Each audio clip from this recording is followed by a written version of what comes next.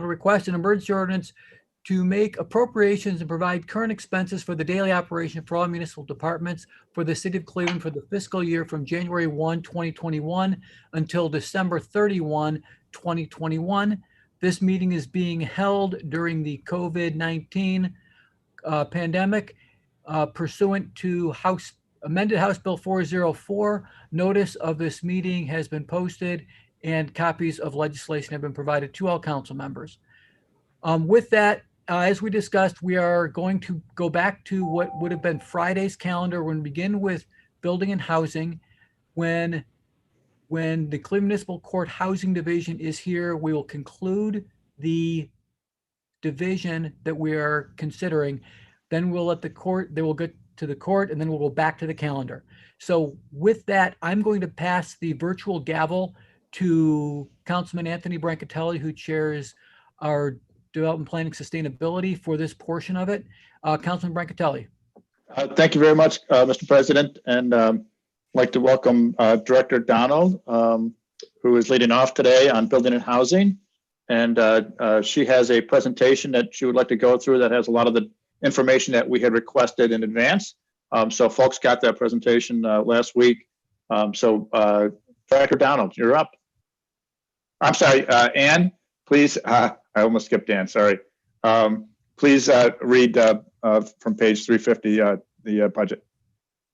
Page 350, Building and Housing Director's Office, Director Ayanna Blue Donald. Page 51, Salaries and Wages, 2020 unaudited, 1,491,287.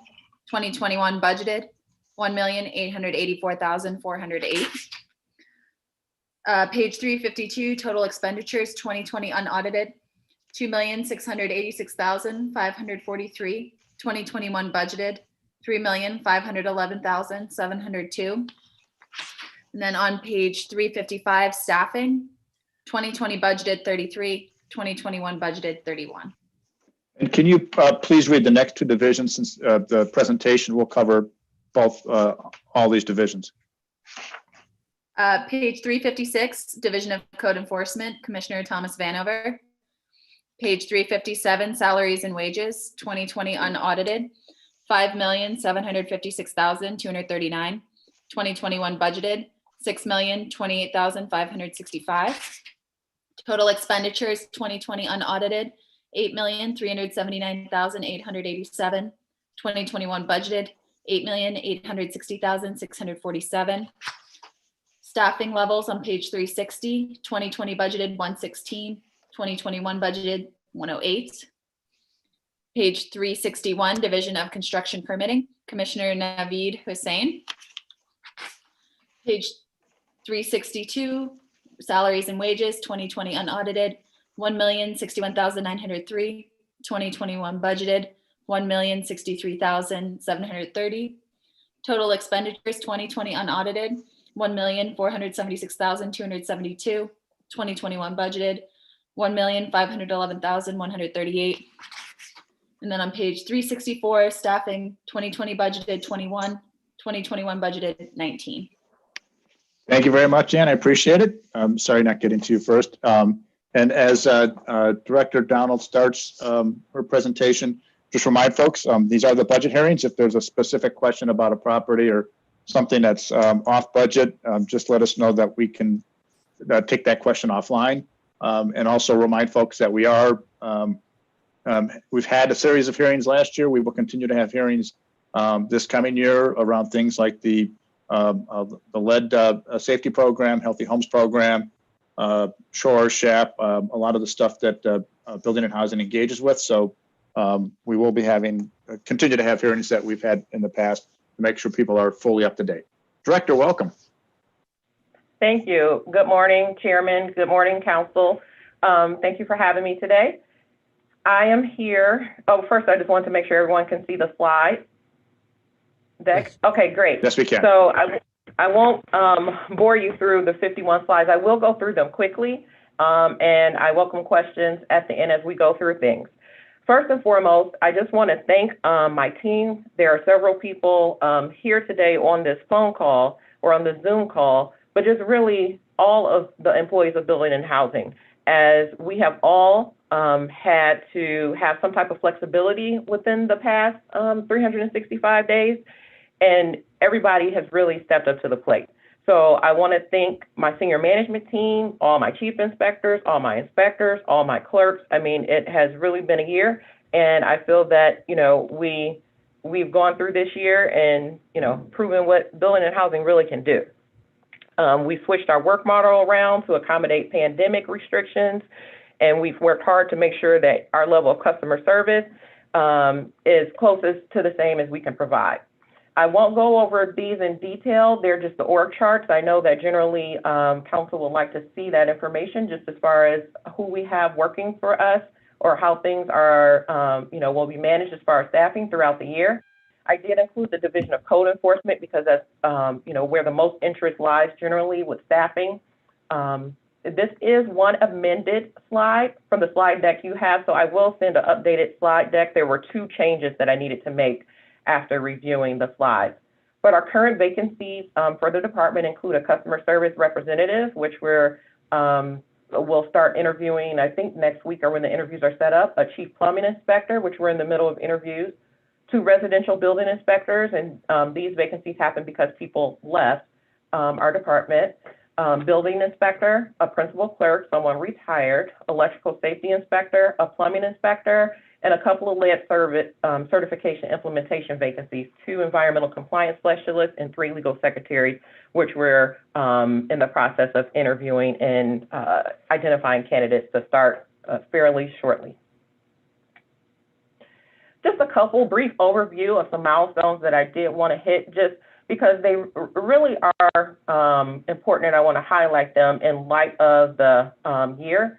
We have 58,641 rental units, which in my estimation is very good in the sense of our goal for the year, which we did not hit, was 61,000 rental units. But considering just everything that was going on in the rental market with landlords, evictions, et cetera, I feel, you know, confident that number's strong and that this year we will see an uptick.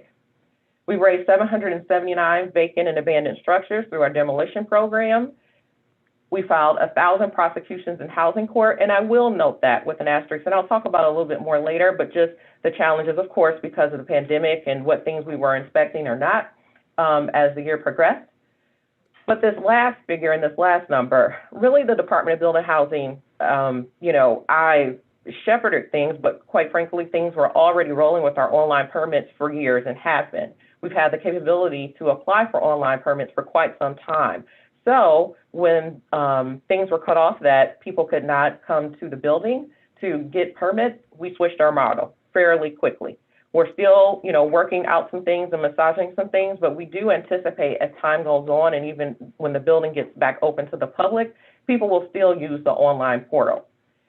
Last year, 2019, we issued 926 permits online. Last year, 6,676. That's a remarkable change.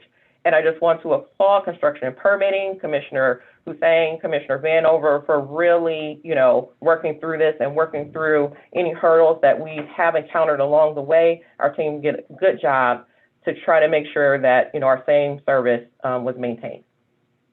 You'll see a couple of other code enforcement key outputs, our prosecutions, court filings, demolition, board ups, violation notices, condemnations, and inspections. So for surely, although we did limit most of our interior inspections this past year for COVID-related issues, we still conducted 68,000 or more inspections. Rental properties. So as I mentioned, you know, it has been a very interesting year with rental properties. We did, starting in March, we ceased our systematic rental inspections because of COVID issues. However, we did not stop inspecting upon complaint base, and we have resumed court-ordered inspections. I do anticipate in the next maybe 2 or 3 months, as the vaccine is rolled out, et cetera, we will restart our systematic rental inspection program. However, you will see here at the end of the year, as I mentioned, we registered right above 58,000 units. In 2019, we did have 60,000 units, so it was a slight downtick, But I will also say, because of COVID related and the sensitivity of incomes, et cetera, we did not massively issue our tickets for code enforcement, to follow up with people that had been registered in the past. So we will resume that this year. And I anticipate our numbers will be more closer to 61,000 units this year. This is just a quick overview so everyone can see where rental registrations were kind of, concentrated in what wards. And on several of the slides, you will see a GCE at the bottom. That just means a geocode error, because when we put all of these informations by ward, et cetera, sometimes we can't exactly geocode where the property is. So there's just some working out that we have to do with our business process analysts and our data processing to make sure we get those incorporated into the right wards. Here, once again, although we did cease rental inspections in March of last year, we did inspect 1,300 units. So we anticipate for this year, just depending on where we start, at the very least, we'll have 3,500 rental inspections done this year. If we start a little bit earlier, it could be a little bit more in the year. If we start later, definitely by June, we will start our systematic rental inspections. All things indicate that it will be safe for my inspectors to conduct full interior inspections. And this is just an overview as well of where we did our rental inspections for 2020. As the chairman mentioned, we will have a separate meeting as to be called by DPS to talk about the lead certification implementation, but I just wanted to give a quick overview of where we are. And I won't go into the fine nuances of the law at all, but I will say that the lead safe auditor has been appointed by the department. Essentially, the legislation does state that Building and Housing has to appoint a lead safe auditor. That is Case Western Reserve University Center for Urban Poverty, namely Dr. Fisher and his team. A program manager was hired right around September of last year, and has been working diligently on not only the lead certification implementation, but cleaning up our rental registration as we aim to roll out the lead certification in March. There were just some rental records. They all kind of work together that needed to be cleaned up. So we're cleaning up a couple things all at once. However, we do have lead certification applications available if anyone is interested in certifying their rental property. If you have any questions, we do have information on our website, Building and Housing's website, that you will see there. There's a telephone number dedicated to the lead certification program, 664-2994, and an email address as well that's monitored by our staff. Next, you'll see a map. So this map indicates the rollout schedule. So if you keep in mind, on the left are the zip codes, and they're kind of color coded. I know it can be a little busy, but if you look at the zip code, then congruently on the right, there's a due date for when those lead certifications are due. So that means the lead certifications are due to our department. As mentioned, I can talk more at the lead meeting just about how we plan on enforcing. There is a staggered schedule for that as well. So although lead certificates are due March 31st, then there's a staggered schedule for code enforcement after that. I also just want to add our partners at the Lead Safe Coalition, just very briefly, that all the Lead Safe Resource Center, the Lead Safe Home Loans and Grants are live and ready to serve. $36 million has been pledged to the Lead Safe Home Fund. Another $2 million is currently pending in the governor's proposed budget. There have been over 20 Lead Safe workforce trainings conducted. Trainings are conducted by Environmental Health Watch. They are ongoing, they are free and open to everyone that qualifies. Environmental Health Watch and through the Resource Center Community Action Team have canvassed neighborhoods. There have been mailings by the Lead Safe Coalition that has went out to every landlord on the rental registry. So we're working in partnership essentially with the Lead Safe Coalition for Communications. We will also have a mailer out in the next week. We have been working with the print shop for quite some time to develop communications, et cetera, regarding the rollout. Now on to prosecutions. You will definitely note a decrease in the prosecutions for the past year. We were right at 1,000 prosecutions, a little bit over. In 2019, there was a spike in prosecutions because we took the enforcement of our rental registration very seriously, in the sense that we did issue a mandatory ticket to everyone that was not registered, that had been previously registered in a cycle. And as mentioned, we did not conduct that in 2020. We aim to complete that and do that in 2021. But also just because of the nature of our inspections, housing court, just the priorities, et cetera, during the pandemic and how things were impacted did impact our prosecutions. But we do aim to increase that this year. For demolitions, we have hit over 11,800 demolitions since Mayor Jackson has taken office. This past year, we aimed to raise around 750 structures, so we absolutely hit that mark at the end of the year. So I'm proud of my small but mighty demo team, as they are only 4 people that get all of the work done, and I feel that they do a great job. So thank you to my demolition team. And just briefly, I just wanted to show you the Safe Route to School map, just to remind everyone, for Safe Routes to School funding, what that really looks like and the areas that we can use that in with a 1,000-foot buffer. And then also, when we include the private and charter schools, what the 1,000-foot buffer also looks like.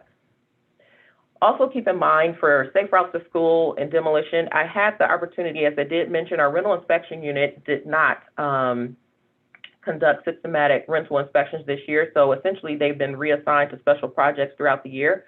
One project that is currently we're in the middle of is resurveying all of the schools. Of course, we do this on a consistent basis. We try to do it at least twice a year, but we, of course, conditions of properties change so frequently. So it's important that we try to make sure to monitor. But as things happen and things come up, we may not see them at the time that you see them. So if you ever see any properties that need to be addressed, either board up or demo, we may have it in our system, we may not, but please feel free to send me an email or give me a call and let me know.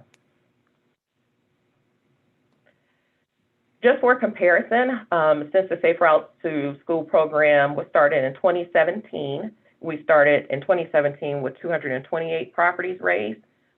At the end of last year, we had 440 raised with another 119 on contract. So keep in mind, at the end of every year, that doesn't necessarily just stop our demolitions. They're ongoing, they're continuous. So at the end of every year, we have a certain amount of contract or properties that are on contract that roll over to the next year.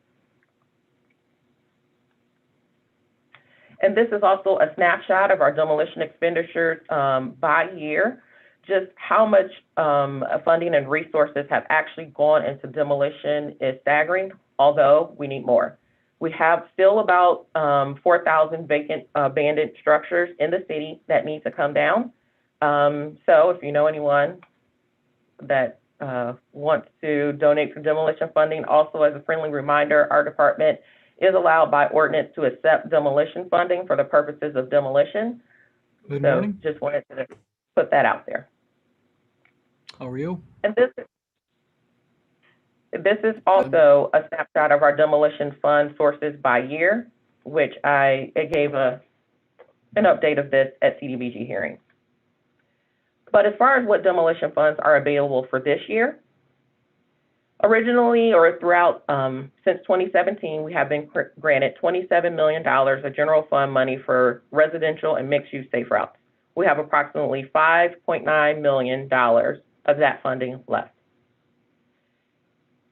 Since 2017, we've been allocated $11.5 million for commercial safe routes. So those are the bigger buildings like the Victorines and the Swift buildings, et cetera. We have approximately $7.7 million remaining. We added $1.5 million at the end of 2020 to that, as we received a $5 million allocation at the end of 2020. I will say that the majority of that $7.7 million that's remaining has already been earmarked for some very large commercial demolitions. Next, we had been granted through the general fund, $6.5 million for residential and mixed-use demolitions that were not in the safe routes geography. We have approximately $4.3 million of that remaining. So keep in mind, you will see we try to allocate a little bit of a close to equal between safe routes and non-safe routes. Now with Cuyahoga County Land Bank not quite being in the demolition business as they had been in the past, we felt it was, important to make sure that even the properties that are outside of the safe routes geography are also addressed and handled. Also, we have $1 million for larger commercial demolitions. So these are quite not the Victorine scale demolitions, but they are still demolitions that need to happen throughout the city that may not fall into our normal bandwidth for how much we're spending on a demolition. And of course, we have CDBG funding of $1 million, and that is used specifically for board up fees and for emergency demolitions that happen that we don't anticipate or plan for throughout the year. This is a snapshot of the county land bank demolitions as well. So you can see, just as I mentioned, the decrease in the amount of demolitions that has happened for them. For 2018, they were at 827. There was a slight decrease in 2019 for 740. And in 2020, it, almost cut in half for 414. So we do take that into account as we're looking and planning our demo strategy moving forward. In this slide, I hope that I can explain this well, as what I'm thinking in my head comes out fairly clear. So I try to just give a snapshot of where the overall demo allocation or the funding has gone for both us, the city, since 2006 and county land bank since 2020. So here you can see just how much of a percentage of the overall demolition activity that has happened and how it's broken out by ward. But on the very right of the chart, and this is another updated chart. So this is the second slide that was updated from the set that you were provided. It's the estimated vacant property. So out of those 4,000 properties that I mentioned that needs to be raised throughout the city that we estimate, I divided the amount that had to be raised in each ward by the overall amount to get an overall percentage. So for instance, if I look at a Ward 9, we have raised about 10% of our overall demolition has happened in Ward 9, where the estimated need is about 12% of overall demolitions. So you can compare this at your leisure. I won't go through each one, but you can kind of see that some wards are fairly on track. Some wards are slightly off, which is why there has been increased demolition activity in those wards in the past couple of years to try to even things out and make sure there's an equitable distribution of demolition based on the need. And Director, this is the slide that you updated? Yes, I believe this is the second updated slide. Because the handout doesn't have that. So yeah, if you can make sure those updated slides get sent. I know Tim Colby and some others are on the line, so if we can make sure those get sent out. Thank you.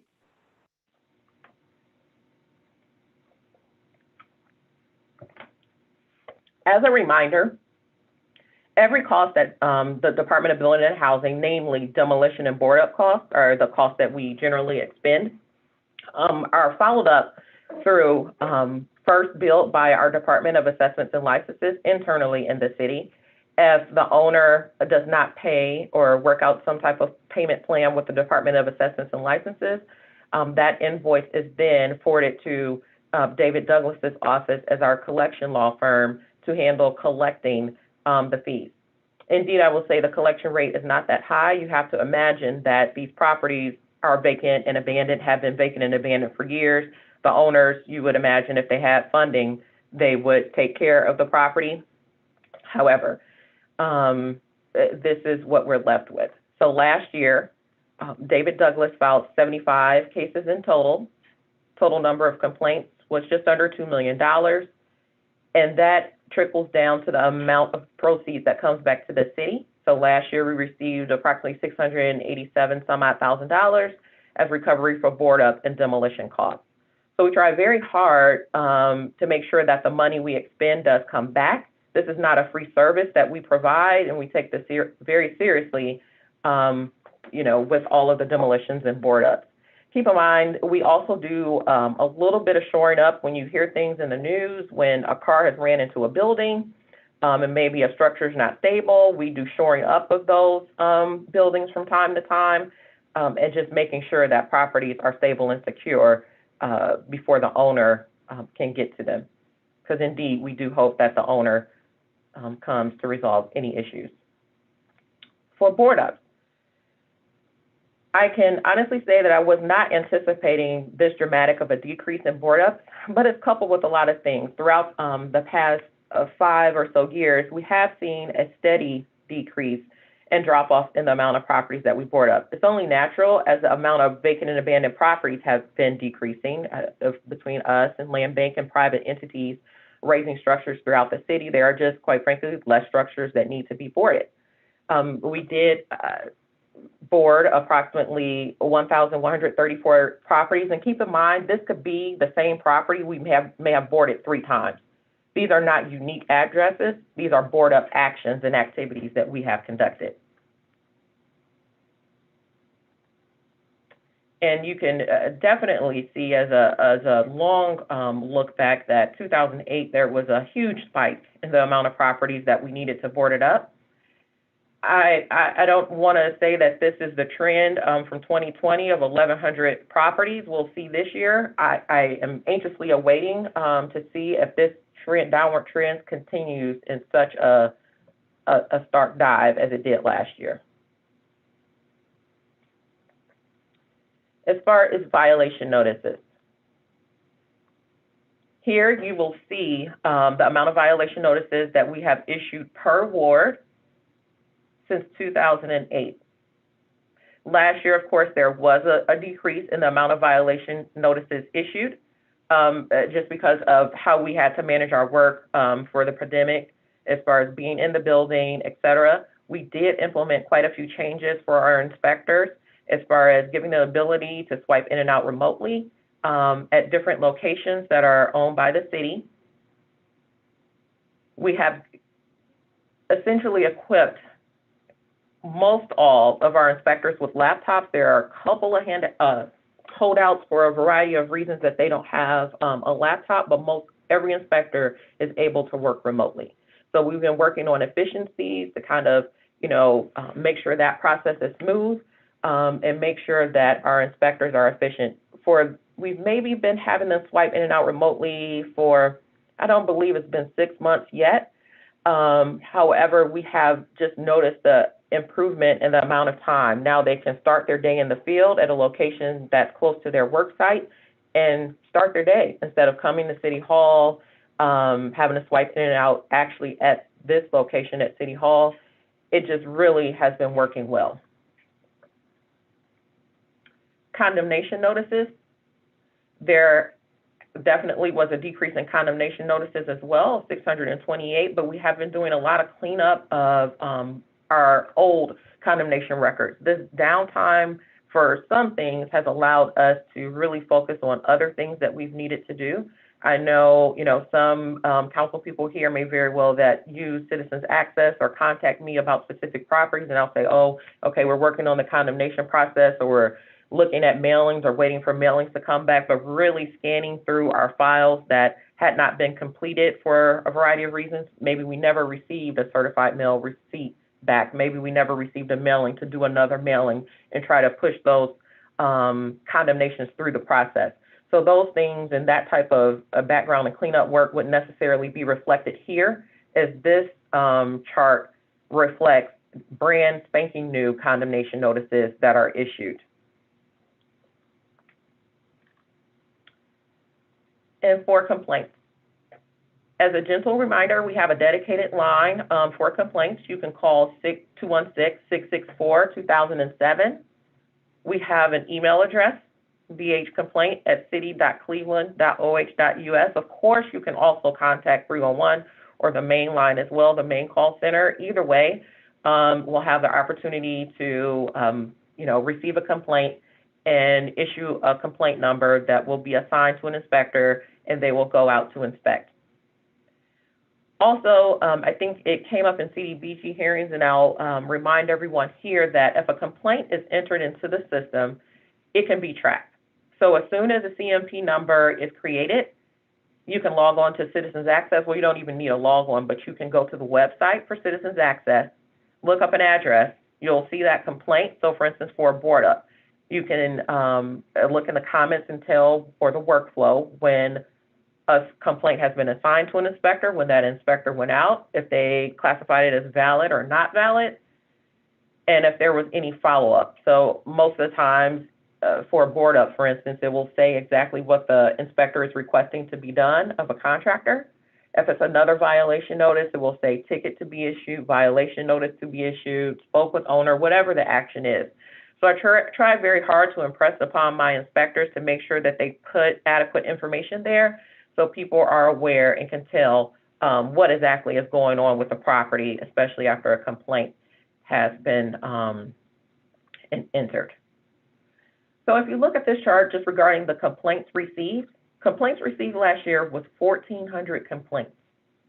That is extremely low. Now, keep in mind, these complaints are just from the general public. Generally, it could be either a tenant complaining about their landlord, it could be general public, it could be when council, CDCs, et cetera, send me complaints. This will be counted in this number. So these are how many complaints that we received and initiated a complaint in Excel for.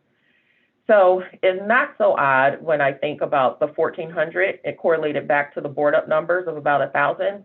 Maybe quite frankly, people just weren't calling. I know things are happening out in the city, but people were not calling us to complain about it. Quite frankly, I'm thinking when the world opens back up, this number will increase and probably the board ups will uptick a little, but that's just my guess. So we are here and ready to handle all of those. And our complaint response time did uptick a little bit, but that's only based on our inspectors and the hours, limited hours they were working in the building and as we got adjusted through the year. For construction and permitting, as I mentioned, they did a great job. As permits are required for all the construction work in the city, homeowners, contractors, everyone applies for permits. I just always like to reiterate for any public that's watching, like how important it is for you not to allow a contractor to do work without a permit. Now, we indeed understand that you cannot come down to City Hall in person to pull a permit, but we aim to make sure that the turnaround is as fast as we can provide it to make sure that permits are issued. It is not only for the protection of a homeowner, but also just the safety of the work that's being done.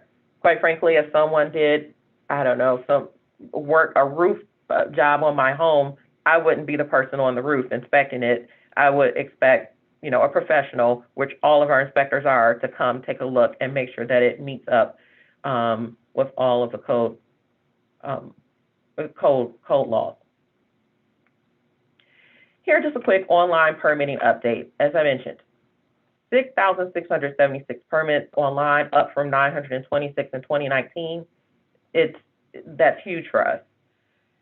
Over 10,000 other building and housing applications were also submitted online. So that could have been contractor registration renewals, our rental registration renewals, et cetera. If we look at the difference of first-time online applicants, it almost increased by 3. In 2019, there were 714 brand spanking new people that had a new registration. In 2020, 2,154. The amount of permits that we issued, 13,533. So there was a decrease in the amount of permits that we issued as well. Most of our contractor registrations, new registrations, 443, renewal registrations, 2,000. So although you may think, hey, it was a pandemic here in 2020, there were still quite a few renewal registrations and new registrations. People are doing work. People are getting things done. Things are not just stopping out here. I mean, the city is rocking and rolling.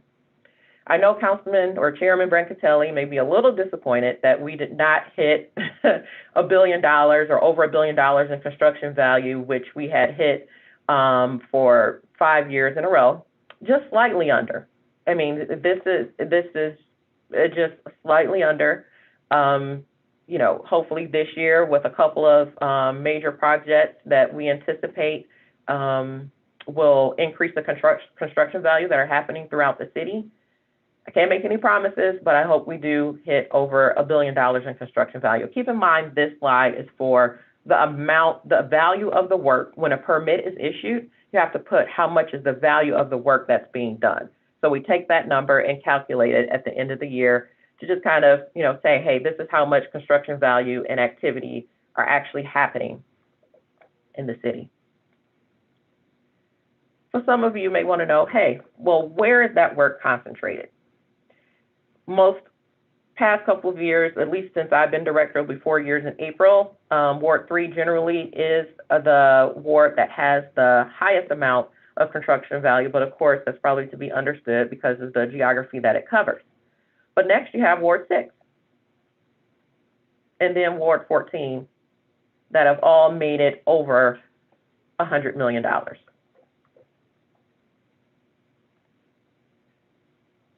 And this is a quick chart just to show in 2019, the permit value, that's the red line,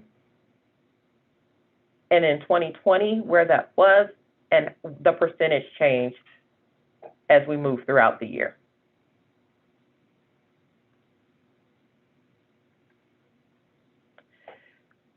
Last but not least, our annual revenue. So our annual revenue for 2020 was right above $15 million.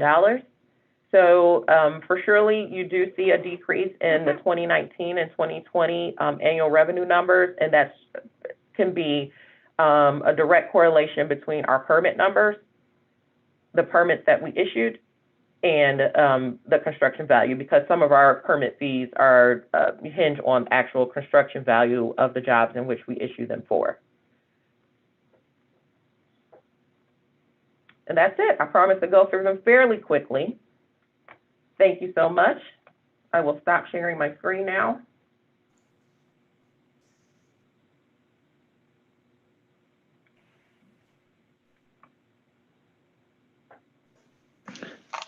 Thank you very much, Director. An incredible presentation. I think speaks volumes to your team, the work they're doing in the city despite the pandemic, and the progress that we're making. I know it's been an ongoing challenge, but at the same time, the opportunities there for changing your systems and being able to create that flexible response has been great. We have a couple of council members who have a few questions. First up is Councilman Mike Polensek.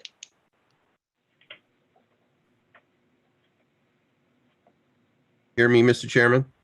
Yes, we have you. Thank you. Thank you, Mr. Chairman, my honorable colleagues, the administration, and to the director. First of all, I want to thank the director for always getting back to me. That's not to say that the response is always something that I like or I'm happy with, but nonetheless, I appreciate you getting back to me in a reasonable period of time on issues that I have. On the graphs that you always throw up that we look at, you always go back to 2007. What's the reason for that? Through the chairman to the councilman, no very good reason, just in the sense of when I was handed the baton over to be director of building and housing, just putting things in historical context. That was the information that was already present. But, you know, as far as in data format, already correlated. So I just feel that it's nice to always compare. You think about things that have happened in the city, I mean, as far as like the mortgage foreclosure crisis, et cetera, the years that things were happening. So kind of just to really put things in context. But I also will add that when we switched things over to Excella, I mean, Excella has, our work management system has really been a great way to hone in data, collect data, share data with the public, share data through NST and NeoCanDo based out of Case Western. You know, just for transparency reasons and to put things in context for everyone, as I think that, you know, some of you guys like to see that. If you don't like to see it, I don't have to add it, but just to put things in context. The reason why I say, because it is not accurate, because in 2012, we redistricted. So the ward that I represent is completely different than what what you're indicating. So, But that, and that, through so the chairman, through the councilman, I'm sorry, let me just correct that, because I do have, what happens, that's incorrect. The numbers that you see have actually been geocoded. So what happens is we'll take an address, 123 Main Street, we geocode it to where it fits on a map, essentially. I don't know how the magic happens. I don't do it, but I Okay. understand how it works. And then it assigns it back to the current ward. So any information you see there should be the current ward, I believe, when you go historically back. Let me look at a chart. Yes, so when you look at demolitions, like slide number 18, it's demolitions, wards 1 through 17. We have geocoded that information to match the current ward of where that property is. and that's for every category. It should be for every category. Okay, well, Mr. Chairman, I would respectfully ask that I want some confirmation on that, because I look at some of those numbers, and they just don't, from in the early 2000s, they just don't jive based on what my experience has been. So again, I'll look to get some information on that. Mr. Chairman, to the director and to her team, as a result of our neighborhoods being descended upon by limited liability companies, and I have seen this this trend and this curve increase substantially over the years. Rental registration is very, very important, and you've indicated that rental registration has been down. As it pertains to the workforce that is available, and obviously we'll get into that in a moment in the other divisions. What internally are your plans to ramp that rental registration up? Through the chairman to the councilman, so two different questions. So with the LLCs, just in general, right? Just throughout our city, and they're buying properties, they're flipping them, they're renting them, they're ignoring them. Some people are great. So I don't want to make it seem like everything's bad, but they are a tough nut to crack. I really think that, we, between administration and council, we probably need to sit down and really look at that, right? Meaning other solutions, because what I find is, not pointing fingers at anyone. This is just the truth, that when we have LLCs and we put them into court, a lot of times they just don't show up. What is the penalty there for an individual or a person? If a person does not show up, we can put a block on their driver's license, right? We can technically issue an arrest warrant. How you do that for LLC? You can't go find ABC LLC and block their driver's license, et cetera. So I think that, we now might be the time to really start thinking more about kind of like a change in code enforcement, and not necessarily, it's a change really in the law of figuring out how can we really hold these people accountable. Our code, was written some time ago, did not contemplate this. When we have whatever's on the horizon as far as foreclosures, maybe it won't be a foreclosure crisis. I think something interesting will surely happen in the next year or so based on the pandemic. And we need to be ready as a city to figure out how we can enforce against these LLCs that will probably come in and take advantage. I mean, just like they have been doing against our neighborhoods. So that's a whole nother topic. I mean, a whole deeper conversation that probably is not appropriate for this forum, but I believe that there needs to be some hard conversations and how to do that. Thank you, Director and Councilman. We can talk about that. We've talked about future hearings, and that's a topic that I think is important.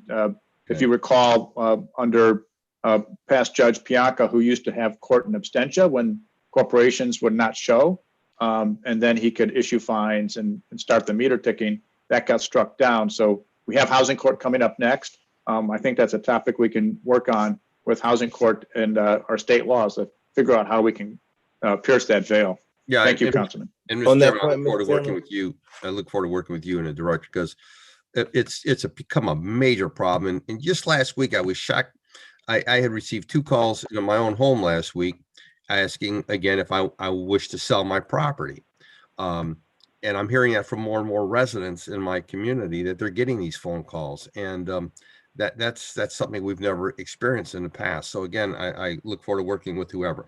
As it pertains to the condemned structures, the actual sheer number of you, the chairman has indicated, you've indicated 4,000. So looking at the budget amount, and I was trying to write down all the numbers. What is the actual dollar amount that you have as of right now set aside for residential demolition? Let me, through the chairman, to the councilman, you had another question, so let me go back to that. You had two Okay. questions. So one was about rental registration and ramping up. If you take a look at our numbers, they're around slide, for people that have the slide deck, 9. I mean, the numbers have steadily increased from 2016 to last year. Last year really was a blip, an anomaly, I feel, because of the pandemic Yeah, and I maybe understand. people weren't renting, et cetera. But there's a couple things. So number one, housing court mandatory rental registration rule absolutely positively helps, because right now, currently, if you are a landlord and you file an eviction in housing court, you have to have a current rental registration. So that's not necessarily anything we're doing, but it's just the way that synergies happen and you know, people on one end holding the rule. So I believe that once evictions start back up, of course, there will be an uptick in the amount of properties that are registered. Number two, Case Western Reserve University, as part of the Lead Safe Coalition, last year released what they projected as how many rental units were out in the universe of Cleveland, and actually down to an address level. So as I mentioned earlier, our rental inspection unit has been doing these projects that I feel are very important to our business, but had it been a normal year, they probably wouldn't have had the time to conduct. So in that Case Western Reserve University study, there were about, I believe, 25,000 rental units that had not been on our radar, meaning they had never registered with us. Either nobody had complained somehow or another, just had never been on Building and Housing's radar. So we sent a team out to actually survey these properties to either verify that they were indeed someone living in them, were they actually torn down, kind of what was the condition, et cetera. So this year we aim to, I haven't quite made a final decision how I will reach out. I don't like to be punitive right from the start. You know, sometimes you get more people with honey than you do with salt to be compliant. And our goal here in Building and Housing is always compliance. I want people to obey the law, obey the Ohio Building Code, obey the Cleveland Codified Ordinances. So all of those 25,000, it didn't end up 25,000, but still quite a few that we had never had on our rental registry. We have addresses, et cetera. So we will be doing an outreach to them. If it starts off with a letter to say, hey, your property, everything shows that it's a rental, please register it. And then if they don't, then ramping up the code enforcement from there. Of course, we have other sources that we always work on. CMHA has been a great resource because they will share their list with us a couple of times a year as far as Section 8 housing vouchers. That has stopped for maybe a year or so, but we're back at sharing information, which is great because, you know, sometimes those landlords may not be registered. We send a letter out to them to say, hey, you need to register. Sometimes they may say, oh, no, I'm still not a rental. And then we say, well, we got your name from the housing voucher list. And they're like, oh, yeah, I guess I'm a rental now, right? So we get people in that way. We monitor utility data. We also, as I mentioned, in 2019, we did a massive ticket writing. So to people that have been registered and maybe they just decided they aren't going to pay this year, we issued them a ticket. That gets people to pay really fast because we pay. Now, I will say that those tickets generally, if they're complied with before they are have their first court hearing, they may be nollied, but that's, you know, at the discretion of the court.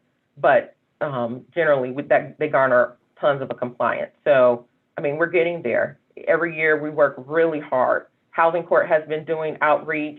Let's say Coalition has been doing outreach. We have, you know, other community partners that really believe in this.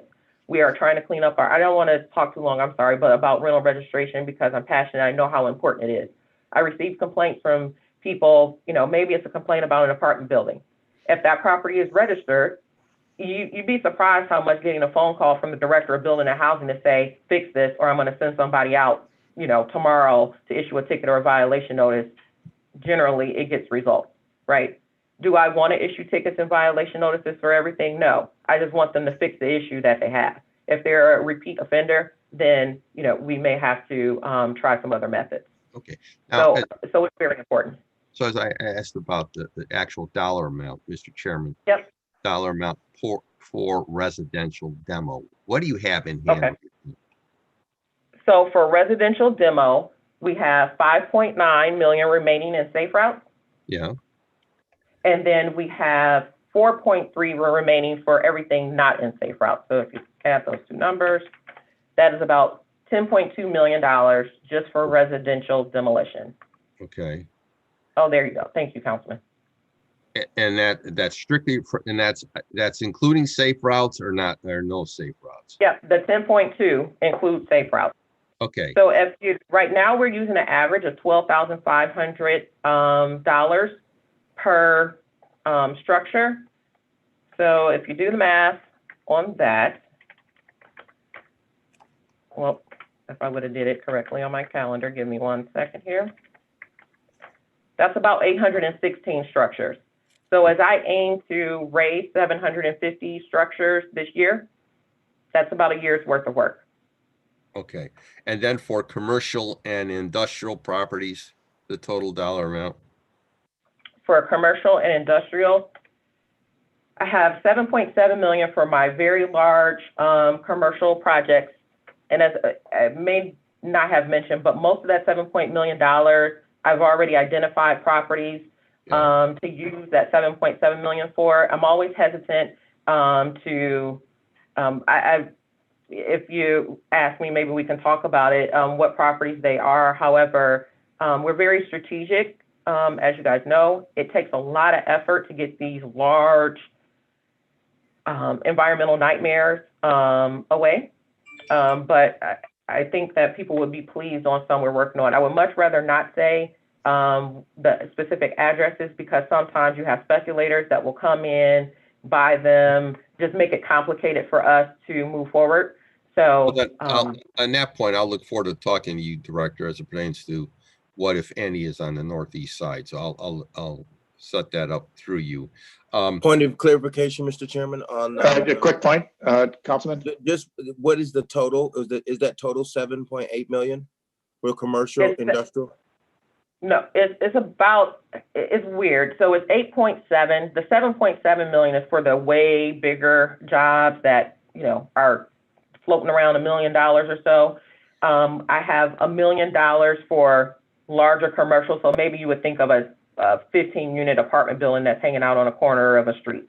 And then I have CDBG, $1 million. Most of that emergency demolition funding tends to be bigger commercial buildings, but those are all emergencies like fires and collapsing buildings, et cetera.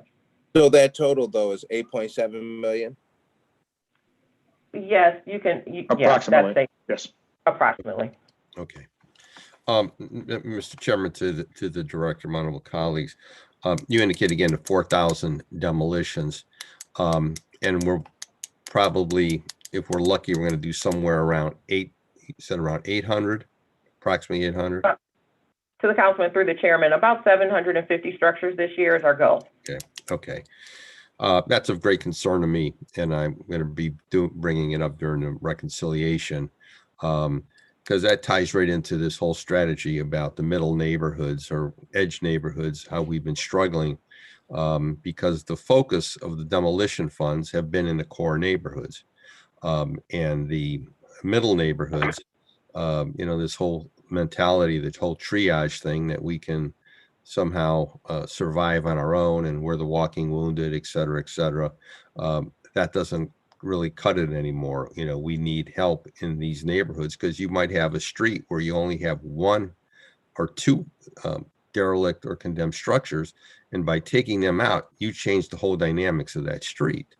And so I'm really I'm really concerned about the lack of demolition in the middle and edge neighborhoods. And again, this is something that I'm not gonna back off on, because I see it, I deal with it every day, and it's debilitating, and it makes people decide whether or not they should stay or go, because they might have the financial resources to go someplace else. So, Mr. Chairman, my honorable colleagues, and to the council president, that during reconciliation, this is an issue. I'd like to see some more demolition money. We've got to be able to get a handle on what's taking place here. And then finally, Mr. Chairman, to the director, I'll direct it to the chairman. I have questions on code enforcement. I'll wait for that, correct, until that comes up. We read code enforcement. It's part of this. Okay, well, I didn't, okay. Then to the. And if you have quick questions, or we can put you back on the list. Well, on page 34, excuse me, at page 360, Mr. Chairman, we are down inspectors from what the 2020 budget was.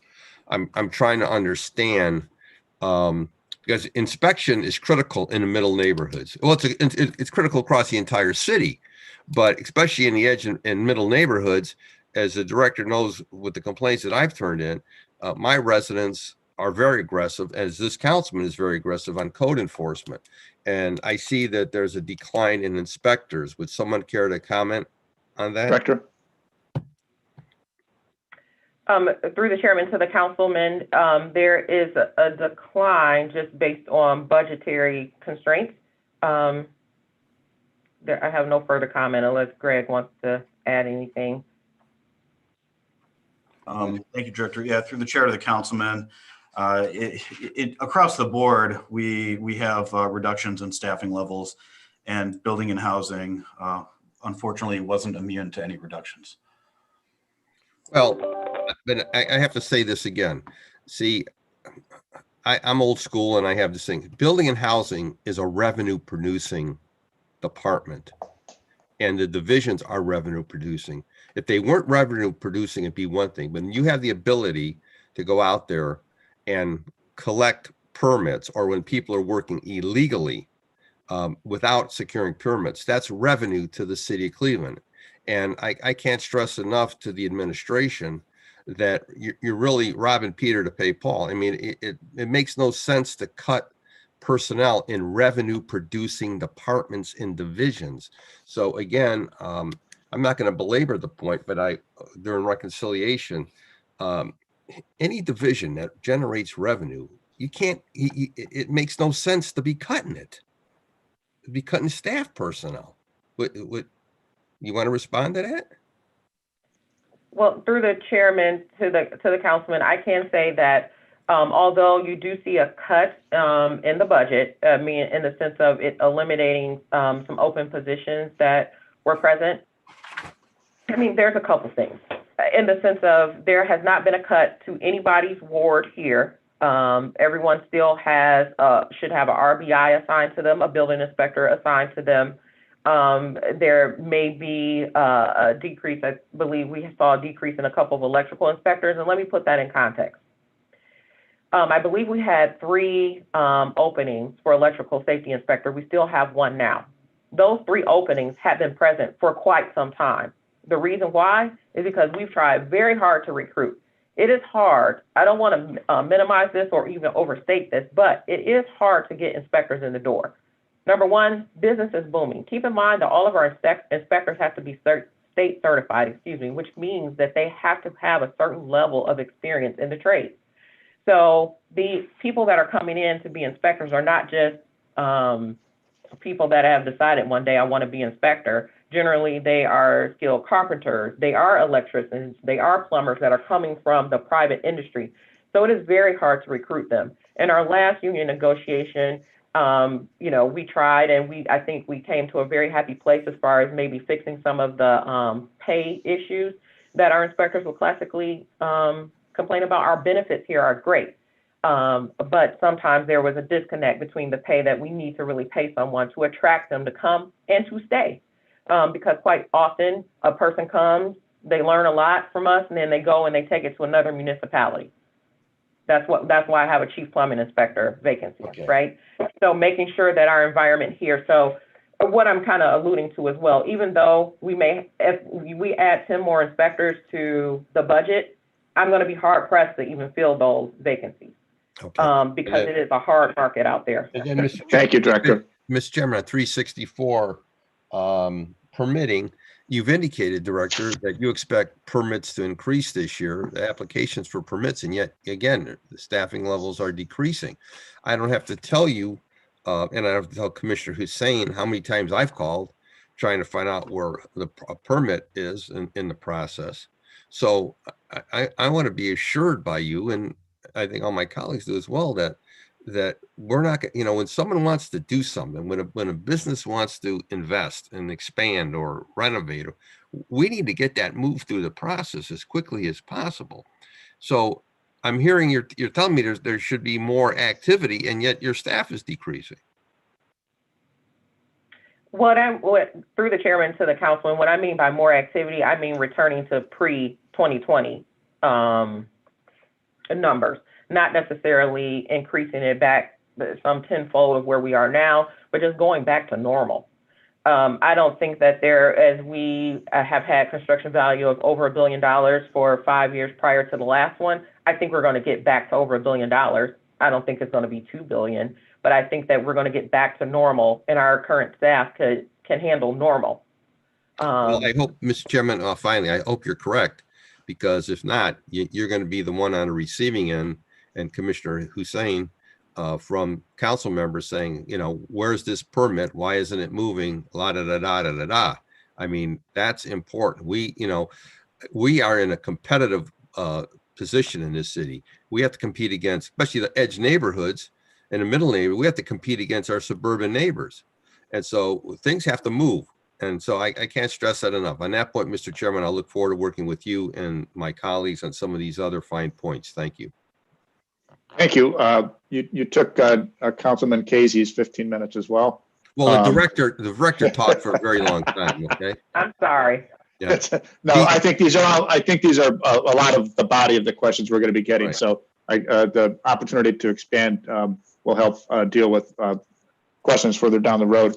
And Director, at the CDBG hearings, we had asked for a list of all the properties that were slated for demolition under contract, properties that were in law for review, approved for demo, all those checkpoints. Are you getting closer to preparing that document? Joe Tytron's feeling lonely that you're ignoring him and not responding.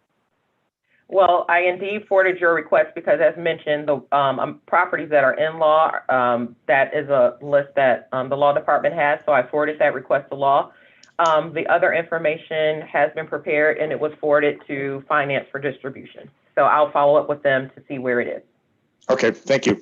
Councilman Casey? Thank you, Mr. Chairman.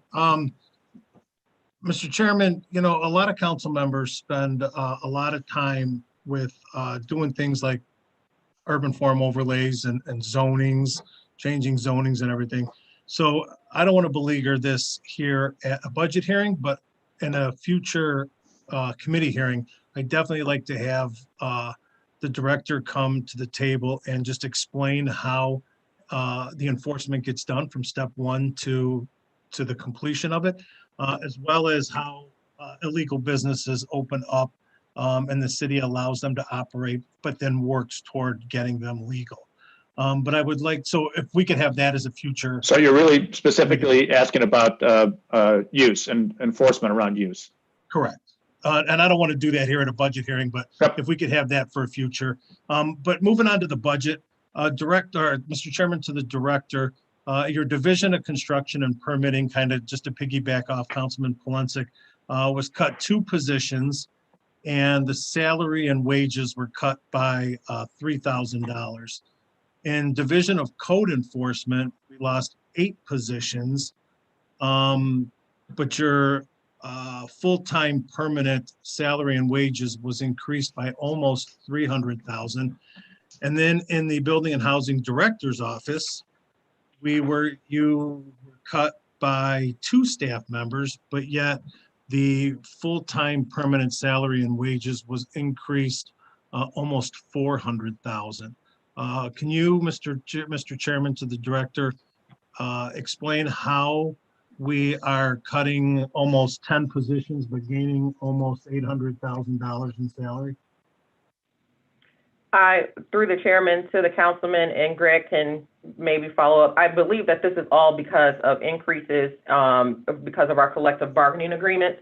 So code enforcement, you absolutely will see an increase as Local 100 is our biggest union in code enforcement, along with Local 38 and Local 55. And so there were increases, because of the collective bargaining unit agreement. And as I mentioned, responding to Councilman Polensek, essentially, I try to, make sure that I have the best interest, well, not try, I do, best interest of the department. And the best interest of the department at times is making sure that our inspectors, are heard through this process. So there was, I feel that we had a good negotiation with them. I hope that my inspectors feel comfortable, because as I mentioned, it is an issue with our inspectors coming in, getting trained here, and they leave for bigger and brighter things. I mean, it's already hard enough to get them in the door. So as those things are working out, Greg, is there anything else to add? Because I'm assuming for director's office that it as well. I mean, nobody got increases. I mean, anything special outside of what everybody at the city received. Right, Director, through the chair to the councilman, if you are comparing 2020's budget to 2021, as the director indicated, that is a result of collective bargaining agreements. So during 2020, we didn't factor in any in the budget, any pay increases. For 2021, of course, we have to have the 2 and 2 reflected in the budget. So that's why you do see that increase when you compare both budgets. Okay, Mr. Chairman, to the director, how many people in your in the director's office are union? I know that the code enforcement is probably a lot of Local 156, but how many in the director's office are unionized? Through the chairman to the councilman, let me take a look. That's on page 354 and 355. So if I go quickly, as far as administrative support, principal cashier, senior cashier, and clerk, so that is 5. I believe accountant 2 is union. Under professionals, assistant plans examiner, environmental compliance specialist 1, senior data conversion operator at the bottom of 354, and that's it. Those are the position titles that are Local 100. Right.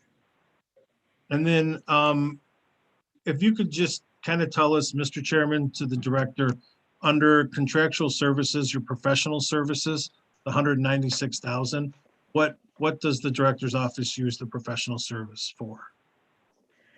We have $50,000 for Acela maintenance. So all the great things that happen in Acela, I mean, there is maintenance that happens year to year. There are minor changes and tweaks. There are major changes and tweaks that happen that no one else probably would really see, but from behind the scenes that make it better. We sometimes have different reports that we like to have run. Maybe somebody asks for information and then we can't easily get it, so we create another report. We don't do that.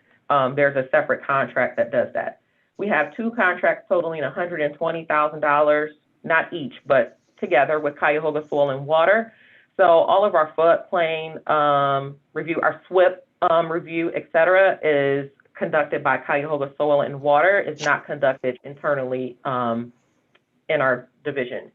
Our online payment system is $6,000. And then I'm sorry, it's $140,000 for the contract for floodplain and Cuyahoga Soil and Water. So it's professional services that we don't provide internally. All right. Thanks, Director. Mr. Chairman, I look forward to those upcoming committee hearings on enforcement and all that other stuff. Thank you. Thank you, Director. Thank you, Mr. Chairman. Thank you, Councilman. Councilman Joe Jones. Unmute yourself, please. Thank you, Mr. Chairman. just wanted to start out by, I'm looking at this report and looking at it. At first, I just think it just takes me back to the past and what we did in the city previously, and having an opportunity and an honor to serve the citizens of the city of Cleveland. And looking at past directors, one of the things that I'd like to say, we've had some good directors in building and housing, but we're certainly truly blessed to have Mrs. Donald Blue as the director of building and housing. And I don't know, and certainly don't have a crystal ball, but I would hope that we could keep her here as long as we can. I've seen stark improvements from day one all the way up until now. And out of all of the various different departments, each year she's always delivering these reports and outstanding reports, and talking about the production of her departments and the work that her department does, and the very different men and women that are in the departments. And so I just think that, as I look at and this is not to put anyone else down who are directors in other departments, but just in this particular department, she does a wonderful job. And as an elected official, having the opportunity to be able to pick up the phone and get her. Now, maybe I don't get her all the time, but she responds back.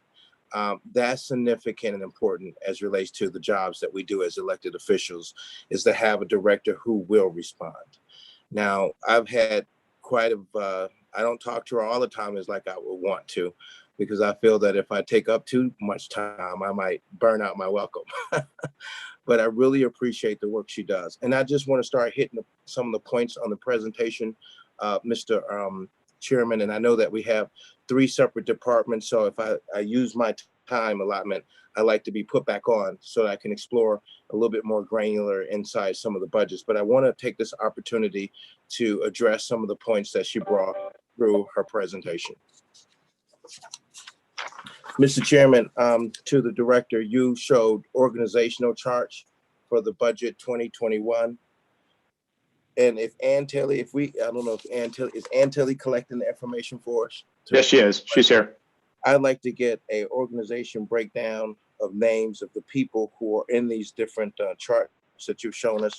And you gave us 2 different charts. The first chart was the organization budget of 2021, Department of Building Housing. And the second chart was Department of Building Housing Division of Code Enforcement. So if we could get those names of who those people are in these charts, and if we could get a breakdown of their extensions or phone numbers, so we'll know who's who. And you talked about current vacancies in your report, and I didn't know, could you elaborate on what you said? You need 2 environmental compliance specialists. What does that mean? Environmental compliance specialists. If you could just elaborate briefly on that. Okay. And through the chairman to the councilman, I'll go back to the amended org chart. So absolutely, we can provide, the names of all the staff members that are in the org charts. But I have one hesitation that I will be upfront with. It sometimes it can be, thank you, counterproductive for people to contact directly an inspector.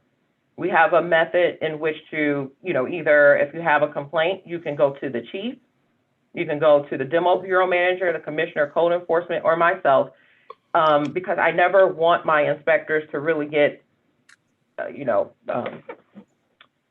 even want to use the word confused, but, try to figure out what they're doing, changing priorities when they're getting calls directly from council people or CDCs. Not that to say that I encourage strong relationships, et cetera. Also because when you call a chief, when you call a manager, when you call me, remember that complaint list I mentioned? I like to have everything documented. So what may happen? Let's hypothetically say, Councilman Jones, you call somebody and you want some random issue on a main street. You get it, because then I have no way of tracking it either. So I have all these nice fancy charts and spreadsheets and numbers, but that's because everything is tracked. So when I have inspectors just kind of off doing their own thing, it can it's not the quite work system that I like. Well, can we if we amend go that, back- Mr. Chairman? So what we'll do, I get that. So in the sense of, having elected officials touch them, I got that. So here's the issue.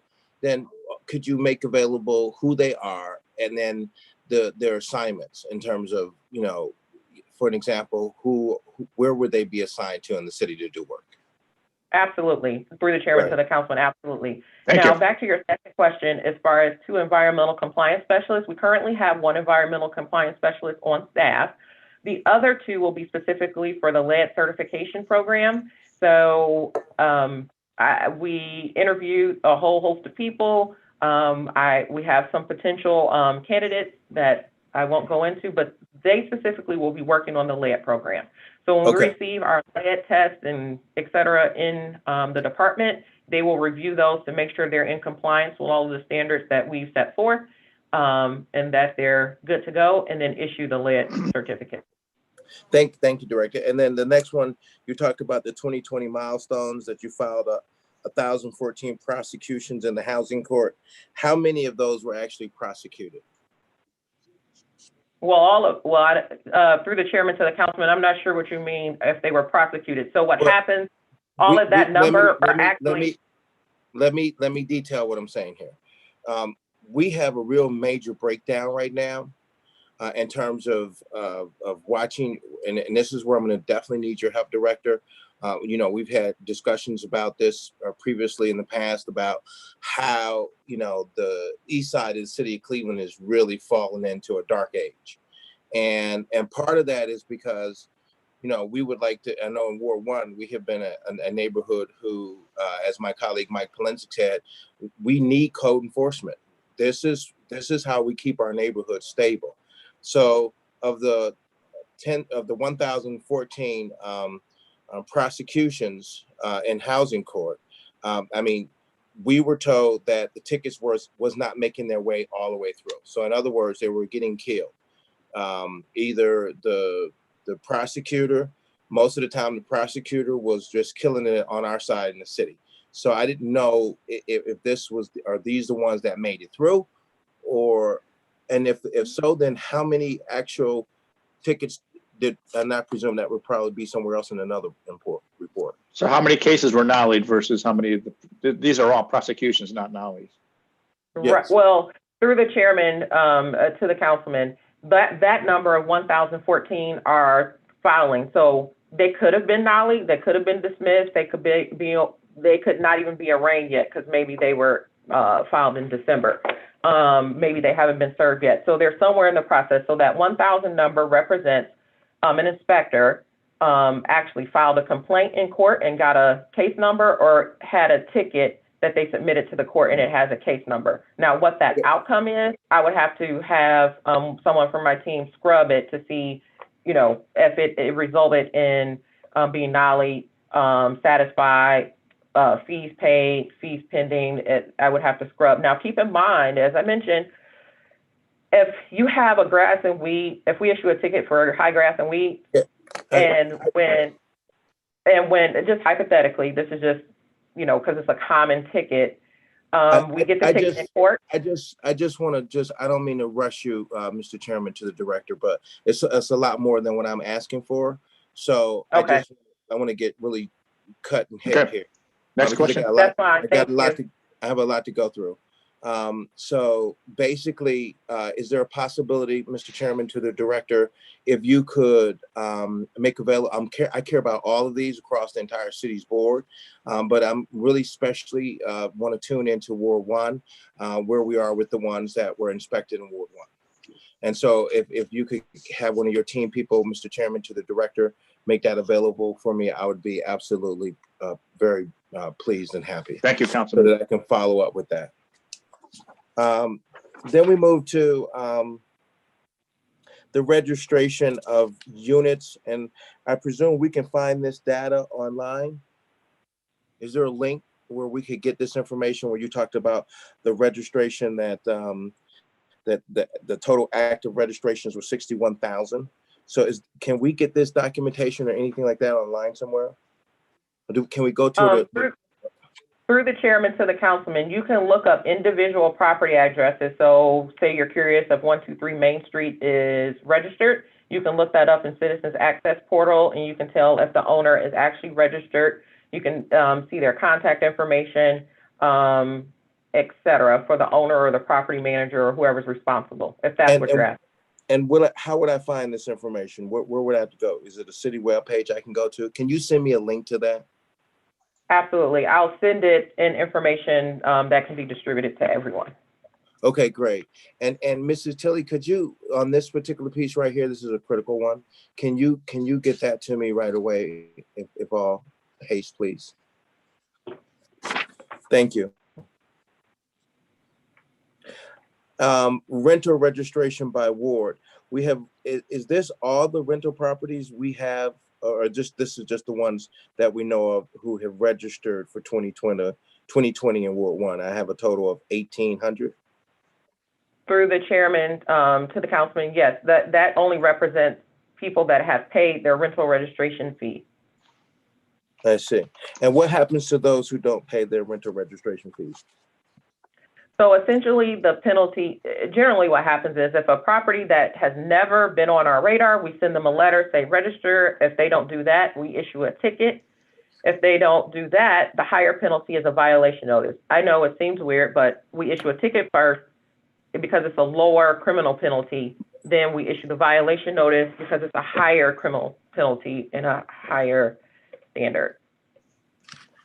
Okay, so then I'm gonna skip right on over to ward where it says 2020 rental inspections by ward. So we've only had even though we have a number of people who are registered, we only had 15 inspections. How does the inspection process works? 1,500 inspections, you mean? Well, no. The previous page showed how many people had actually registered, which was actually 1,800. But that's just of the ones that you know thus far. But of that last year, of those who had registered, you're showing 15 inspections. How does the 15 inspections come about because people complained about those particular properties, and that's how we got the number 15? Or how did we? I get it. Thank you, through the chairman to the councilman. Yes, that is likely. So what happened was back in 2017, when we initiated the rental inspection unit, we broke out the city into 17 different geographic areas, not necessarily by ward, but kind of closely correlated. We're on a 5-year inspection cycle, which I'm sure, hopefully we can play catch up, but it's every 5 years a rental property should be inspected. We pick a area, we send out letters to that area. Keep in mind, per the codified ordinances, the owner or the tenant, someone has to grant us access or grant us permission once we reach out to them to request an inspection. If permission is not granted, we cannot conduct an interior inspection. Generally, we try to conduct exterior inspections on all properties, but a property owner has the right to say, no, I don't want you in the property, or a tenant. But if we get permission from either one, we enter. So it's systematic every 5 years.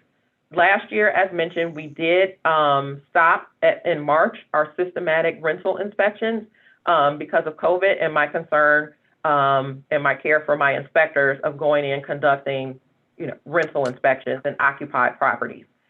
We will resume those this year. Hopefully. Okay, and Mr. Chairman, I wanted to wind down on some of the questions, and some of this I'll take offline to you. But one of the things I did know that was really glaring was the violations noticed by year and ward, and the condemnations notices by year and ward, and also the board ups, as well as complaints received.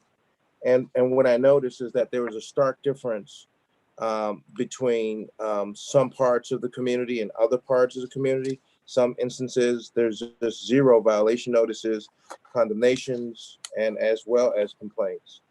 And I've seen the numbers on another portions of the communities. It's really, they're just really obvious. Why is such a stark difference? There's no ward that does not have violation notices. The zeros were for wards that used to be previously ward, but they're no longer existing. So through the chairman to the councilman, I mean, for complaints received, quite frankly, I don't have an answer for that question. Those are all public generated. So why is it that people from certain wards aren't calling in? I'm not sure. I don't want to, make a hypothesis, but I'm not sure. So I can't answer that question. So for the condemnation notices, for surely there are some wards, and it goes back to the chart that I had with the allocations of where the need is. There are some wards that do not have a need for demolition. Hence, there are very few condemnation notices issued. There are some wards that don't have a major code enforcement issue. So it is not an equality issue as far as every ward should get 500 violation notices issued. It's just making sure that we address the issues that are in that ward. Now, so that's going why to you the, see it. I get it. We went through the middle neighborhoods. I think my colleague, Mike Polensik, talked a little bit about that in terms of how we deal with communities that are undergoing changes. And the city, has been working in other neighborhoods really extensively in terms of development.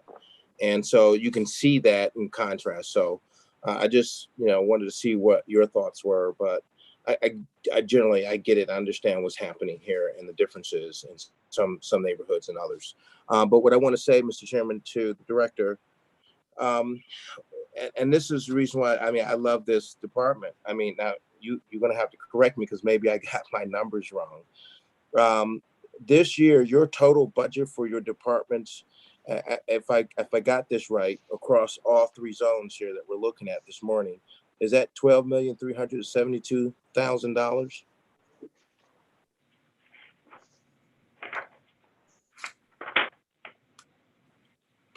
And you're referencing which page? I'm sorry, through the chairman to the councilman. He's adding up all three divisions. So it's 3.5 plus 8.8 plus 1.5. 0.5. Yeah. So sure, if that's what it came to. I didn't add them all. I apologize. No, it's not. No, it's not, Mr. Chairman, to the director. It's no apology on your side. This morning, we're just going through all of them at once, right? So I added them all up, and I just wanted to make sure my numbers were right. That Correct. Is it right, Mr. Chairman? Correct. Through the chair to the councilman, we have a nice summary page on page 73 that adds up all of the general fund departments. So for 2021, the total departmental total for building and housing is 13.8 million, and How much? 13.8. Right. Hold on. So then we got something. We're missing something then. So you said it's 13.8 million. That's correct, sir. All right. So I'm off $1 million and some change. So where's the difference? So what I'm looking at through the chair to the councilman, the director's office, I have 3.5 million. Hold on just a moment. It's on page 73, Councilman. It's 3.5, 8.8, and 1.5. Okay, let me get there. Thank you, sir. And that is for 2021. Okay, I see it. There's the 1 point. Okay. All right, go ahead.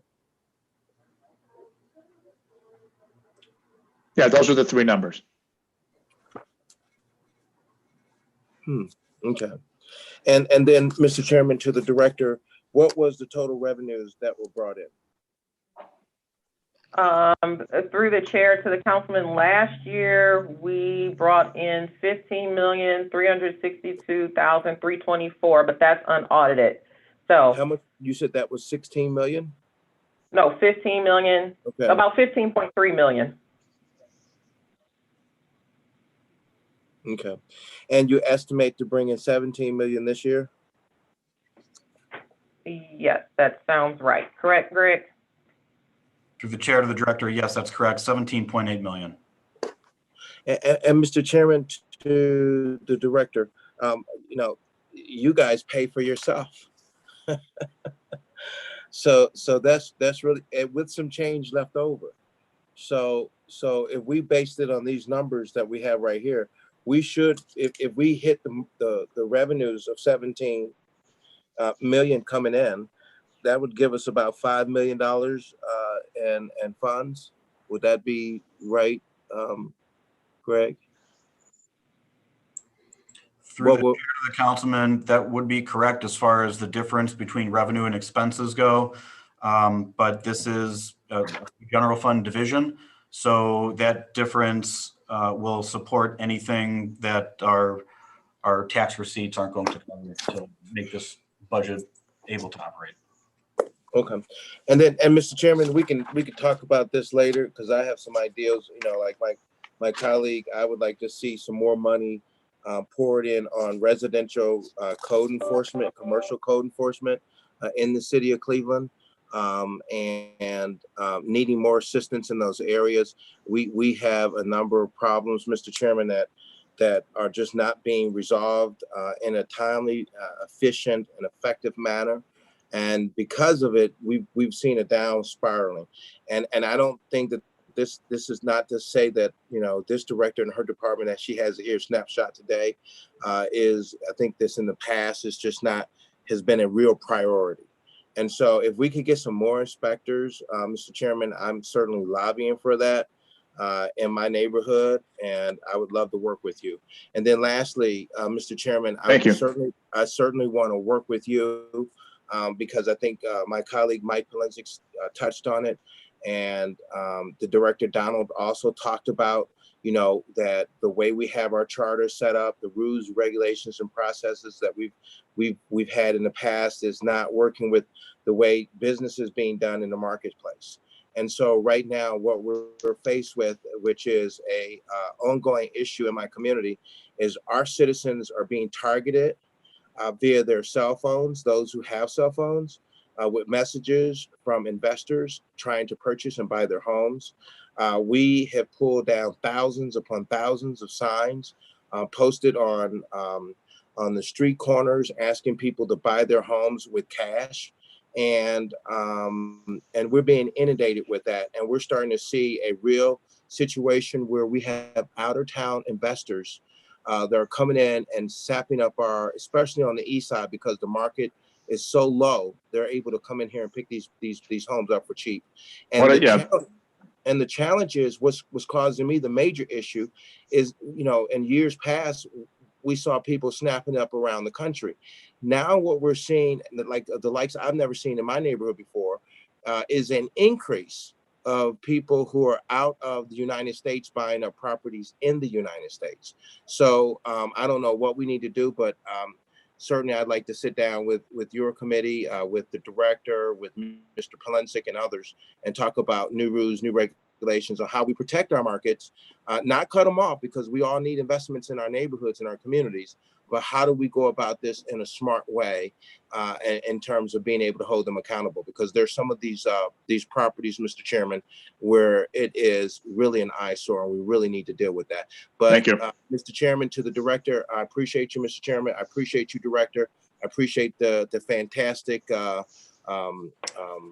report that you have brought to the council, and the fact that your department self-pays for itself is absolutely, you know, I just give you a hand, I just do this, you know, if we can get that to everybody in every department, we'll be a long way, and we'll be ahead of the game.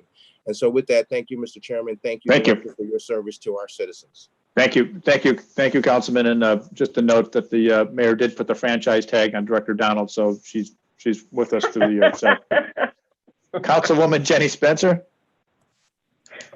Thank you, Mr. Chair. Good morning. This has been a great dialogue this morning. Glad to be a part of it.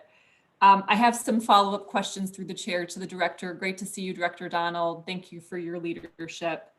I think one of my follow-up questions mirrors what my colleague Joe Jones, Councilman Joe Jones, was just stating, having to do with the org chart on slide 4.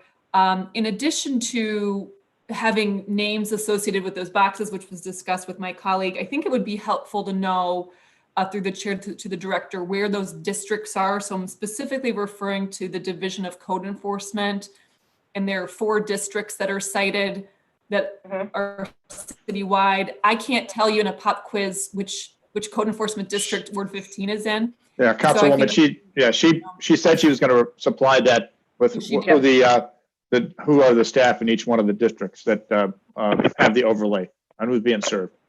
Okay, so it would include the overlay of the boundaries showing, Yep. got it, okay. And then okay, then moving on, my second question through the chair to the director has to do with residential demos.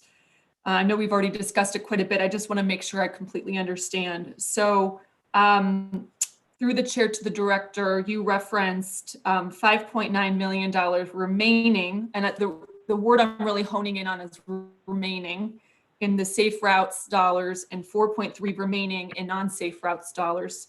And so clearly it looks like these were one-time sources of funds. I don't know what the original sources were of those pots of money. You did a great job showing these various sources on a couple of your slides. But these are, I just wanted to confirm that these were one-time sources, and my first question is to verify that they will not be replenished, those particular sources. Through the chairman to the councilwoman, yes, that is correct. Those were one time. Everything you see on this page, except for where it notes CDBG, came from general fund dollars. So all of these funds started in 2017. That's when Safe Routes started, and has progressed. And I've continued to keep count just because that was the program. I will say though that it gets commonly missed. So hypothetically, there are other funding sources that we've had throughout the years, such as the Cuyahoga County Demolition Fund, such as Moving Ohio Forward, such as AG's office, et cetera. If we do collect funding for demolition that was provided in one of those grants or one of those funding sources, it goes back into that pool. Now, we don't collect a whole lot by any stretch of the imagination. So that is an uptick of just a very, very, very small amount. Does not even amount to $1 million, or maybe not even $500,000, but that gets reallocated because it depends on the grant source. So there's a little bit more ebb and flow, but that's just based on collection activity. Thank you. And Mr. Chair, I think I was referring more to slide 24. I don't know who's sharing their screen. I think I was referring more to the prior slide. So I think through the chair to the director, then if my numbers, I'm not going to attempt a number crunch the way my colleague, Councilman Joe Jones did. However, on the spot, what I'm seeing is that it sounds like there's only 1 year left of funds remaining. So you have 10.2 total, 10.2 million total left, which about covers the goal for number of demolitions for this year. I'm just not clear on what the plan would be for 2022, since these are most of these sources were one time and not necessarily replenishable sources of funds. Through the chairman to the councilwoman, yes, that is about correct. So as I mentioned as well, at the end of each year, we have some amount of like carryover. At the end of last year, I think it was around 100 some odd structures that carried over from one year to another. So the funding that I have available now will get us through this year and then carry us over with some properties on contract until next year. Now, as far as the demolition funding for 2020, I don't have an answer to that, but I will say that we have received quite a bit of demolition funding in the past couple of years, from general fund. So, I would hope that there would maybe be some allocation. Generally, it happens at the end of the year for the next year. So at the end of last year of 2020, we received $5 million additional dollars for demolition to get us through this year, carry us over into next year. So I would maybe estimate that something happens at the end of this year. I mean, I don't have a magic ball. Yeah, but and just on that point, we City Council contracts with Thriving Institute and Western Reserve and VAPAC, and these are some of the organizations that help lobby for additional funds. So if I go back to when Jim Rukakis and others were lobbying, there's a new president over at Thriving Institute. He used to be a councilman, so hopefully. I think I know the guy. Yeah, you know the guy. So hopefully Matt Zone's out there carrying on that legacy of lobbying for additional funds, which is how we got some of the Moving Ohio Forward and some of the bigger dollar amounts. And with a new director at HUD, who we're all familiar with, or soon to be familiar with, that's where we're going to get the larger pulls from both the state and the federal side. Okay, great. So just thank you. That's helpful. So basically the plan is that as of now, if there are no grant sources received, the 2022 demolition budget would rely on general funds unless, as the chair points out, through partnerships and other advocacy, we're able to secure funds through advocacy lobbying from federal sources, for example. Okay. So I will look forward to updates on that. I think that's an important, sounds like there's tens of millions of dollars still needed to take down those remaining 4,000 structures. So long way to go. And then through the chair to the director, just a quick final question. I knew that county land banks numbers of demolitions were declining. They had a peak of 1,039 demolitions in 2017 and then 414 last year. Do we have any ability to predict, are they kind of subject to the same declining resources, or what do we know about the county land bank and in that partnership and ability to shoulder some of this volume?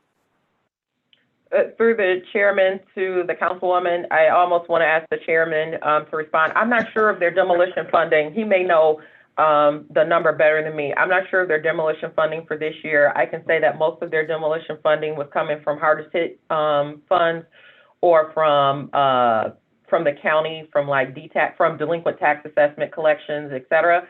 And so as their focus has been changing to rehab and more like community development type of focus things and not demolition, I do know that they are lobbying for more demolition funding. And, you know, any funds that they receive, I always feel that it's a benefit to us as well, to our department, but of course, just to the city in general, because it's just demolitions that I don't have to undertake or when they get more money. So I'm always supportive in that endeavor, or, you know, lobbying for them in the sense of we try to work together as much as we can to make sure we're not trying to tear down the same properties, target the same properties, and we're using our resources wisely together. And that was a conscious decision that the county council made, was to divert DTAC money from demolition to their housing investment program. And in fact, they have a session coming up and a presentation about that. I think it's at the CSU. I think it's part of the CSU 11 presentation, but that was something that we did not have a choice on. That was what the county council chose, was to divert DTAC money. Good to know. This has been very informational. Thank you, everybody. I conclude my questions. Thank you. Thank you. Councilman Bashir Jones. Thank you so much, Chair. I just want to say that this young lady, man, is one of the best directors in the city, man. I mean, the work that she does and how quickly she gets it done is phenomenal. It's inspiring, and it's encouraging just to see someone working as hard as you. You know, your team is phenomenal. You have a phenomenal team that comes out and that does exactly what they say they're going to do. And some of the issues that I have in my neighborhood, it really boiled down to even some of the businesses that are just not taking care of business structurally and keeping their businesses up. And your inspectors have come over, and I mean, they're just phenomenal. So it says a lot about the leader. You're one of the best. I appreciate you. I thank you for your work. I thank you for your consistency. I thank your team as well. I mean, because what you do is the face of our city. It's the face of our city. And people see the work that you do first, right? So I was having a conversation with Mayor Richard Daley. I was having some dialogue with him. And one of the things that he said was, you want to have a clean city, and you want to remove those structures that are providing the blight. And in reality, you know, seeing these buildings, I've seen buildings that in my neighborhood that have been up since I was a little child and didn't come down until I got into this position and work with your team and work with you, and you just been knocking them down. And not just the blight of like big buildings, but also you have houses. For example, I have this house where this mass murder took place with a child, the mother had a baby, and it was this, oh man, terrible. And a house that needs to come down. So there's also homes in our neighborhood that gives off bad memories and needs to go as well. So anyway, in closing, Director Donald, thank you and your team. Phenomenal work. I appreciate what you're doing. I appreciate your consistency. I appreciate your communicative skills and how you quickly get back to me in my neighborhood. This what you have done is the reason why so many people in my community are happy with me. And I always tell them, no, it's not me, man. It's this young lady named Director Donald. She plays a major part in that. So thank you for your work, Director. Thank you, Chair. Thank you. Councilman Anthony Hairston. Thank you, Mr. Chair. Sorry about that. I had to step away for zoning, but I would be remiss if I did not follow my colleague, Councilman Jones' comments. Director, I just wanted to personally say thank you on behalf of my residents, who always appreciate when you come out to our ward meetings and you speak. If you can't make it, you send out someone from your top staff. And so I just want to say thank you for all your hard work and commitment to Ward 10 and in the Northeast side for that, what that matters, because, Councilman Polenzek and I, Councilman Kevin Conwell and Councilman Jones, we share these borders. And so, what affects one ward, potentially could affect the other. And so you have, again, been doing a great job in each of those areas. And I would also be remiss if I did not thank our commercial inspector, Taysir Himdallah, and also our residential inspector, Charlene Hatchett. When I say these two are proactive inspectors, proactive. And I would have no other way but have them continue to work in my area. So thank you to those two, yourself and your staff, all the amazing work that you do. Thank you so much. Thank you, Director. And we know she's a good director. Anybody can get Tom Vanover and Paul Kafari to wear a tie today. That's a good step. Thank you very much for all your hard work, Director. We're going to move off to community development next. Mr. Chair? Oh, I'm sorry, Council President. Just quickly, is there anybody from the Housing Division, the Cleveland Municipal Court Housing Division with us right now? I didn't see anybody. I just want to check before we go to the next division. Thank you. Please proceed, Mr. Chair. Okay, Ann, can you please read community development?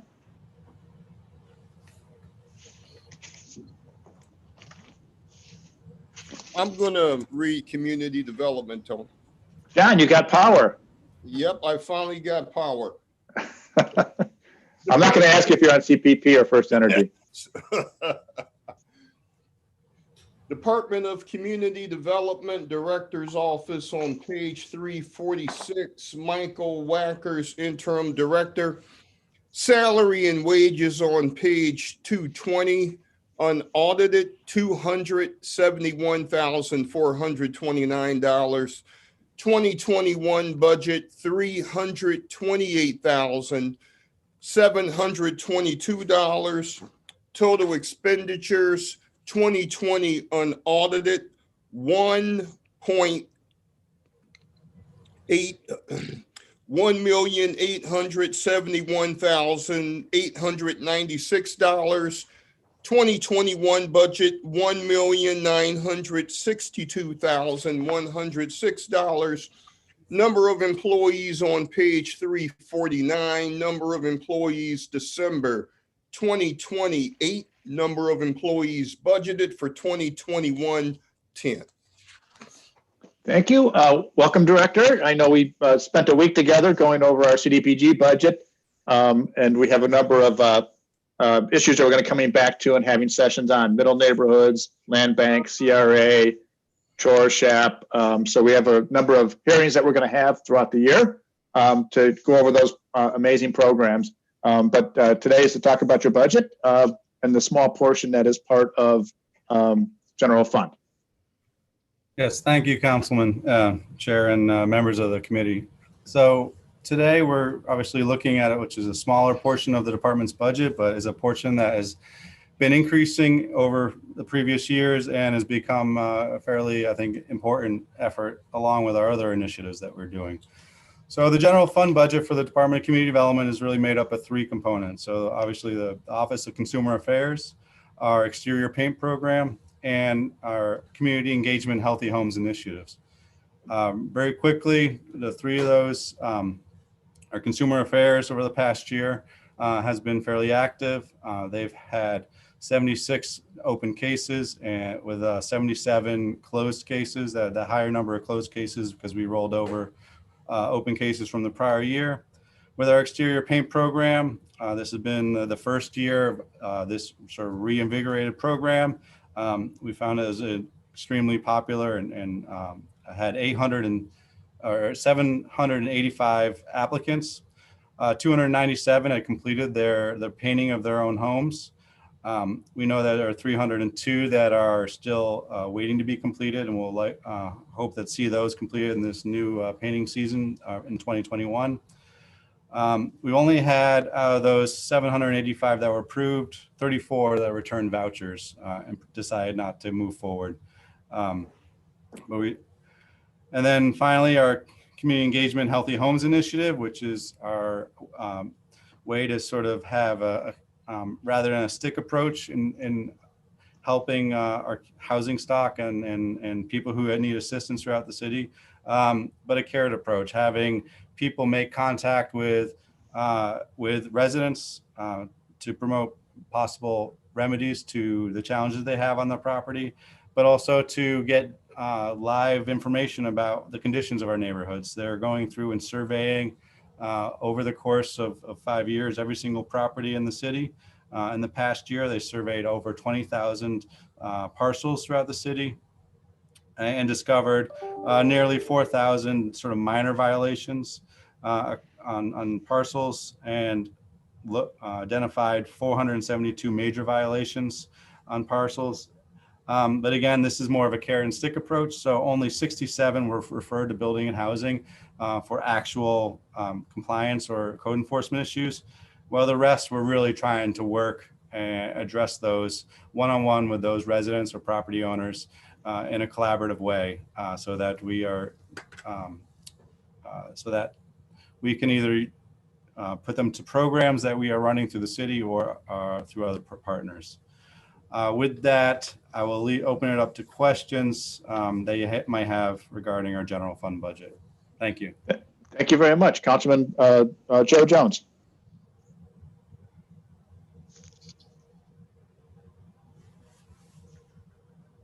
Unmute yourself, Joe. This is the only portion of the general fund that we, for clarification, that yes, it is. Okay. And so, Mr. Chairman, to the director, looking at, and I hope I got, give me a moment. All right, here it is. All right, so looking at this, we're asking for a total of, is that 1.9 for this budget that's in the general fund? Correct, 1.9 for 2021. And this is for, this will cover 10 employees, correct?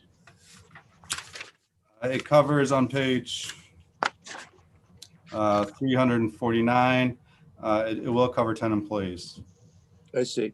And Mr. Chairman, to the director, the total, what is your total budget, including this 1.9 million that's out of your department in terms of community development? So the 1.9, in a normal HUD year or entitlement year, we receive around $30 million in federal resources. So this 1.9 is on top of that 30 million. This past year, and looks like maybe perhaps this coming year is sort of atypical in that there's been CARES Act funding. And if the Biden's new budget proposal is approved, we could see additional funding from that as well. And Mr. Chairman, so we're looking at least 32 million round off. Would that be safe to say? Through the chair to the councilman, that's correct. And Mr. Chairman, how many staff is covered with this 10 in addition to the other 30 million that we have in the block grant? Yes, so covering all entitlement funding and general fund, the entitlement funding covers 81 budgeted positions. And then this general fund has 10 budgeted positions for a total of 91. And how much money do we have allocated? First, let me just say this as we go down here real quickly. Consumer affairs, I just think that you guys do a wonderful job in consumer affairs. I don't have any complaints about consumer affairs, and here's why. The gentleman who runs the program, and I've said this before about other commissioners and directors, it's really good to be able to reach someone on the line when you make a phone call, especially when you're dealing with your constituent complaints. And so I really appreciate being able to have someone who is available. And so that when we move down to your next program, which is the paint program, I got to tell you, I'm really not happy with the program. And here's why I'm not happy with the program. Of all the things that we're talking about doing in the city of Cleveland, one of those things is how we improve the city of Cleveland, how we make our neighborhoods look good. And one of the basic pieces or components in doing that is giving our citizens the tools that they need to have to be able to, especially those who don't have the wherewithal. But this program that we have right here is one in years past, when I can recall over 25 years ago, was a very, at one point, a very successful program.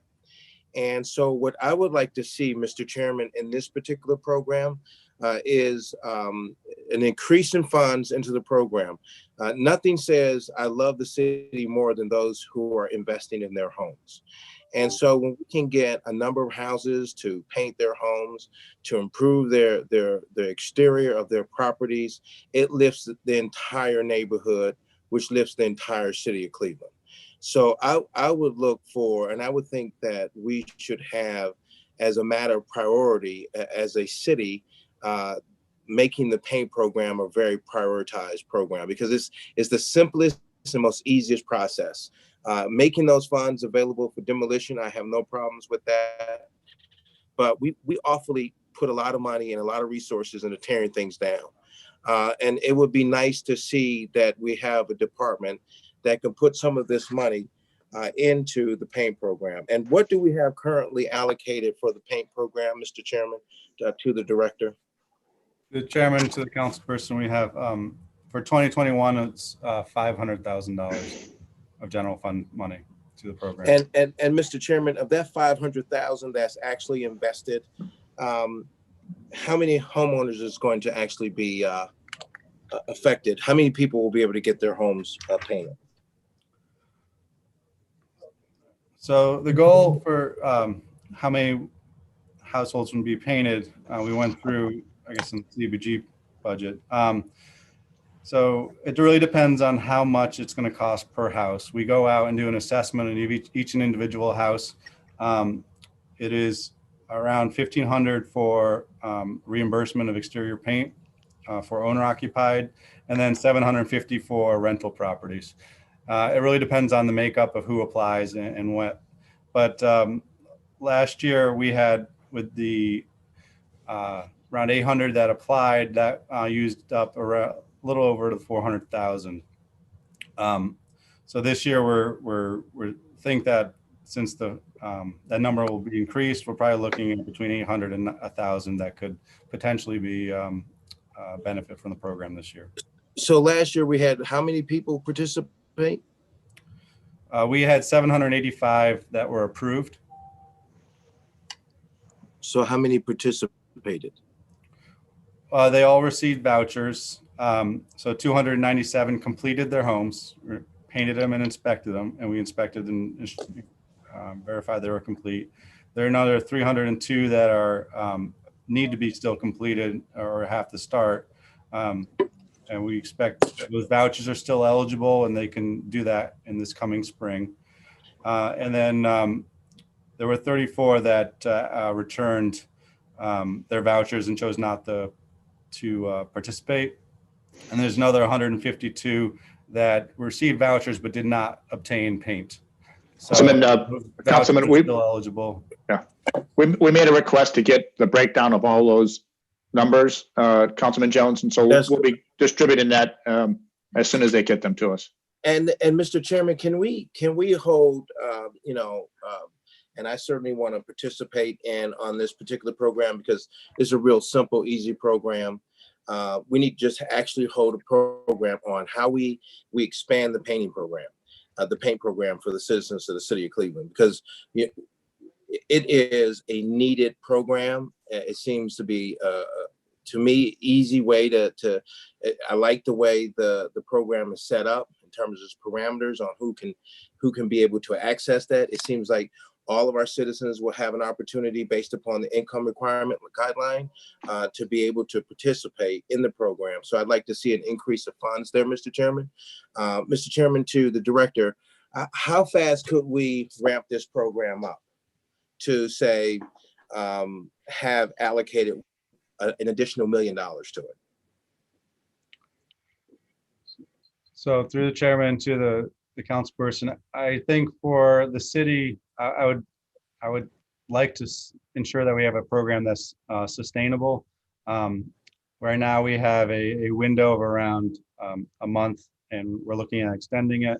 When we receive applications, whenever that window is open, we receive a significant number of applications, close to 1,000 or more. I got that, Mr. Chairman, but on the point of extending the program, you're talking about when it starts and when it ends. So how would that impact you if we put an additional $1 million in it? Just being more specific into how do we get the personnel in place? How do we get it set up? So the issue to the chair, to the council person, is that the issue is around the inspection process that we have. And the education component that's required on behalf of the property owners. Those are the 2 points that are take time and need to be, right now we have a program that's sustainable based on 500,000. And if we continue that year over year, I think we'll see a significant amount of impact. To expand it, it requires a lot more inspections and education. That we would have to provide above and beyond what we do now. Right. So the question is, how fast could you ramp up if you had $1 million added to the program? And then, of course, one of the things that we talked about in the block grant hearings that was very disconnecting from the public. We are a city that provides services to our public. And one of the things that a lot of citizens have complained to me about is when you open up your application for intake and you only have 45 days after you open it up and then you close it. Can you explain when that starts and when that closes to apply for the paint program? Yeah. So through the chair to the councilman. So we opened up the applications towards the end of January and the deadline is the end of February. So it's around close to 45 days. And talking to the commissioner running the program, we are looking at extending it in order to accept more applications. And we'll see, it really depends on how large the pool of applicants will be.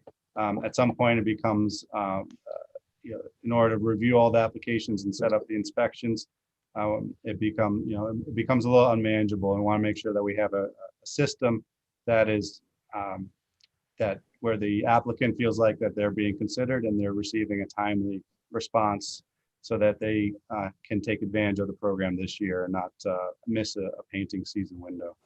And Councilman, at the CDBG hearings, you had requested the flow chart from application to inspections. And so, Director, do you anticipate when we're going to get all those requests to us? Through the chair to I did send 3 documents this morning to Joe Titron. I don't know if that was the correct person to send it to for this committee, but yes. I believe those items were contained in that email. Okay. All right. Thanks. And then, Mr. Chairman, and I don't want to beat this horse. The reason why I asked the question was because it is a really critical program. I could have, 750 citizens in just my neighborhood alone apply for the PAIN program if this information was disseminated out there ahead of time for them. And so, Mr. Chairman, I'd like to see our timeline for applications on this probably be open somewhere around, as we move forward. We know that we've set this in place right here. Right now, this is what the administration is asking for. So, it seems like this is pretty much it. If the citizens don't get in a request now, then they're really locked out for the rest of the year when in that time period, you close up these receiving applications. So I would like to see a program, Mr. Chairman, that applications, open up in the month of March and don't end until maybe the month of June. And it will allow for a bigger pool of applicants and a quicker, faster process of getting these applicants through the pipeline and getting them their homes painted. And Mr. Chairman, I'd like to also have this as a part of our discussions, how we move forward on increasing our paint program in the city of Cleveland and how we go about doing that. Of course, working with the leadership of the administration. Great. Thank you, Councilman. Thank you. Councilman Brian Casey. Thank you, Mr. Chairman. Mr. Chairman, to Director Wackers, at last week's meeting, we asked for some sort of pilot program for middle neighborhoods with a budget. And we had asked for that to be ready for this hearing today. And I don't see it in the stuff that was emailed over this morning. Mr. Chairman, to the Director, can you tell us when you could possibly have that done? And could it be done by the end of our budget hearings? Yes, through the chairman to the councilman. So Middle Neighborhoods is a program that we're actively putting through the review process within the administration. We do have a series of meetings this week that I think will give me some certainty on what we can share, or to the extent that we need to revise or revisit our approach. At this point, I think the key meeting will be on Thursday. I'm hoping, based on that, I can have a better knowledge about when we can share the proposed approach we want to take. I do want to say that from the department's standpoint, we're making recommendations to undertake some activity this year. And as soon as we can release that, we're happy to do so with the council. All right, Mr. Chairman, to the directors, obviously that was a pretty robust conversation that we had regarding middle neighborhoods last week, and it was very insightful. So I'm sure you're aware, as well as the administration, how important some sort of program to begin, working on our middle neighborhoods initiative is to the council. So any information you can share with at least the council president, who can pass it along to us, or however that's going to work, if we could have something, at least something in place by the end of budget hearing, so that we can look into it, to make sure that we've got something up and running in terms of a pilot program or some sort of initiative for the middle neighborhoods. It would be greatly appreciated. Thank you, Mr. Chairman. Thank you, Director. Thank you, Councilman. Councilman Mike Polensek. Thank you, Mr. Chairman. Mr. Chairman, I'm going to go another route with the director and to my honorable colleagues. On page 368, under professionals, who oversees, or who supervises, who looks at the community development corporations? On which page? Excuse me, I'm wrong. I'm looking at the wrong one. Excuse me, Mr. Chairman.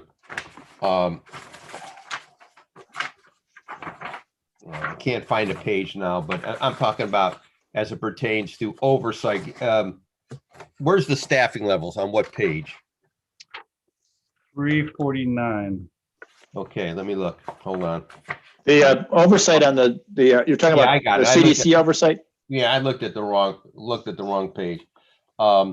As it pertains to oversight, thank you, Mr. Chairman, of the CDCs, what line item, who are on the area professionals would oversee the CDCs? So through the chairman to the councilman, just for clarity, are you asking about the community engagement specialists that we have embedded with CDCs and how they're overseen?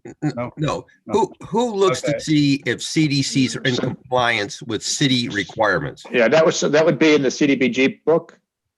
Oh, okay. So it wouldn't be under administration. Through the chair to the councilman, yes, that's correct. It's it's all paid for with entitlement funding. Okay, so, And okay. can you elaborate a little bit more, Director, on how the staffing and oversight on that? Yes, Chairman. So our CDC program is probably one of our larger sort of line items. We spend around close to $7 million on CDCs, Right. supporting their activities and staffing. We have a team of 3, what we call CD planners, who provide technical assistance as well as processing reports and the reimbursements in order making sure that they are where they need to be in order to be able to comply with HUD regulations and contract requirements. We also have a contract manager who oversees the 3 CD planners, and then obviously our commissioner of Division of Administrative Services, Joy Anderson, is ultimately the one that ensures that everyone is doing what they're supposed to do. Yeah, and I apologize. I thought this was the Community Development Corporation. I thought the oversight took place under the administration portion of the of community development. So I did not realize at the time that Black Grant was before us as a brief. I know we had some discussion, but I thought the actual oversight took place within the administrative section. Then just let me continue briefly. One of the concerns that I have is that we look at what we call the neighborhoods that are having real successes. I believe there's a close correlation or integrated correlation with the Community Development Department and the CDC and their effectiveness.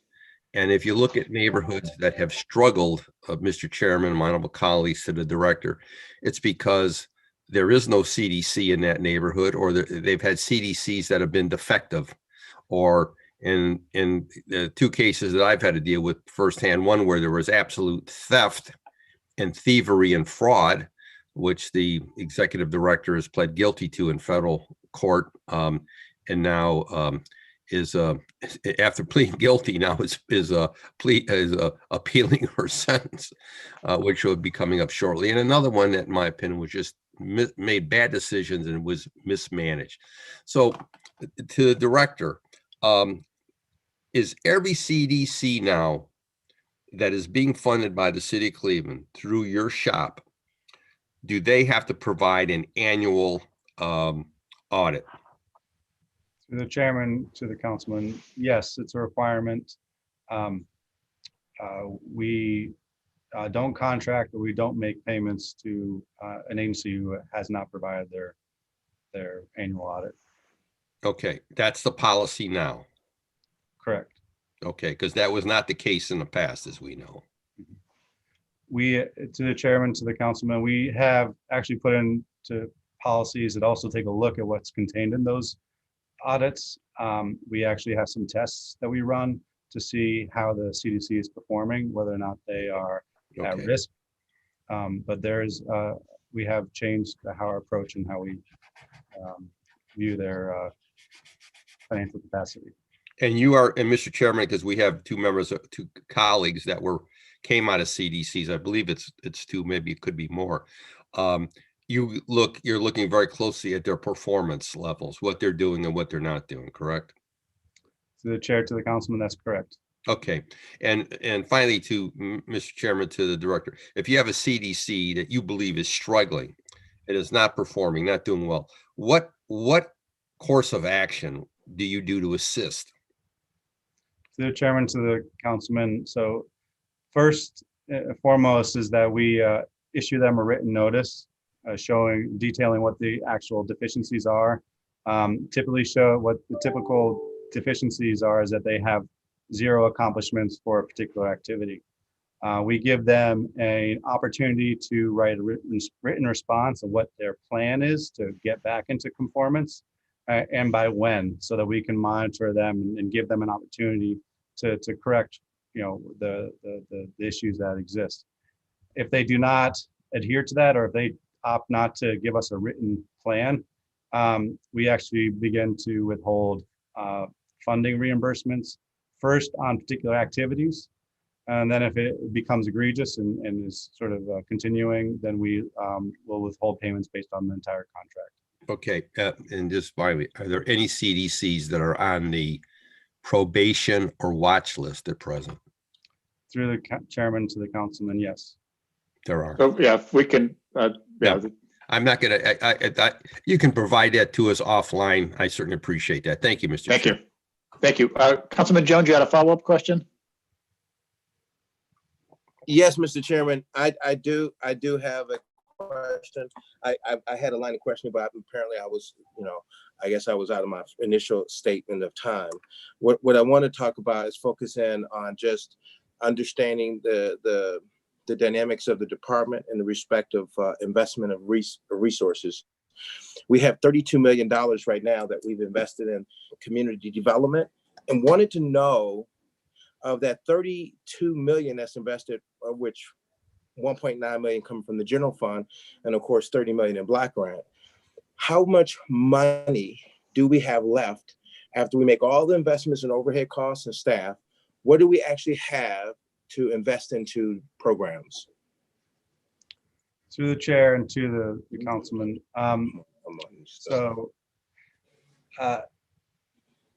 So we have an administrative budget. We can expend up to 20% of our entitlement funding, which is expense pays for most of our staffing, bill paying, accounting, contracting, compliance. That totals almost 4 million a year. The rest of the funding of the 30 million really goes to programs, as you say, which can include also the delivery costs, which means people being able to actually deliver that program, and then actual dollars into particular projects or services. So at the end of the day, we know that up to 80% of our budget is for program delivery in order to serve Cleveland residents and projects throughout the city. Mr. Chairman, I get what you're saying, and I don't get what you're saying. It's a little bit ambiguous. So I'm trying to get down to specifics. So if we have 32 million invested in your department, 1.9 million coming from the general fund, and another $30 million that's in Black Grant, you pay so much for staff, then the question is, what is actually put into the program? And the reason why I asked this question, Mr. Chairman, to the director is because this city of Cleveland has been given a lot of money over the years. And when you're giving that kind of money over year, decade in and decade out, certain areas of our city just shouldn't look the way they look. This is an extraordinary investment when you really look at the bigger picture over space and time. So if I'm the type of person that's allocating funds, I want to be able to feel and touch the change. And so the question is a little bit more oriented to how much money is actually going and getting into the neighborhoods. Just like we were just talking about the Black Grant, the paint program. We got $1.9 million allocated for 10 people on the staff. And yet we only have $500,000 in the program. And we don't even know, I presume that $500,000, is that $500,000, Mr. Chairman, that we're putting into the paint program? Is it in this budget too? Is it coming out of this budget? Yeah, so just to clarify, Councilman Jones, the CDBG budget that we went over shows the salaries and administration at 3 million. We can send that budget back over to you. And of the 1.9 million, 1.5 million, $500,000 is for the paint program, and $1 million is for the Healthy Homes Initiative for the staff that are in the neighborhoods. So that's good. So then the total, are we saying, Mr. Chairman, that the total that's left goes into the other programs? Are we saying that what's left out of that goes into the city? So through the chair to the councilman, I think I understand what you're trying to get at, and it's trying to come up with a sort of a hard dollar figure for what we actually are, as you're putting it, investing in the neighborhoods. I think the total 32 million that we approximately use every year to invest in the city of Cleveland yields around 200,000 different accomplishments. At the end of the day, You said 200,000 different accomplishments? yes, and at the CDBG hearings, I gave reports showing how that number was derived, and then also drilled down on the wards. We had different maps showing the activities by ward and the dollar amounts invested as a result. We also know that that investment typically yields around leveraging other resources from other organizations, might be programs or developers doing projects. That yields around 100 million in other investment throughout the year. To your point about, I'd like to touch and feel these improvements in the neighborhoods. I agree with you. I think the challenge we have is the 30 million is really a drop in the bucket of what actually happens in the city. So if you looked at Director Donald's, budgets on permit construction values, that was $1 billion a year. You compare $1 billion versus 30 million, and then you get a sense of our resources in the scope of Cleveland. So I completely you're saying that there's you want to know. Right. So then I know we went through the black. I was at from. Right. I'd rather not rehear the CDBG budget again. Mr. Chairman, I got you.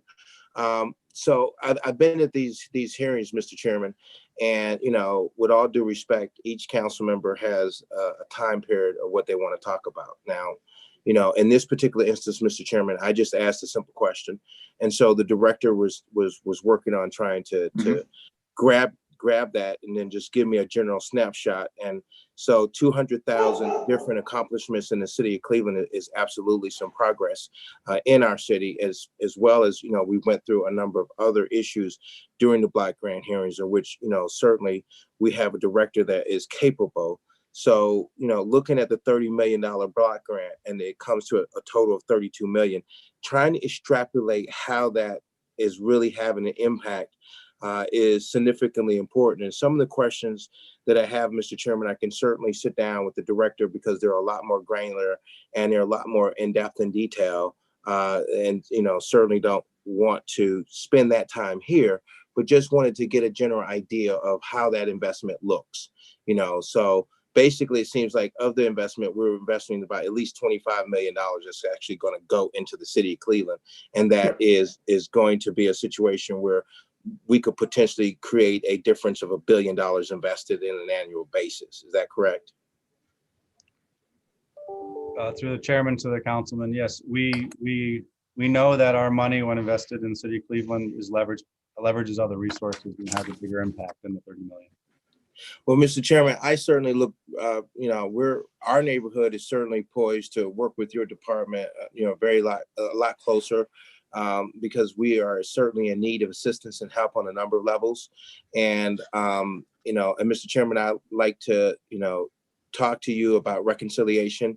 Is there any room where we could expand the program and the paint program, Mr. Chairman? Yeah, that's something that we would work with the council president during reconciliation. Okay, great. And that's something I'd like to do.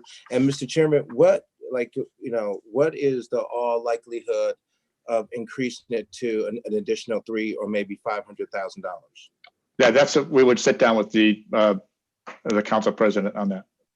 Okay, and Mr. Chairman, to the director, it would be good to get your input on what the parameters of your program in terms of being able to expand it out a little bit longer. Maybe to April, in terms of getting more of citizens involved in it, because a lot of our citizens, Mr. Chairman, they don't know when the paint program is. They don't know when the application process starts. They don't know when the application process doesn't. So the very few people who do know about that, then it's not a real reflection of the entire city having a fair opportunity to be a part and participate in the program. So, Mr. Chairman, to make it an equality and fair situation, we should be able to have a start date and a finish date, and then let the general public exactly know when that is. Now, we put that up on our website page, and we got a lot of clicks thus far, just this morning alone. So Mr. Chairman, to the director, I think getting that out there, getting that engagement out there will have a very positive impact. And Mr. Chairman, to the director, thank you for all the good work you do. Thank you for your team that do work every day for a lot of our citizens. We really appreciate the hard work and the delivery of services that you constantly do day in and day out. We stand poised to work with you. And with that being said, Mr. Chairman, thank you. Thank you, Councilman. Councilman Kevin Conwell, on this part of the budget. Yes, Mr. Chair, I just want to make a quick 30-second comment to the director. I think Mrs. Commissioner Jackson is doing a great job with the lead programs in my ward. Through the chair to the director, she's going to meet with me and some of the key stakeholders in the neighborhood, discussing our issues and concerns about lead. But I need you to work with me and work with her so that we can stay on top of this. We're very excited in the Glenville community about this. The lead program is coming through our community development. But I'm just making a statement. I need you to work with me. All right. And I know Ms. Jackson is going to do, Commissioner Jackson is going to do a great job. You don't have to answer back. I'm just telling you about my passion about this project. Okay. And then you also, I believe in progress reviews, at least quarterly. Tell me where we're at. Or director, if we have any glitches or any issues or concerns while we're working on this project, this lead project, you got to tell me. You have to call me to let me know so I can put boots on the ground and I can talk with the residents. And that's all I want to say, Mr. Chair. Thank you very much. Thank you, Councilman Conwell. Councilwoman Jenny Spencer. Thank you, Mr. Chair. I just wanted to, through the chair to the director, good to see you again, Director Wackers. I'm particularly interested in the Community Engagement Healthy Home Initiative. I have found it to be very transformational in Ward 15. We discussed that during CDBG hearings. But I thought it would benefit my colleagues for them to know, for us all really to be grounded in the fact that there are 15 specialists citywide currently, even though the current budget covers that and covers for modest salary increases for those 15. It takes one of those specialists 4 years to get through an entire cycle to look at every structure in a service area. So through the chair to the director, I think in future years, it would be interesting for the department to come back with maybe some more advocacy around optimizing the program. I think that 4 years is a long time to wait to get through every structure in an inspection cycle. And I think that once specialists are in the weeds and working with residents, it takes a long time to complete applications and build relationships and trust. I think it's an extremely hands-on position. So we were kind of reassured that the budget is satisfactory this year, but I think we could do more. And that's more of a comment than a question. I would just say that maybe for next year, I would like to see a more in-depth analysis of how to even more greatly increase the impact of healthy homes. Anecdotally, I think there could be up to 3 additional specialists to cover some of the gaps and decrease that cycle time. And then the second thing I wanted to mention through the chair to the director is just anecdotally, because I have a good line of communication with my community engagement specialist. Really, the recurring theme is that even when you get a resident in and you're doing the intake process, there are not enough repair programs and there are too many gaps. There are too many, the puzzle pieces don't all fit together. And I think my colleague, Councilman Joe Jones, was speaking about wanting to have more resources for the paint program. We've talked a lot earlier amongst this council about AMI thresholds and who's being kind of excluded as a result of that. I would just say that it is my takeaway that to me, there's this in a tie. I'm going to make one more tie back, which is the passion that my council colleagues have demonstrated around the Middle Neighborhoods initiative. Just so many voices saying they want to hear more about it. What's the strategy? What's the plan? What are the tools? I would strongly advocate that there is a missing tool in the toolbox to serve households between 80 and 120% of AMI. And I think that it's something that I'd love to see the community development department consider, linking the Healthy Homes Initiative, home repair resources with middle neighborhoods, because once you get into the middle neighborhoods, you're going to find that most of those folks may not qualify for the existing home repair tools. And even in neighborhoods within Detroit Shoreway that aren't necessarily categorized as middle neighborhoods, really finding that people, there aren't enough tools, and the ones that exist may not be flexible and nimble enough. So looking forward to the leadership of you, director, and your team to make really strong and clear recommendations about right-sizing programs and the linkage between healthy homes and middle neighborhoods. I apologize. There was not a question in any of that, unless the director didn't know what I was talking about and he has a question for me. But I'm just trying to put all the pieces together. I'm listening to my colleagues, listening to what they're passionate about, and reflecting on my own anecdotal experience, trying to work on programs and deploy programs and serve our residents. If I may, through the chair, to the councilwoman, I agree with a lot of your statements. I think we are in a unique time with the city of Cleveland, especially with the lead safe house, the lead safe housing loan fund, to see and learn from that and how that will result in products that probably are going to target the income that you're talking about. But I agree with you that the scale needs to be appropriate in terms of, are we have programs that can serve the need? I think our programs right now do a good job at serving the most at risk, and but the numbers are probably not sufficient to deal with the type of impact that you want to see in the neighborhoods, and we'll need to find other methods to do that. And it's really going to be about finding other resources than CDBG or other resources. And ultimately, I sort of always come back to our financial institutions and how do we have products that really serve our neighborhoods. So thank you. Thank you.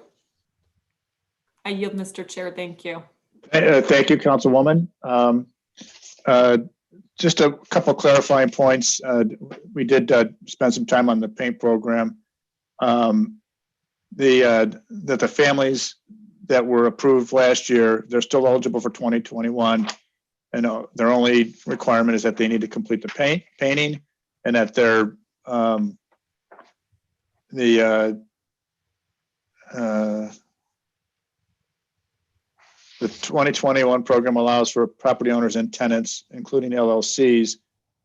It says only the occupants can apply for assistance. But the LLC, if it is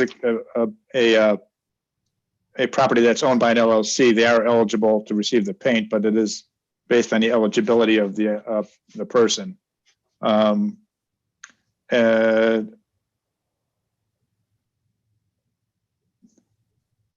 Just going through, and we talked about the families that were approved in 2020 do not have to reapply. They just need to finish paint.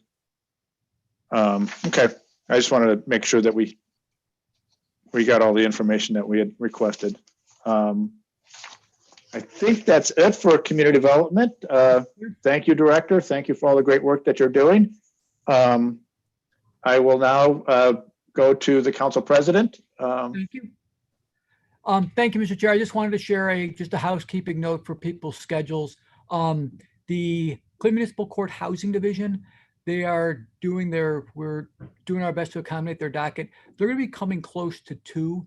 So if we could just keep proceeding forward, we may need to be flexible with when we start the finance portion of this afternoon, but we're looking at them close to 2. So I would thank you for sharing thus far and ask you to please continue with economic development. Thank you very much. John James, if you can read economic development, please. Department of Economic Development, David M. Ebersol, Director, on page 365.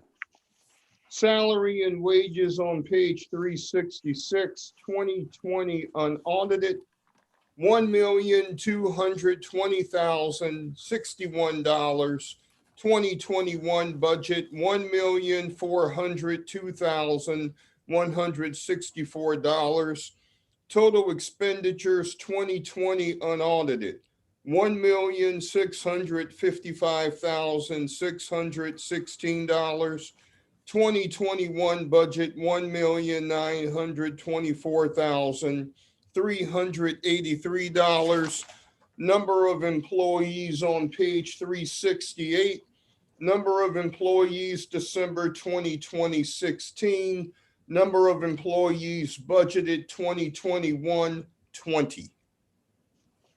Thank you very much. And Director, we look forward to your presentation, and we talk about this small but mighty department, and a department that just like building and housing and community development that has survived through the pandemic with a great demand, but still being able to fill that gap plus some. Director, welcome. Great. Thank you, Mr. Chairman. I provided our annual report for us to go through here. But just really briefly before I jump in, historically, I've talked about the pride I've had in the department and how we have over the years touched with about 100 different projects every year in getting things done. Well, in 2020, with the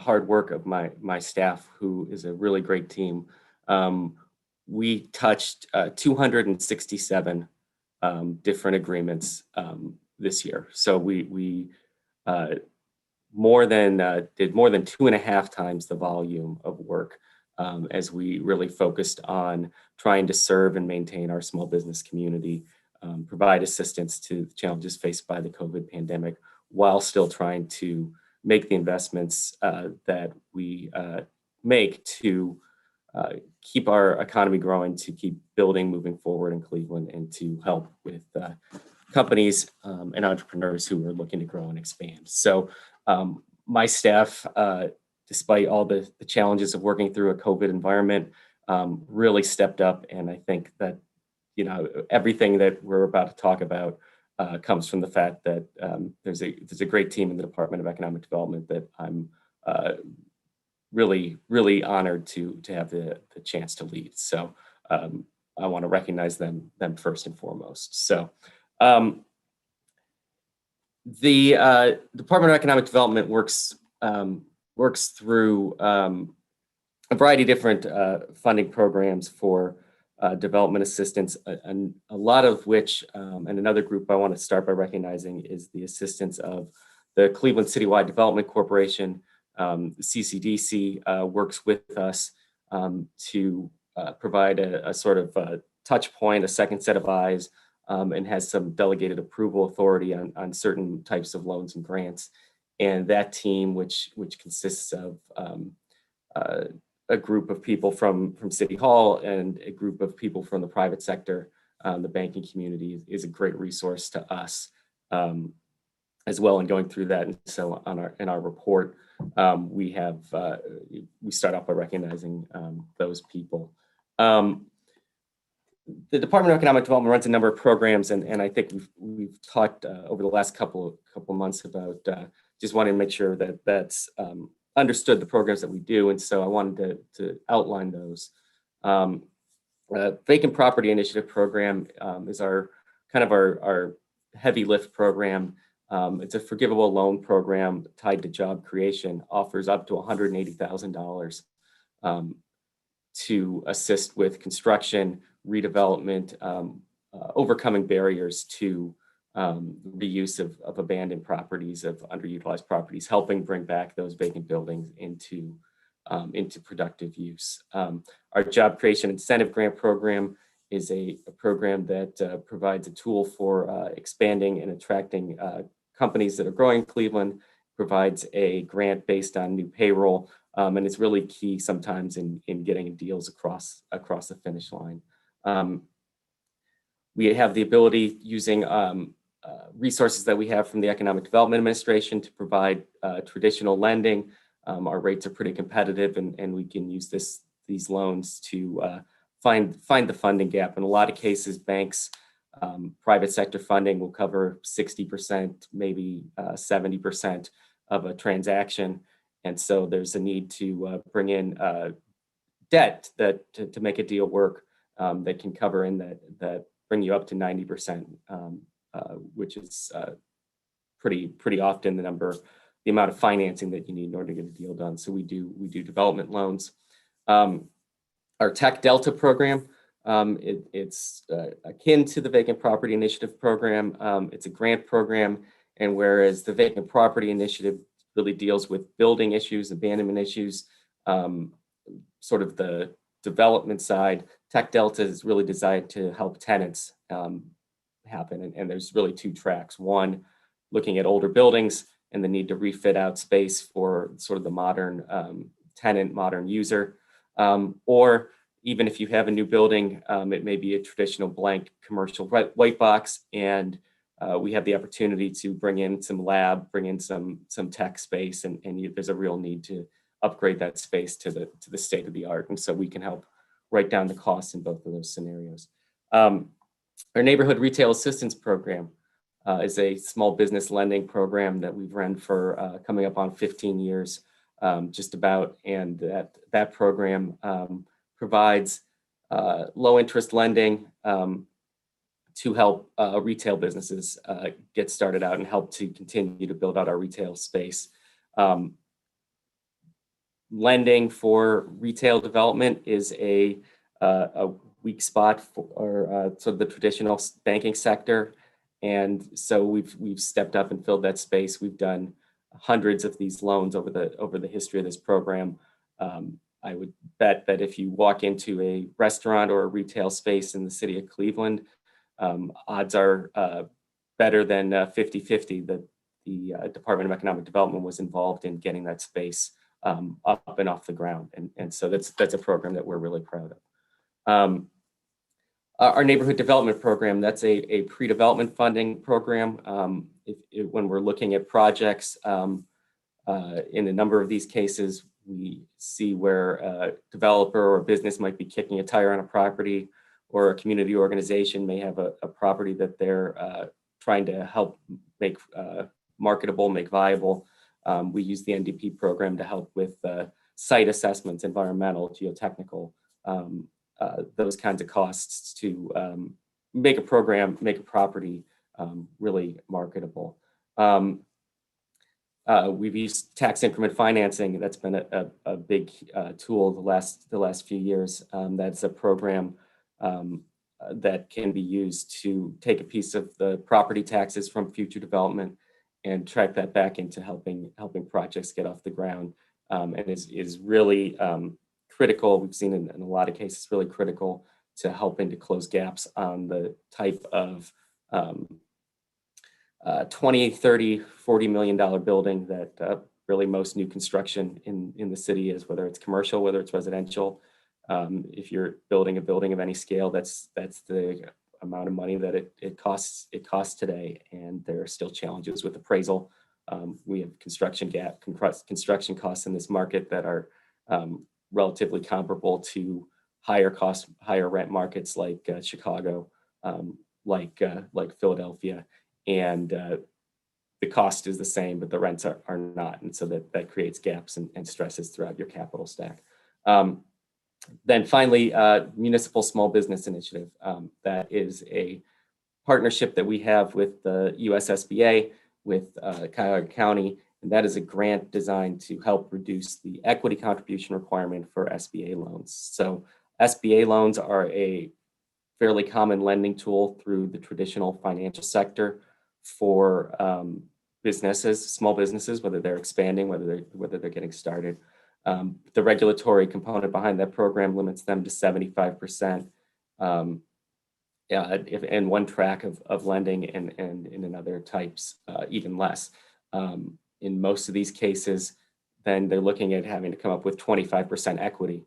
That's a challenge for most businesses. That's a real challenge for entrepreneurs. That's a real challenge for entrepreneurs and business owners that are coming out of communities that have been historically disinvested in. And so it's a challenge for those people to take advantage of the municipal small business loan. And so you have a program that is great for starting small business that is difficult to access in many neighborhoods in the city of Cleveland. And so what we have done is help to provide a grant that writes down a piece of that cost. So instead of having to come up with 25% of the cost of the project, you only have to come up with 10%, and it makes things a lot more viable for these businesses and these business owners. Finally, I want to highlight two programs that we're currently running for COVID relief. We have a Safe Operations Grant Program. That is a program right now that will provide up to $10,000 for costs that have been incurred as a result of changes to operate safely during the pandemic.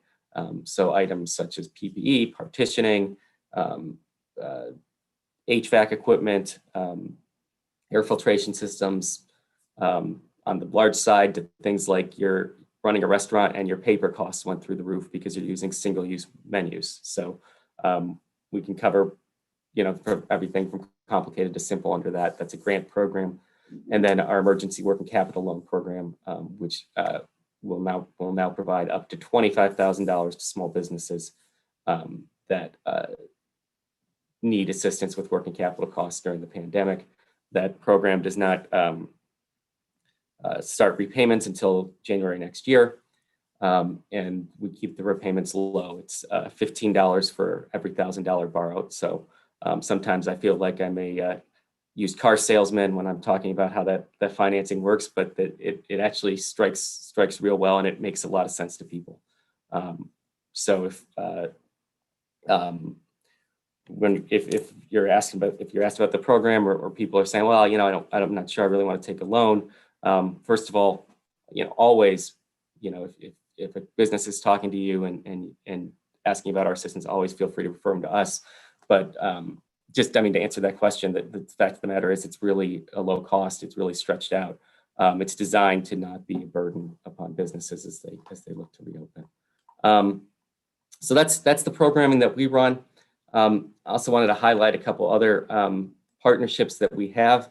There's a pretty substantial ecosystem within the city of Cleveland, and it's really grown some over the last couple of years as well. Our partnerships with Kiva provides micro lending programs, 0% interest for small business startups. Hebrew Free Loan Association, they have a startup working capital loan fund as well, $5,000 no interest loans, and they've started partnering with us to help bridge some of the costs that we can cover as well. On a larger scale, the Grow Cuyahoga County Fund, run through the National Development Council, can provide some of the SBA loans that we talked about a little bit ago, as well as more traditional lending. We've worked with Goldman Sachs. They run the $10,000. They sponsor the $10,000 10,000 Small Businesses program that's run out of Cuyahoga Community College. That's a technical assistance program for businesses. The Capital Access Fund, it's a program run through the Urban League. It's a small business lending program targeted towards minority-owned small businesses. It's a partnership that we've worked on over the last 3 years, helping to put together and really attract funding from a variety of different lenders. Jumpstart operates the Core City program that helps to provide introductory training and access to memberships of small businesses and small business entrepreneurs. They put 400 people through the program over the past couple of years. Related to that, talking about the Urban League, also should mention the Hispanic Small Business Center. Both the Urban League and the Hispanic Small Business Center run business development programs. The Urban League also just launched the UBiz program. It's a lending fund as well, designed to build off of the success they've had in the Capital Access Fund. So not only do we run a lot of programs, we also have a lot of partners that are out there running programs, and it's a lot of information to digest, and certainly don't expect everyone to keep 4 pages of paper access available. That's what we're here for. But if the point is, if there's a business that is looking for assistance, there's a lot of different tracks that we can get them into, whether it's city funding, whether it's through some of our sector partners, and we're really happy to do so and take advantage of what we can do. So with that, on programming, I'll talk just a little bit about what we've done in 2020. I just don't remember.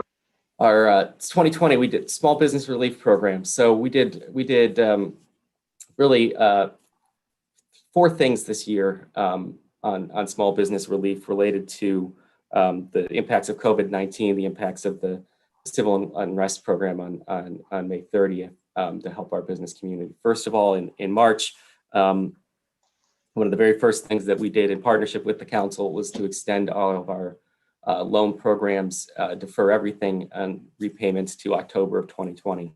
We've since extended that to April of 2021. And so during this whole period while we were going through the pandemic, we deferred collecting on a number of loans. In addition, we made 161 loans under the Emergency Working Capital Loan Program to small businesses, putting almost $1,560,000 in resources that are available to program it to small business for their programming. We're continuing to move forward on this. We have a number of applications in that we're continuing to process through, and I think will be for much of 2021, as even as we see all the good news on vaccination. We know that there's going to be a ramp up period for our small businesses, and they're going to need support. In November, we launched a program. We took applications for $5,000 grants in support of predominantly restaurants who were looking to remain open and operating through the winter, and to help fund them with some of the items that it would take to do that. So things such as tents, things such as heaters to stay out of the elements and to keep people warm, so that these businesses could continue to operate even within some of the challenges that are ongoing, continue to operate safely, take advantage of outdoor spaces, and to do things to help keep bringing revenue in, to help keep these businesses sustained through this winter. And then over the summer, we partnered with the county, with the Cleveland Foundation, Greater Cleveland Partnership, and Downtown Cleveland Alliance to help fund repairs to small businesses who suffered as a result of the civil unrest on May 30th.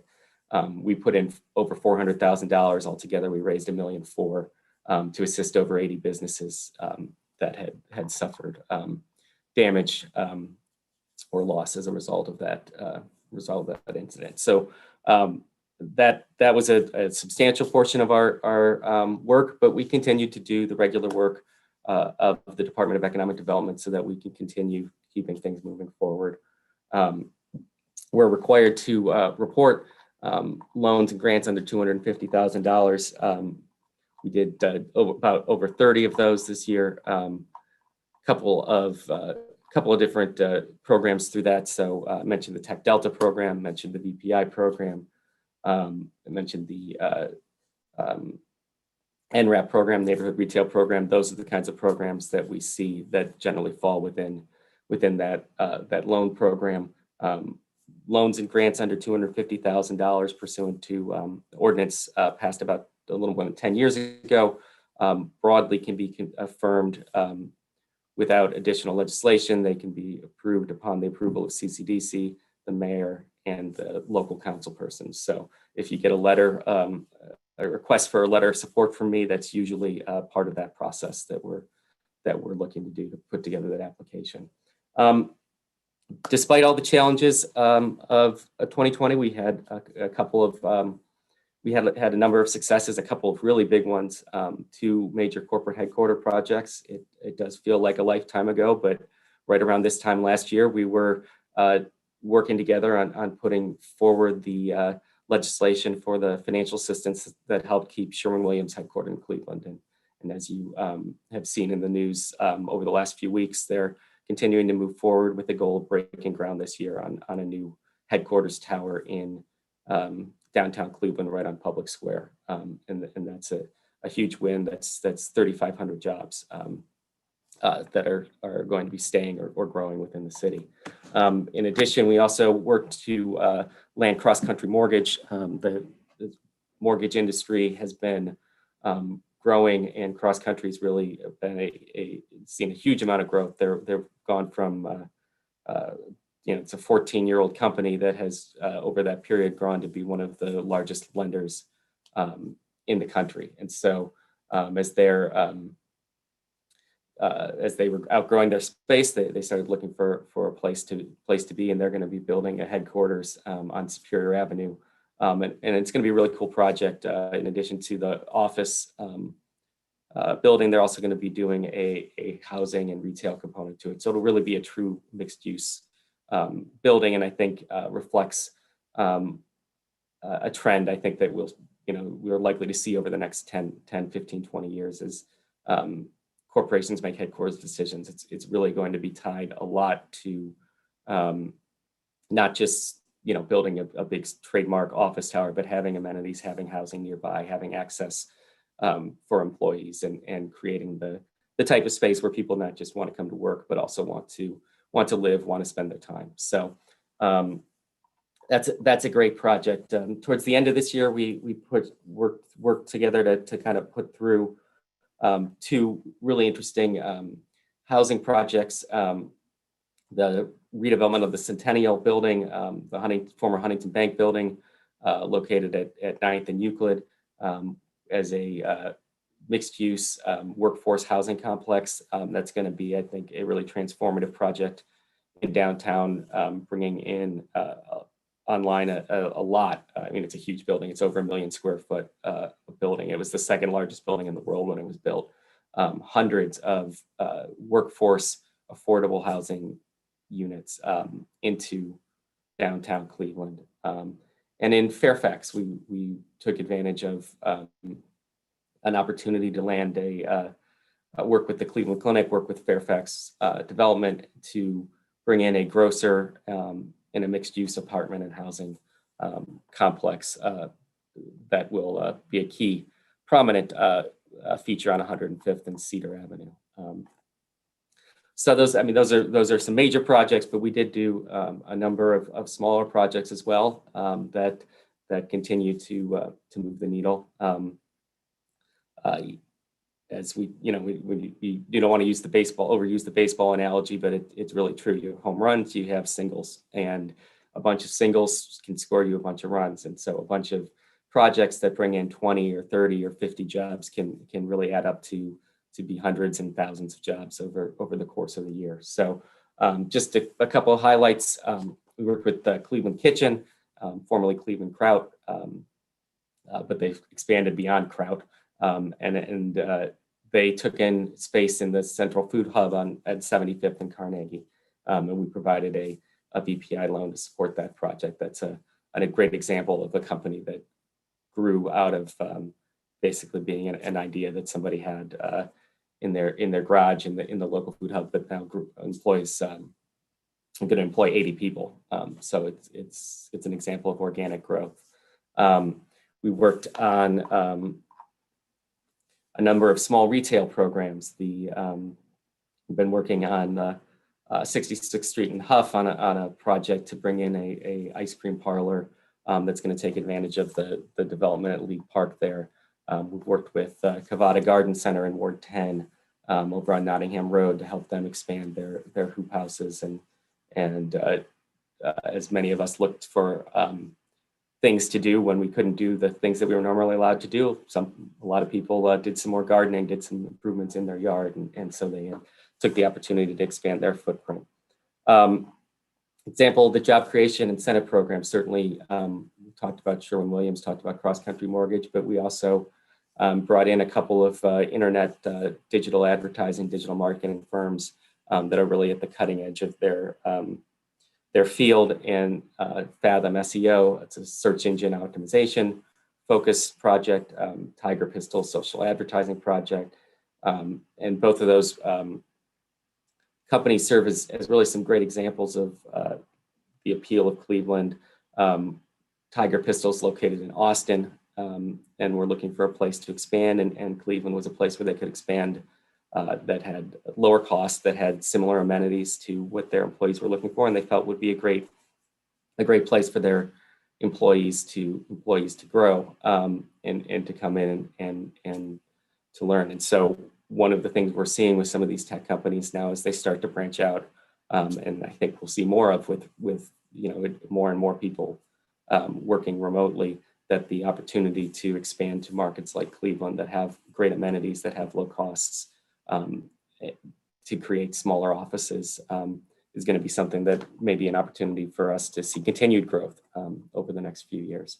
I want to touch a little bit on the Industrial Commercial Land Bank program for now coming on almost 15 years. We've been engaged in taking ownership of former abandoned industrial commercial properties. We've had over a dozen that have gone through the city or are in with the city right now that we've been able to help remediate, position for redevelopment. One example right now, if you've driven on Madison Avenue, you've seen Amazon signs going up at Maria and Madison, as Amazon is now the lead tenant in the former Midland Steel site. And so that project we sold a couple of years ago, the building came up over the last year and now has been leased out by Amazon for their development. A couple of other highlight initiatives, and then I'll wrap up. Opportunity Corridor, we're continuing to make progress in centralizing land ownership. The city owns a vast majority of the land in and around the Opportunity Corridor that we're attempting to position for redevelopment. The corridor is expected to wrap up end of this year and into 2022. And as that road opens up, we're working hard to make sure that we have sites that are ready to go for businesses to come to and grow. We've taken advantage of our partnership with Jobs Ohio to conduct environmental assessments on a number of these properties, and we're getting kickstarted on the remediation of some of these sites, hopefully over the next year. And then we've had a number of accomplishments through the Mayor's Neighborhood Transformation Initiative. We've made this investment about 3 years ago. We started deploying funds into several neighborhoods throughout the city to help really try to reverse some of the issues of blight that have been faced, and take advantage of what I think is really, we have in place a number of great cultural assets where if you start going not too far from these neighborhoods of strength, then you run into areas where there are real challenges. And so the Neighborhood Transformation Initiative is really designed to try and push the market to knock on the doors of developers and lenders and say, wake up, there's great opportunities here, and encourage development that can help to improve the lives of our residents. And so, in Glenville, the Glenville Circle North building has been open. The Glen Village Incubator, which is a great project where we worked to identify 7 small businesses who helped move into a retail incubator, which we happened to launch in February of 2020. So timing was not our friend on that, but those businesses are continuing to work strong. So that building is up and underway. We've been working with the great folks at Community Housing Solutions on senior home repair in those areas as well. Buckeye Road, we've been working with Burton Belcar to help to acquire property and stabilize some of the corridor there along Buckeye Road. That's another area where there's really great bones. There's some great buildings there and some great opportunities for development that if we can help stabilize and create platforms on which to build out. And then working with, at the end of last year, we launched some funding with Metro West to create a revolving loan fund for home rehabilitation, as well as working with the developers of the Blanket Mills building to provide a loan to support demolition. So we're working in that neighborhood as well. And these are all areas where we're continuing to look to invest and where we think we can see future development here over the coming years. We received 3 large pieces of federal funding, or positioned ourselves in 2020. We received just under $4 million from the Economic Development Administration as part of the CARES Act. That funding has been predominantly deployed to support the emergency working capital loans. And then we have gone forward now and are in the process of getting the approval on $15 million in Section 108 loan for the Centennial Project, $9 million in Section 108 loan funding for the Fairfax Grocery Project. All told, the department has about $17 million in resources allocated for development assistance. About $5 million of that is EDA money between our existing working capital, Title IX revolving loan fund, and with the balance of the CARES Act money. About $7 million is tied to the empowerment zone, and then the remaining funds are allocated between our job creation incentive program, the funds that support the vacant property initiative, the Tech Delta program, the NREC program, the NDP program, the programs that I talked about further. So we're hoping to invest as much of that as we can into our communities and continue to keep this growth going. To wrap up, then, I think our report speaks to ourselves. There's a lot more in there, but we, exclusive of the COVID relief program, we helped to invest in projects that are worth over $1 billion in construction this coming year. And even if you take out the $300 million or so from Sherwin-Williams, that's still $750 million in funding that this department helped to support this year. Again, those projects are again tied to roughly 5,500 jobs. And so despite all of the the challenges, all the economic issues that we struggled with in 2020, we still managed to, I think, make some real strong investments that are going to support the city for in 2020 and in 2021 and going forward in our future. And so on that, I'll wrap up.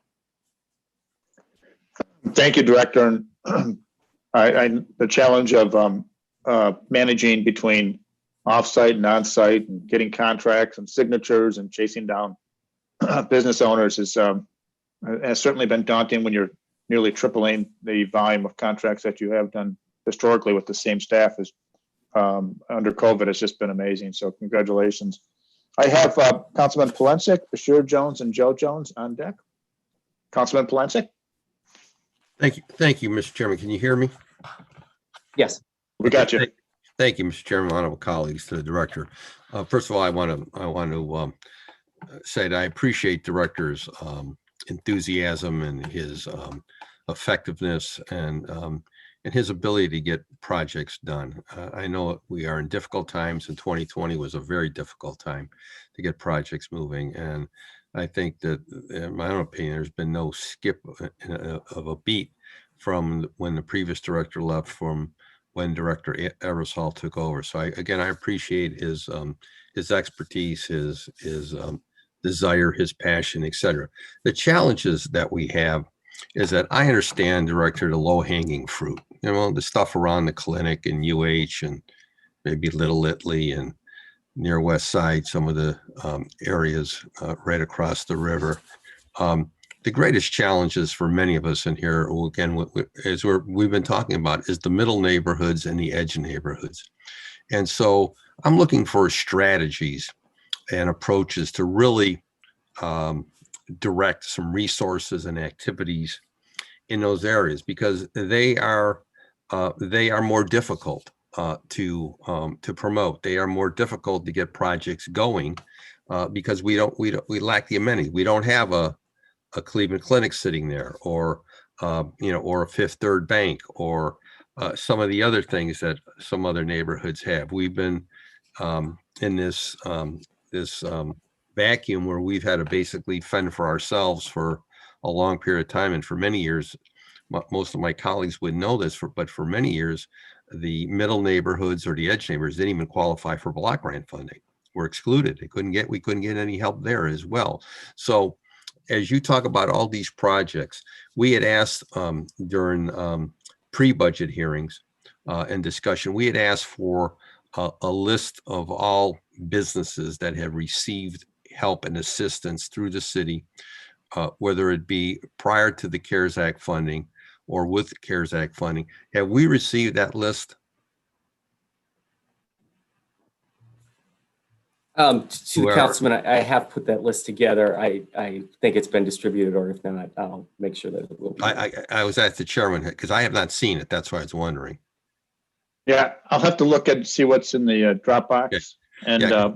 because there's also in the 2020 report, it has a list of the vacant property initiative properties. It has a list of the small business assistance.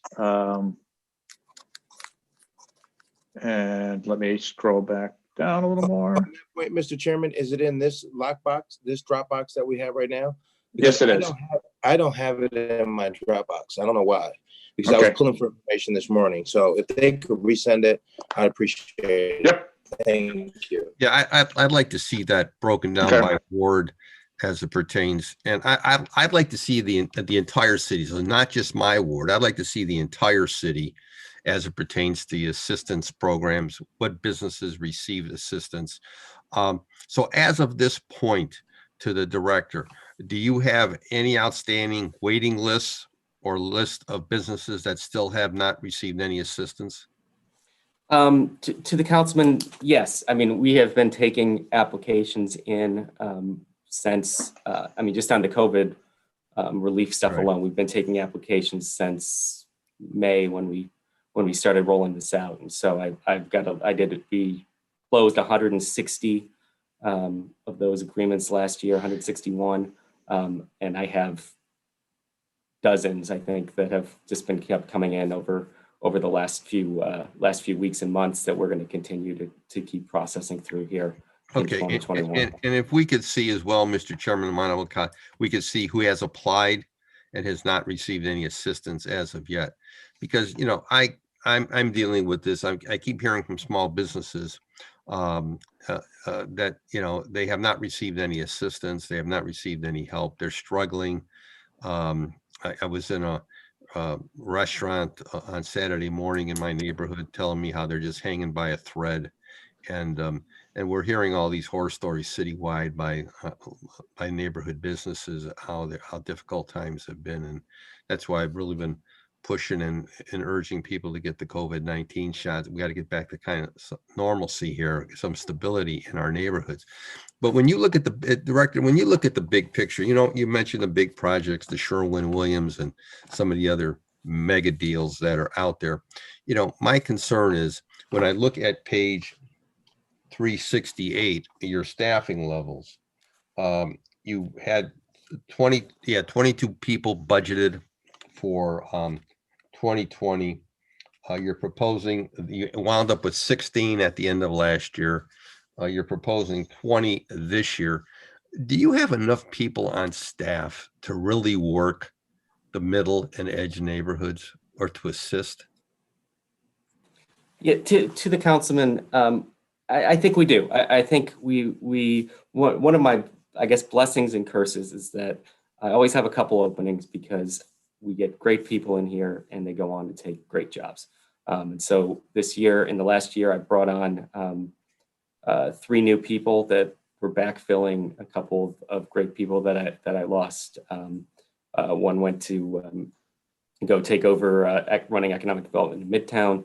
One went to a top line accounting firm doing structuring the deals that we try to put together. And so we continue to bring people in, we continue to train them up, and we continue to see people run for great opportunities, which I think is a compliment to the city and to the department that we're creating these opportunities for people. I think it's really important. That said, to your question, I think we have been able to work through this volume. I think we've learned a few things that has helped make us more efficient. One of the things that we were doing really in 2018 and 2019 that we stepped back from in 2020 was trying to do more work with intermediaries in neighborhoods, with CDCs, with the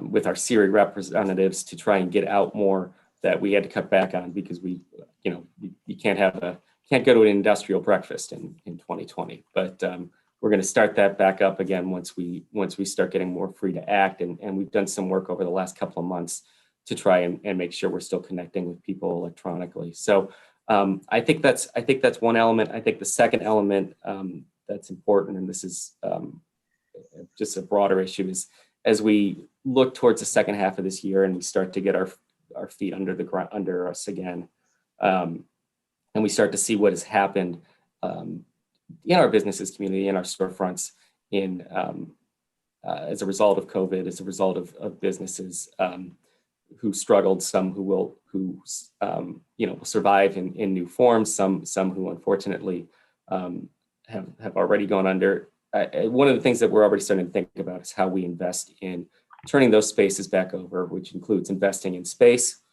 helping to bring space up so that it's modern and attractive, as well as investing in people, creating resources through lending, through grants, through partnerships, so that people who are looking to start new businesses can then be successful in getting up and getting launched. Because we're going to have spaces that we're going to have to fill, and I think it's going to take a partnership between the department, between council, between our local communities to make that successful. Okay, because I just want to continue to zero in and drill down on the bulk of our employment in our neighborhoods is in small businesses. And I want to make sure that we're doing everything we can to reach out and assist those small businesses whenever possible. On that note, the City of Cleveland, through your shop, funds SERI. And as I reported to you last year at this time, I don't get any reports from SERI. I don't know what they're doing on the Northeast side. I don't know if my other colleagues receive any monthly reports or quarterly reports from them. If my life depended on it, I couldn't tell you what they're doing on the Northeast side. And still, we still have a large number of small manufacturing firms. So I don't know if they're interacting with them. I don't know if they're reaching out to them. What type of oversight do you provide as it pertains to SERI to see what they're doing? Sure. So we have, in fact, we just commissioned a report. We're in the process of finalizing with them on industrial businesses, sort of where the current state of industrial business is. And they reached out and surveyed about 400 businesses they were able to connect with over the past, say, December, January, so say 8 to 10 weeks to pull together and just get a feel for what the pulse is out there. We've also worked with SERI, done some work with them, and I think I'm starting to see some feedback on administratively on my side on making sure that we're reaching some of to your earlier point about businesses that may not have been aware or may have struggled with our programming. So use them to enhance some of that work, and I'm seeing them, producing and pulling in documents and helping my staff be a little bit more efficient. But I'll also follow up with them and see if I can get to you, some reporting to that effect and see if we can work together on that. Because how the level of funding you supplied to SERI, Mr. Chairman, to my colleagues last 2020 was how much? Well, in 2020, we just it's about $500,000. Okay. A year. Well, yeah. In light of $500,000, I would think, Director, that they could communicate with council members as it pertains to what they're doing. I mean, to me, I just don't get that. They're receiving that amount of funding and there's no communication with us. I find that very troubling, extremely troubling. So I hope that I don't want to have to bring this up again next year. I hope you will do what needs to be done to correct that misstep and that lack of engagement among council members. I'll have words. Okay. Finally, Mr. Chairman, on 2 points on enterprise zones. Have you monitored the enterprise zones as it pertains to businesses that have received any type of assistance or who have applied? You mean, the opportunity zones. Excuse me, opportunity zones. So the opportunity zone program is the way the program is set up is it's there's not a reporting requirement that's built into the legislation. Now, the state created an opportunity zone tax credit at the state level that I believe they have a database that they track on that I looked at several months ago, but haven't looked at recently. So there's some opportunity to find out at least who may have received funding from the state, but that will not. That's a small subset of whomever is taking the federal. Okay, so if I can make that request through the chair to the director, if we could get that, because there's an area on the northeast side between Councilman Hairston's ward and my ward that has a small portion of it. And Jack Schrein, obviously, from Jorgens and other businesses in the community have indicated they would like to see the borders amended, especially to take in a portion in Councilman Hairston's ward along St. Clair Avenue. Do we have any input into seeking to get an amendment to the borders? So to the councilman, the initial legislation in the 2017 tax bill provided for one period for designation. So it was 90 days, I think, from passage of the bill. So March of 2018. There was not a provision for renewal of that. Now, I don't know if there may be legislation going to up for consideration as part of a tax extenders or something like that in Congress. They may run into an issue because with the 2020 census, all the underlying data behind the census tracts is going to change. And so there may be census tracts that were designated that now may not qualify based on 2020 census numbers. But it would be all speculation as to what the impact would be. It's going to take Congress to do something. Well, I would hope, Mr. Chairman, to the director, you would keep us involved and updated on that. Because again, there's just a small portion on the northeast side. And I think they did this big portion in Euclid and they just threw it over the border. I don't know if they did it to appease Cleveland on the northeast side, but it really has not benefited us. But there's an area, again, specifically in Councilman Harrison's ward along the St. Clair corridor, it could really benefit by it if it was amended to take in that area. So again, I'll leave that on the table. The last point, Mr. Chairman, is the issue with CRA, your relationship looking at the banks and financial institutions. We know there are people who are applying for loans with your operation, your shop, and I appreciate any assistance you have provided, but we still constantly hear from small businesses, minority-owned businesses, female-owned, just small businesses in general, their ability to seek and get financial assistance, the loans, mortgages. I find it very, very sad in 2021 that we still have this redlining that is taking place in many of our neighborhoods as pertains to small businesses. What is your engagement on that level?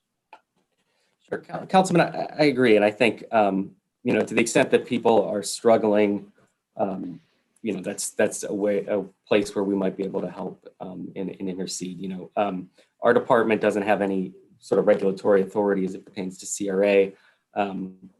But I will make a note that sort of the flip side of it, at least that we're seeing, Huntington Bank is the largest SBA lender in Ohio by far, and really, from a national perspective, does an enormous amount of lending, and so they've been a pretty good partner for us on a lot of transactions. I have some decent connections with commercial lenders. If there's people who are having, really having challenges, I can always, see if I can intercede and at least get somebody to provide a more thorough explanation, or it's also kind of goes to the partnerships that I talked about a little bit earlier too. if we can, if we see somebody who's having trouble getting lending and we can get a feedback for what that is, then I can connect them with a resource that can help them get themselves together in a way that helps navigate that process. Okay. Again, thank you, Mr. Chairman. Thank you, Director, for your expertise and your commitment to businesses in our city. Thank you. Hey, thank you, Councilman. And certainly one of the other areas that the department has done a good job is these small businesses that the city has a hard time giving assistance to because they need help with accounting, bookkeeping, things that normal underwriting would ask for.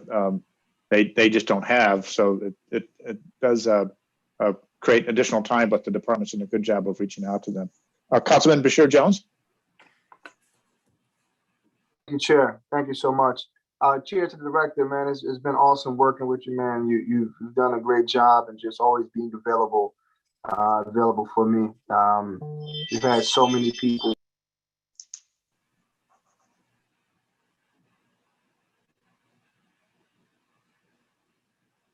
Did we lose him?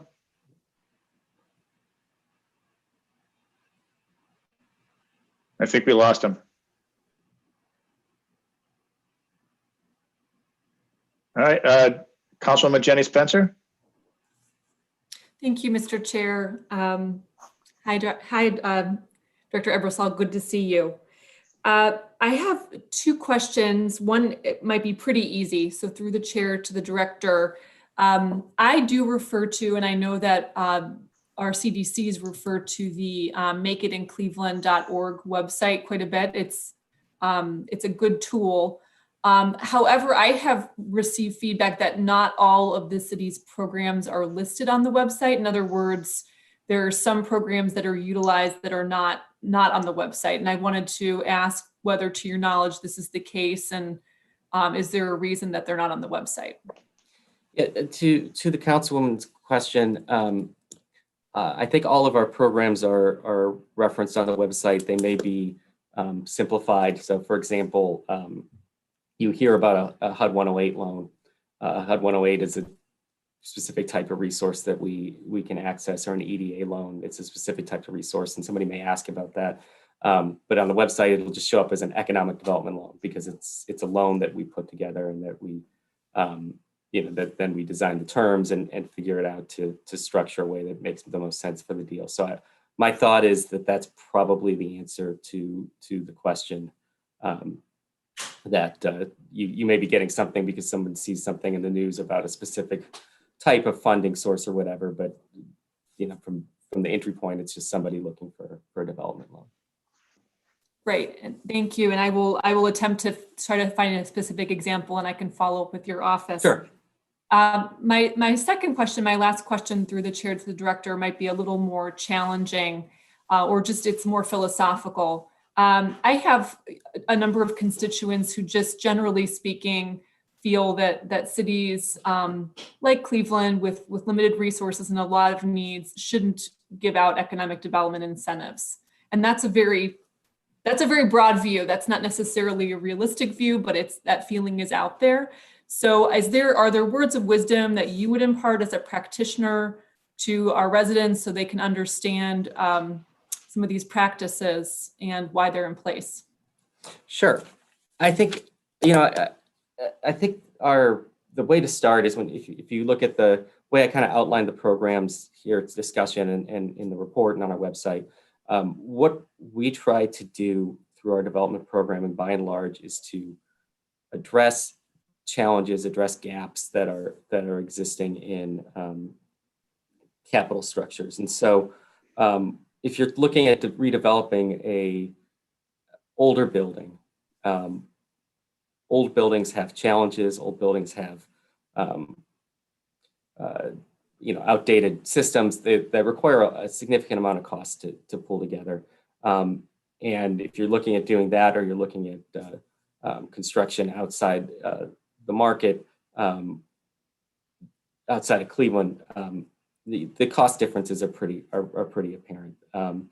Our Tech Delta program, kind of the same sort of thing. We're really helping to try and write down costs to bring space up to a modern standard. I talk sometimes about the industrial market space and how in Cleveland, we really don't have a lot of industrial space that is, falls within that 20, 30-year-old range, which is great for a lot of businesses because it's functional, it's lower cost, and if you don't need sort of the cutting edge of space, you can go there and pay $8 a square foot in rent instead of 14 like you'd pay for new construction. And so when we're looking at a business that's looking to locate, we may be trying to find a way to bring that cost structure for new construction down to a cost competitive rate with existing to build in space. And so that's, I think, what we see from our perspective. And so what we're really trying to do is to take a look at what the costs are to businesses, what the challenges are with our space, with our built environment, and try to find ways to make it so that matches. And so development can happen. Our staff takes a pretty thorough look at these programs. We underwrite them. We take a look at the pro formas. We take a look at the benefits to us, the job creation, and ultimately, whenever we bring something forward, we're saying that without this assistance, it's our evaluation that this project would not move forward in the city of Cleveland, and that's that's why we feel that the investments that we propose to make are justified. Thank you, Director. I look forward to continuing that conversation on a case-by-case basis. Thank you. Thank you, Councilwoman. Councilman Bashir Jones, I'm sorry, we got disconnected there. Yeah, we sure did. Thank you, Chair.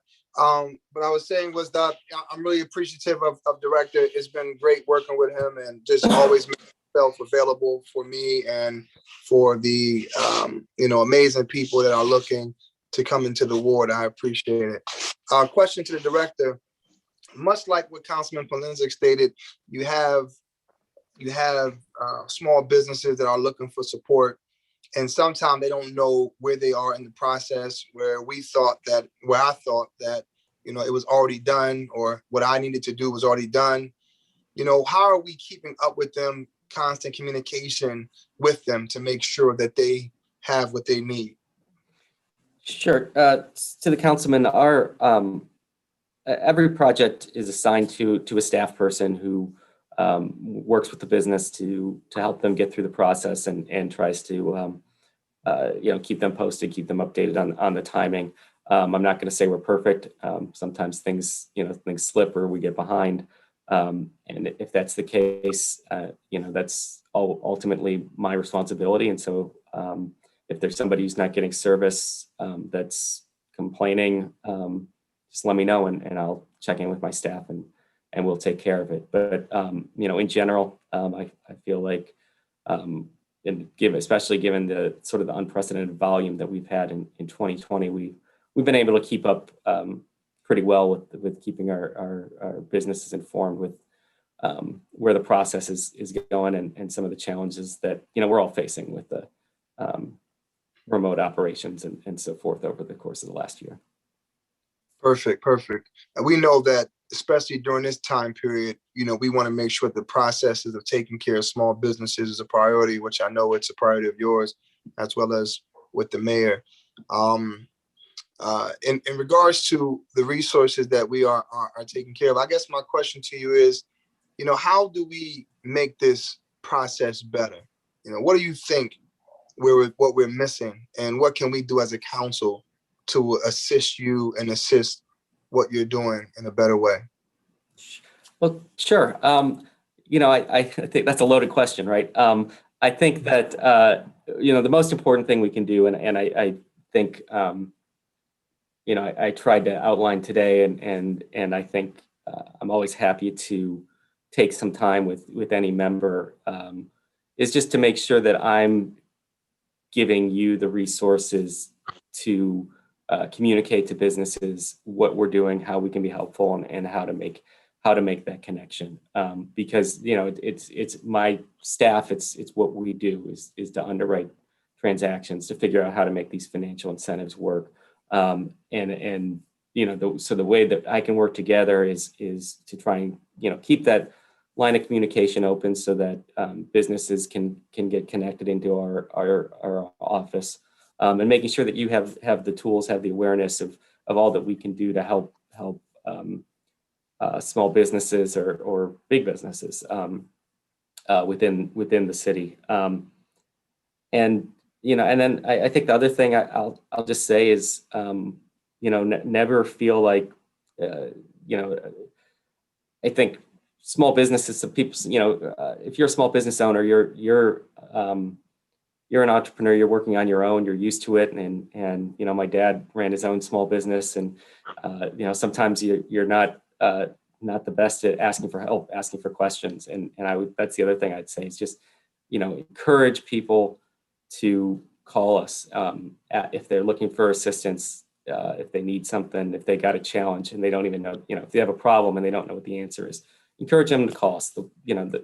We'll talk to somebody. We'll see if we can get them some assistance. Just do. If there's an ask at council, it's that. It's don't help businesses feel comfortable coming to us.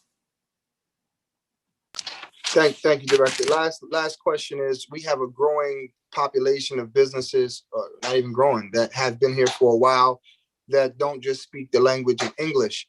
How are we making sure that we are exposing those businesses that may only speak Spanish or speak Arabic or speak Chinese or speak whatever language? How are we getting the information to them? I found that to be a major problem in our community.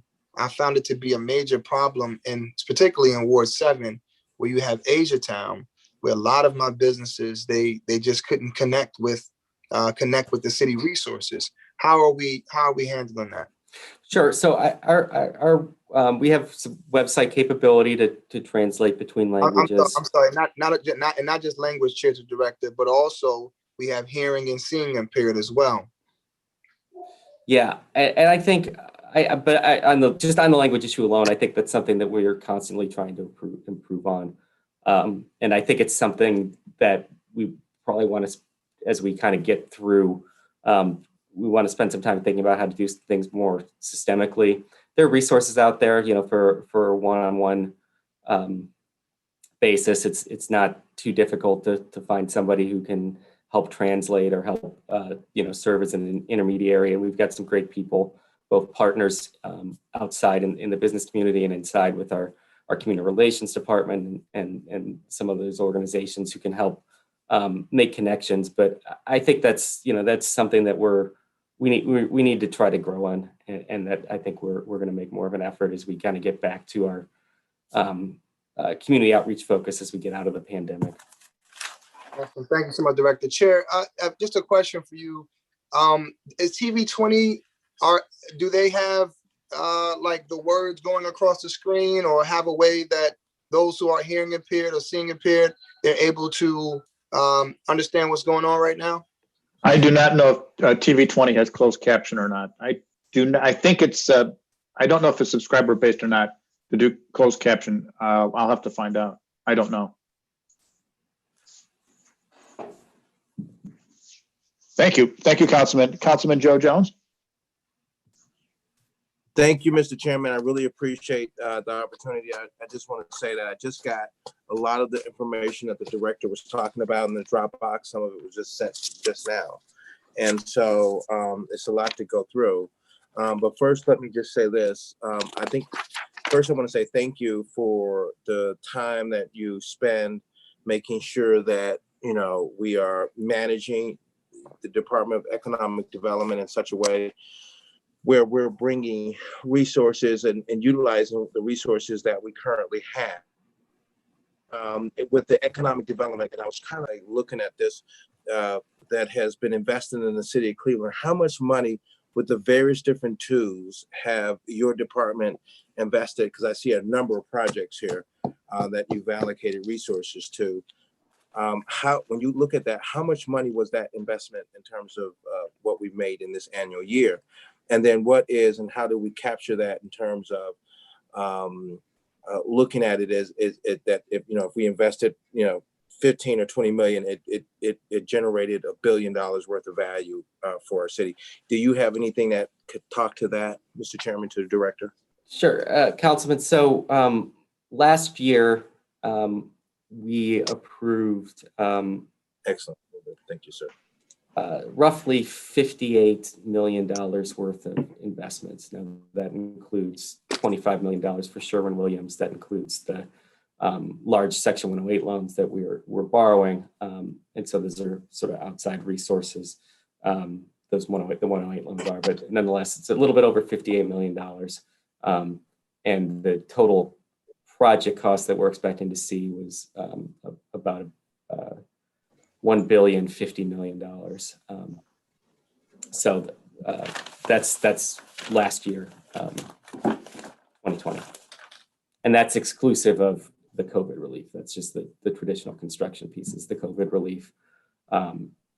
You know, we were investing an additional $1.6 million last year, about 400,000 in the 30th. So I had about $2 million to that. And Mr. Chairman, to the director, how many, just, you know, we've been going through a lot of this, and I hate to say, you know, I've been singing and hollering at this or beating the drums on the issue of investments. I think my colleague talked about a little bit of that, Bashir Jones. And I know Mike Polenzek when we've been talking a lot about how investments are made in our city and its overall impact. We were given information that just confirmed that, just talking about how there has been an actual failure of investment in the east side of the city of Cleveland, especially middle neighborhoods. And we watched a lot of investment over the years in Edgewater, Ohio City, Detroit, Troy,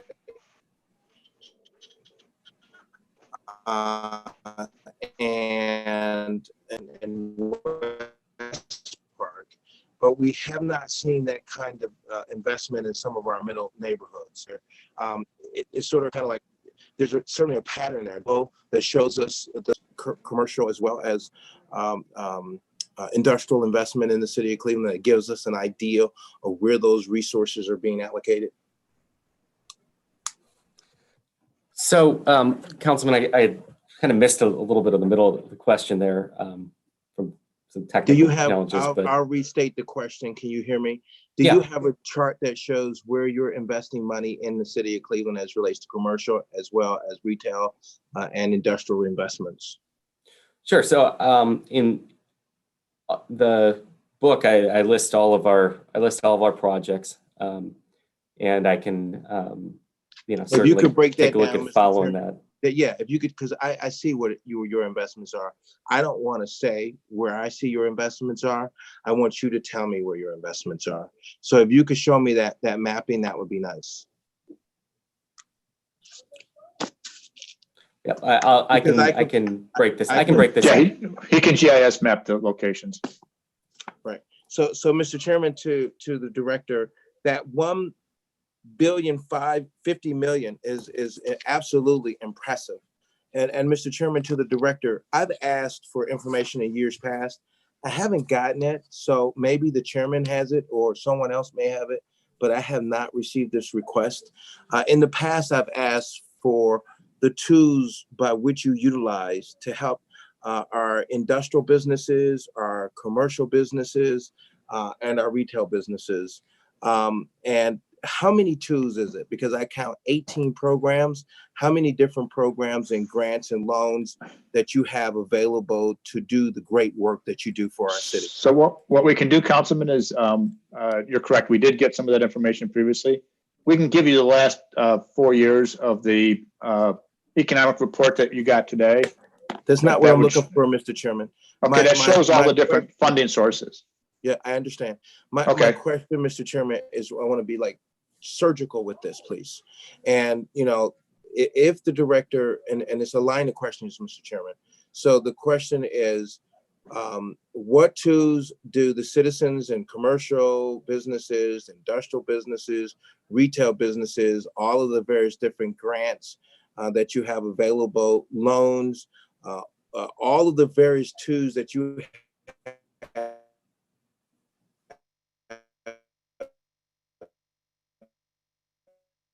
You're breaking up, Councilman. We lost you. You froze. You're frozen. You're like Elsa.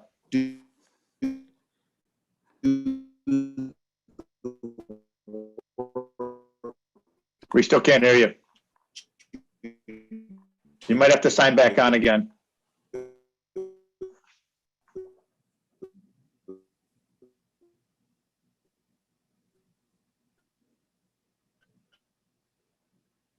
Okay, I'm sorry. When he signs back on again, we'll come back to Councilman. If we can go to Councilman Anthony Hairston. Thanks, Mr. Chairman. A couple of my questions have been answered. One was around Councilman Bashir Jones' question about, who in the department is it, the particular staff person who is directly working with an individual or whoever does the intake of the application, the follow up with those individuals, let them know, step by step where they are in the. Oh, thought I heard somebody else talking as well. Go ahead, please.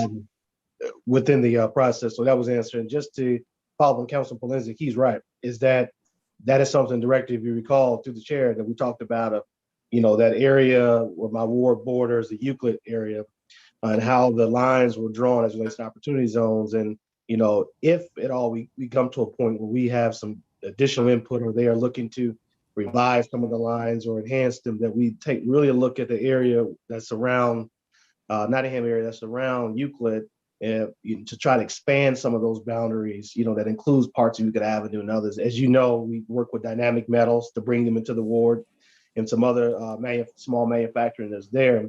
But by expanding some of those zones, because some folks reached out, but unfortunately, after their research, they realized it was not an opportunity zone. And so they kind of passed on the area because they believe the opportunity zone would have been a benefit for their business and helping to get them there.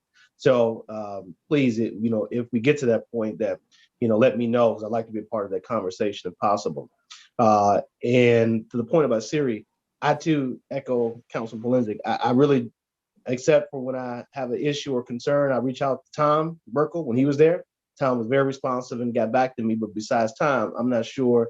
Kim, she interacts to a point, but having some sort of report or kind of quarterly or semi-annual update about their activities in the particular wards or the areas of the city would actually be great. So that way we can know kind of the communication of what's going on and not wait till they have already been meeting and working with a business. And then we find out after the fact and is asked to come on board to support something that maybe we have no idea, or this is kind of have gone through a number of meetings and discussions before it has gotten to us. So just wanted to make that point. Thank you. Thank you, Councilman. Yeah, so we can, the director can get us the list of the Siri reps and the areas that they serve. And I think that idea of having some kind of regular check-in makes a lot of sense. So I'm not sure if Councilman Jones came back to us. I see two shots of Councilman Jones. All right, Councilman Jones, if you can unmute yourself. Councilman Joe Jones, I'm sorry. Yes, Mr. Chairman, certainly you got double the trouble now. With that being said, I want to make sure that I don't go out, and I appreciate you, Mr. Chairman. We have the question, the line of questions is that we have, with the investments that we've made in the city of Cleveland with a total of $58 million, we see a return of $1.05 billion on top of that, which I got to say, Mr. Chairman, to the director, that's very impressive. And then when we look at the budget here, we see that there is about 20 people who work in the division of economic development. And I see some of these line items, they really have a fundamental cap in terms of maximum on their salary schedule. I would certainly will want to explore that somewhere down in the line in the future. And here's why I say that, Mr. Chairman, to the director. There is a super disparity between investments that are being made in middle neighborhoods and the east side versus the west side. And that's obvious. We talked about the economic impact of what's happening in terms of redlining in the city of Cleveland, and that there are 5 of our largest banks that are in the county, which comprises of about 73% of deposits in the city of Cleveland. And there's no investments in the city of Cleveland from those 5 institutions. And I don't want to say their names, Mr. Chairman, but it is quite disturbing to have those institutions that are in the city of Cleveland that are not investing. And when I look at your report, Mr. Chairman, to the director, I know also that there is, that investment seems to be going down the same line items of where investments are going and where they're targeted in the neighborhoods. We had some discussions with then Director Wacker, and he talked about having and hoping to create big, his concept was big projects, big ideals that will hopefully launch us into some level of equality across the city as it relates to investment. One of the problems that we found, Mr. Chairman, and you're certainly very well aware of this, is that the economic development systems that are on the east side of the city of Cleveland are like totally different from the west side of the city of Cleveland. They don't have the capacity in place to do the work, and they don't have the resources to do the work, and they certainly are not getting any kind of assistance from our financial institutions for lines of credits so that they can expand operations.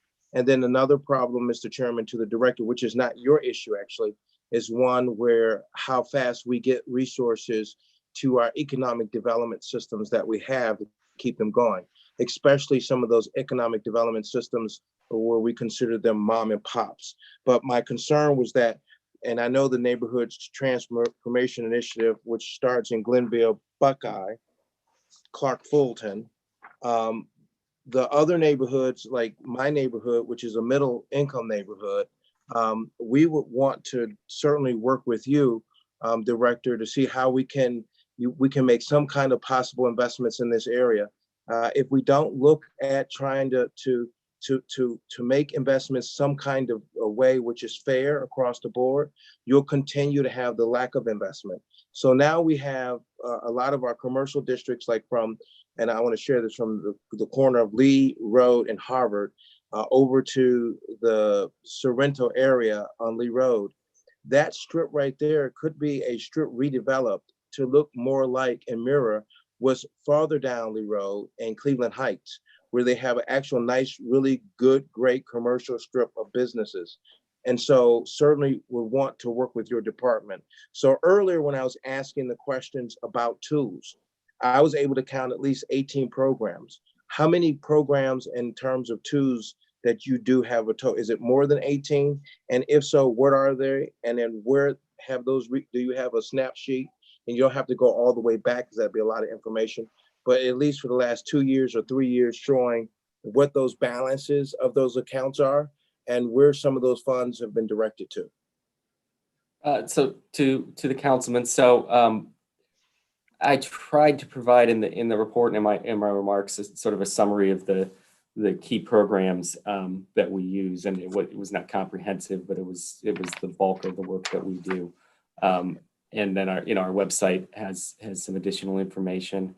I can also get to you. We put together last year. The other thing I'll say in I guess response to your comments is, we're talking about some of the work that we're doing on Buckeye Road, for example, and I think that's a pilot for some of the work that we're going to be doing as we try to build out some of this space. But I'll go back to the really remarks that the mayor made. When we invest in some of the hotter areas of the market, we're investing where we're maybe 5% or 10% of the project. There are other areas where we're 30% or 50%, and there's other areas where we're 90% of the project funding. And so we have tools in which we can do that. We have our neighborhood retail loan. A lot of times we're doing a $40,000 loan on a $50,000 or $60,000 project. but it is challenging, and we have to work with the private sector as well to make these projects come forward. And Director, can you provide the last couple of years, your end of CCDC, because it does show the balances of some of those program funds that we have. Yeah, I'll provide the last few years of reports, and I think that'll be in there. Thank you. And Mr. Chairman, I don't understand. I don't know if the director understands my question. You were looking at the different funds that are available and the different tools that they have, and that's what he's going to provide. Yeah, the question was, and I'll just say it one more time, because I don't know if you understand my question. Mr. Chairman, to the director, I counted 18 programs. You're breaking up again, Councilman. Your Councilman, you're breaking up again. Page 22 of your report. You're breaking up again, Councilman. There's only 10 of those programs, so I'm not sure. Well, let's go. Okay. Can you hear me okay now? No, we cannot. Can you hear me okay, Mr. Chairman? You're still crackling up there. All right, Mr. Chairman, can you hear me okay? Okay. Okay, Mr. Chairman, I'm trying to start my video and I'm unable to do so. So, Mr. Chairman, on my phone, I'm unable to start my video. Okay, so, go ahead. But you hear my voice, right? Correct. Okay, great. So yeah, go ahead, wrap up. Yeah, but I have questions, Mr. Chairman, that have not yet been answered, so I put myself back on again. So because it's taking too long to answer this question, which is really to me, all right, let's see, can you get that on there? Okay, good, you got me. All right, so the question that I have, Mr. Chairman, is that I'm counting 10 programs on page 22, but I got a total of 18 various different programs that I've counted. So the request for information, Mr. Chairman, to Mr. Tilley, if Ann Tilley could get this information, it'd be very appreciative for this councilman. What this councilman is fundamentally asking for is to have what is the total of the twos that we use for the city of Cleveland. So if we have 18 twos, so the question is to the director, how many funding twos do you have that we offer and provide as a city, in addition to grants that are incoming, there are also twos for you to assist in economic development? What are those twos? What are the 2 years balances on that? Meaning that there should be something the director can print off to show us that these funds, this money has been allocated or pulled out during this last 2 years to go here, and here's the balance. Yeah, so that's do we what have he's gonna. balance That's what he's sheets? going to provide. And then the question is, Mr. Chairman, how many programs do we actually have? Because then my math may be off. I'm counting 10 on one side, and then I'm counting 18 on another side. So he's gonna provide, as he mentioned earlier, that there's various sources that fall under one particular category. So that's where you have that direct. You don't have a direct match of 1 for 1.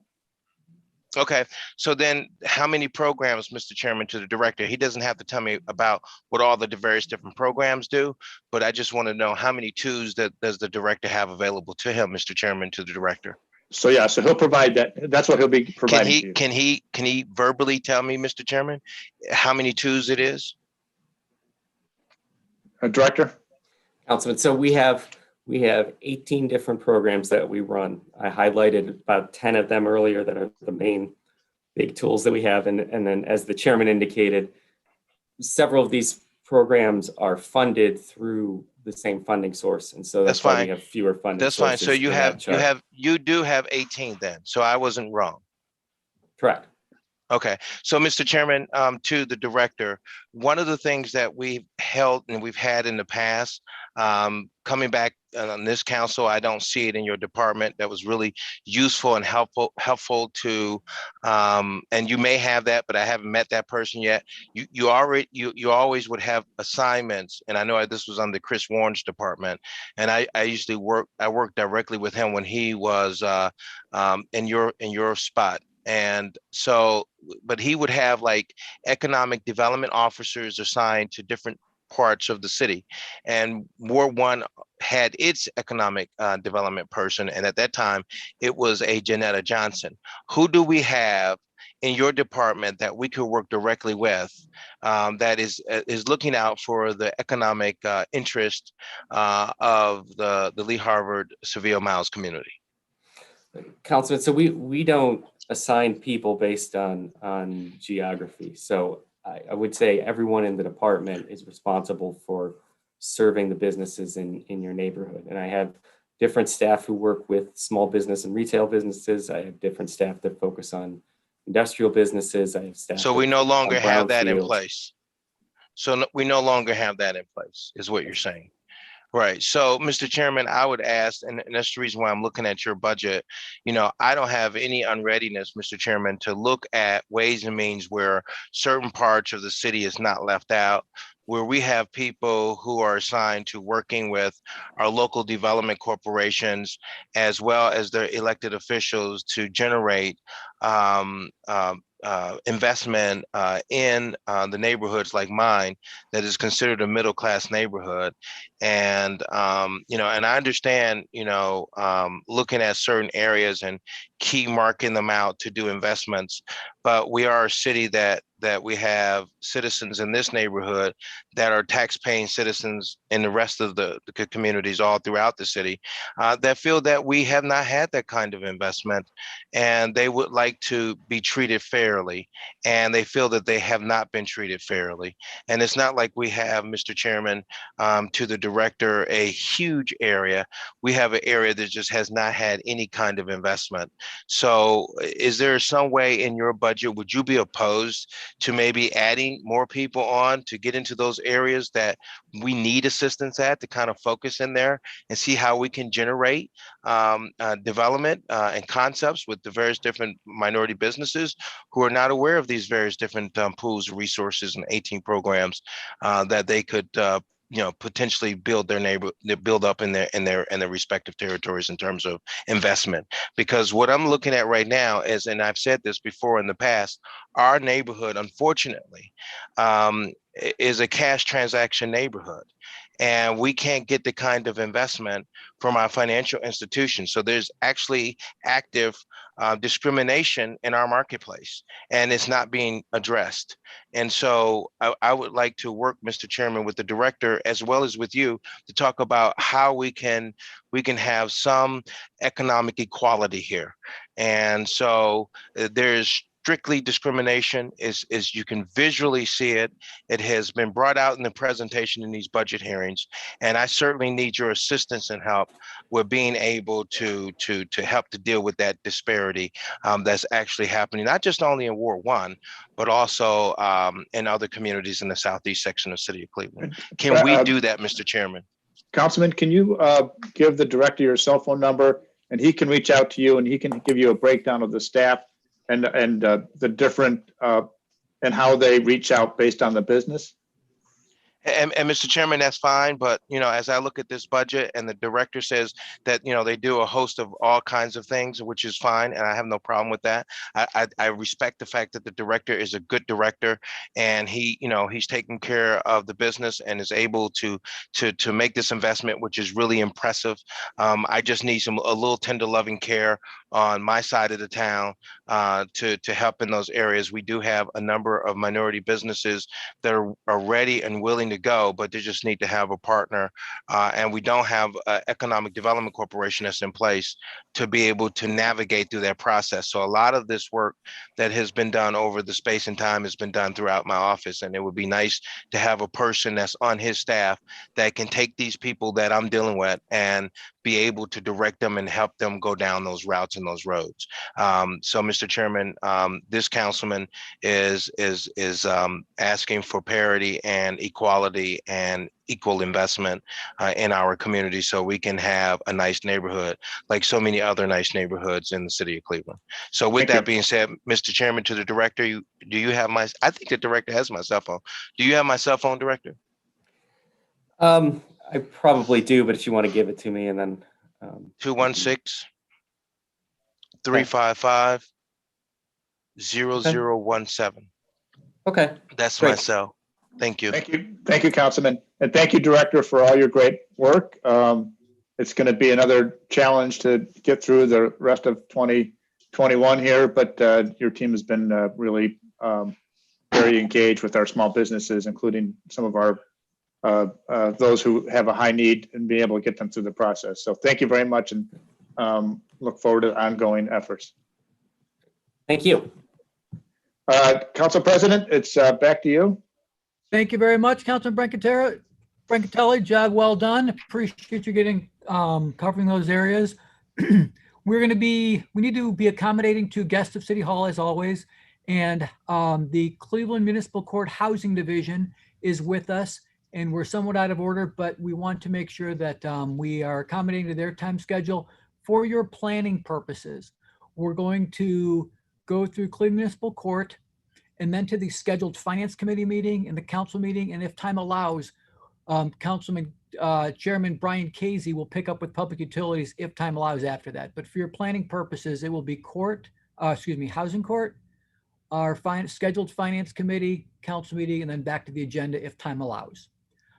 So with that, I would like to, well, before I welcome the judge, I would like to read Cleveland Municipal Court Housing Division. And if you could read this for us, please, or John.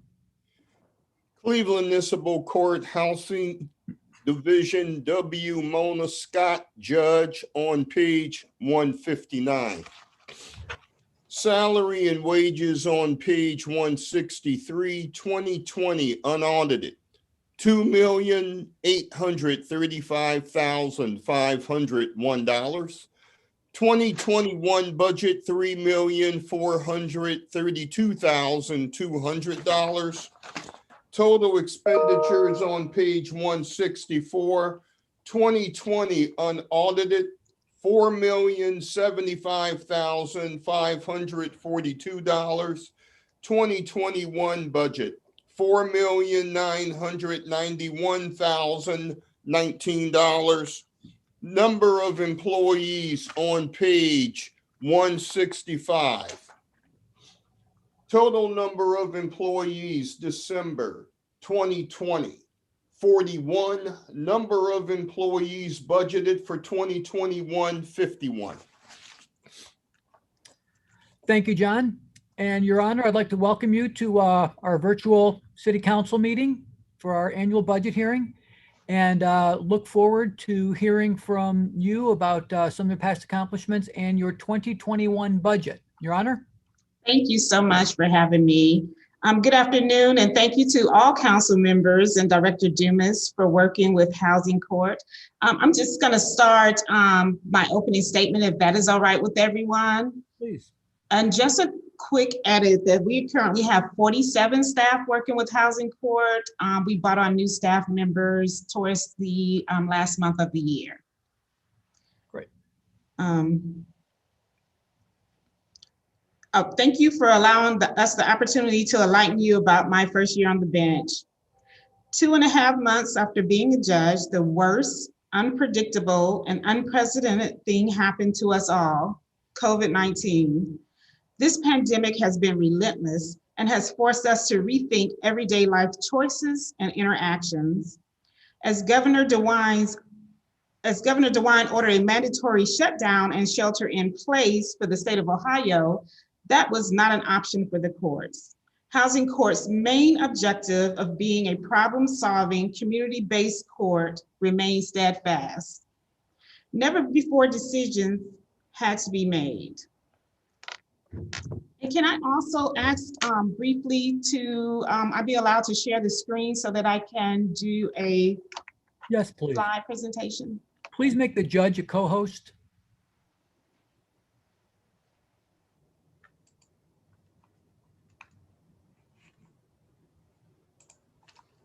Okay, so let's just see something really fast. And do I just click on this?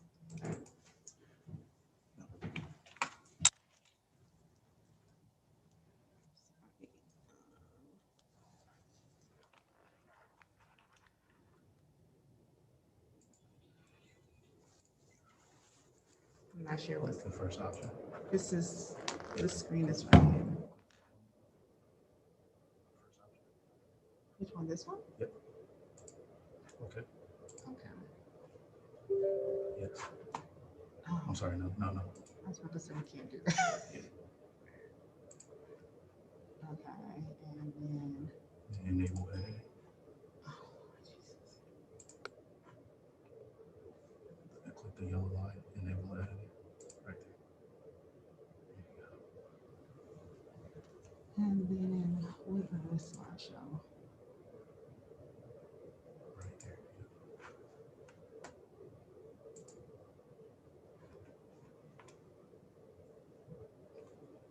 Where am I at on, Okay, so that's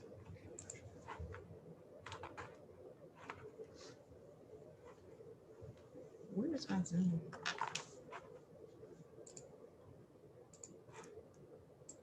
I do apologize. This is our new normal.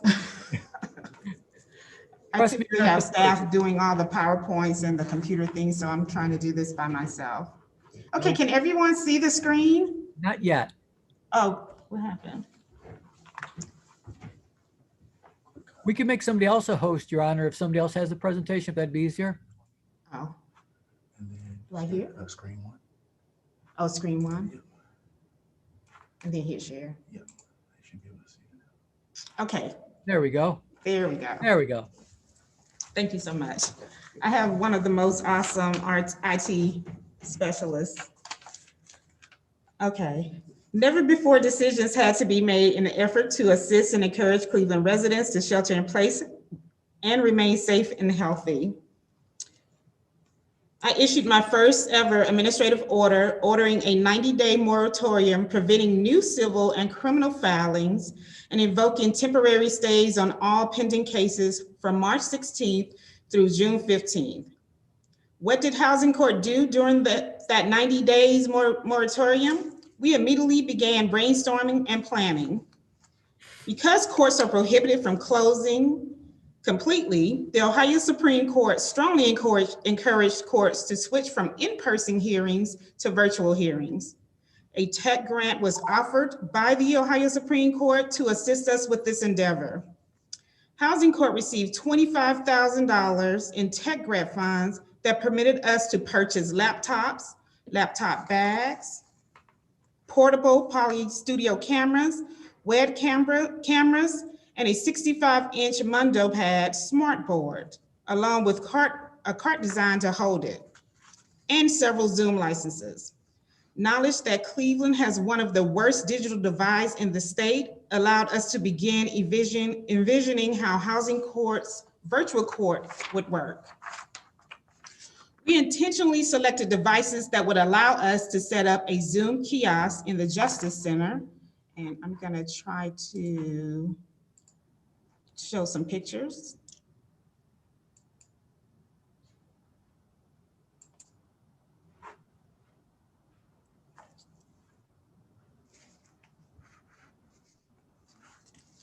We intentionally selected devices that would allow us to set up Zoom kiosks in the Justice Center and the community, along with allowing staff to work remotely from home and in the field.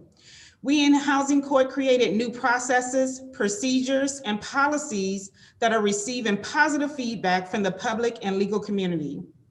Due to our lack of having a modern case management system, we created new Housing Court emails in conjunction with the city clerk's office and informational phone lines so that attorneys and parties could file evidence and not guilty waivers requesting their cases be heard virtually. We ordered vests for our housing specialists so that they can be easily identified as Housing Court personnel when conducting their field duties. We created a telecommute policy that allowed for staff to work remotely so that their work schedules could be staggered in order to honor COVID protocols, but most importantly, the 6 feet social distance rule, while keeping everyone and their household members safe. When staff work remotely, they are now required to submit work logs reflecting the work done while home. This is so Housing Court remained transparent to the public. We began improving the employee manuals, training manuals, as well as departmental manuals throughout the court. During the 90 days moratorium, all staff completed their Tyler University Case Management System training and began completing required processes for the new Tyler system. All chiefs began meeting virtually with their staff weekly, bi-weekly, and/or monthly to assess the failures and successes of our new reality, virtual court. 95% of civil cases and 100% of criminal cases, minus criminal arraignments, are held virtually. In addition to holding meetings, we began evaluating each department to see whether the court and staff were meeting statutory obligations and using best practices to prepare the staff to handle the public, foreseeable, and unforeseeable issues during this pandemic and our transition into a virtual court. We wholeheartedly thank and appreciate the City of Cleveland and this body for assisting Housing Court in obtaining much needed PPEs, such as masks, hand sanitizers, disinfectant wipes, face masks, and plexiglass strategically placed throughout our court. As you see on the screen, that is me at the bench conducting our criminal docket with the Mondo pad that's sitting in front. We also established a virtual Zoom kiosk for those individuals that do not have access to technology. This allows them to participate not only in their eviction hearings, but also their criminal cases. In addition to the public, we've also had attorneys come in and use our virtual Zoom kiosks. We are, as many of you know, Housing Court staff is on top of each other. And so we strategically went in and remarked and rotated schedules so that the staff is not all in the court at the same time. And then we also, the City of Cleveland came in and provided us with plexiglass to prevent the spread of COVID. As I talk about our Deputy Bailiff's Department, our Bailiff's Department is led by Chief Bailiff Stephanie Hall, Esquire. It should be noted she's a former county prosecutor, former Cleveland police officer, as well as a current instructor with Tri-Cities Police Academy. Chief Hall met our ORC statutory obligations in ensuring that all of our bailiffs were OPATA certified. 8 were not. Chief Hall also ensured that all of the deputy bailiffs completed their OPATA required 40 hours court officer training, which include ongoing firearm training, along with certification that deputy bailiffs be evaluated by a competent psychiatrist and determined mentally and physical fit to carry a firearm. Chief Hall also reestablished a working relationship with Cleveland Police Department regarding a long existing property management order between both entities. Chief Hall defined and clarified and mandated that deputy bailiffs were to do, mandated what the deputy bailiffs were to do with weapons, facsimile weapons, and BB guns that were found at properties where an eviction has occurred. The previous administration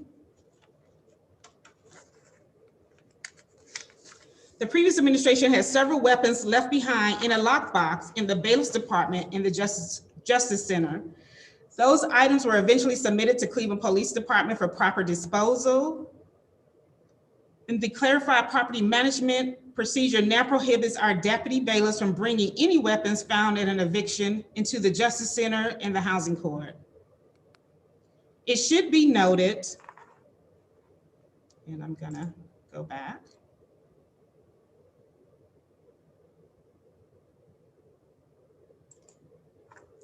It should be noted that Housing Court was greatly impacted by the May 30th protests. 7 Housing Court vehicles sustained serious damage due to vandalism and arson.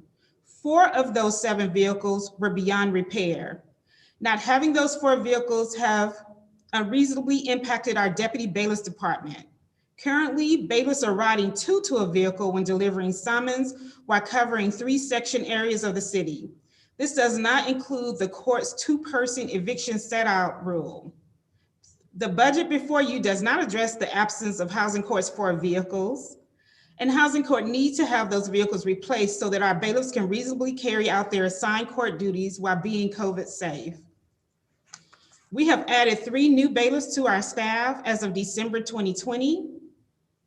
And things in the future we're looking to do with the Deputy Bailiff's Department is possible mental health training for our bailiffs and how to professionally handle individuals suffering from mental health crisis that could escalate by being evicted.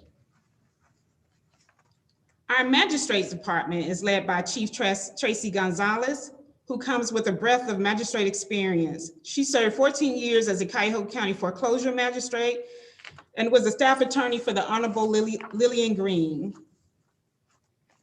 She has a team of 7 highly qualified and hardworking magistrates who work diligently to deal with the pre-COVID backlog eviction cases, seamless continuation of their personal pretrial dockets while working relentlessly to begin a virtual rollout of a majority of the court civil hearings.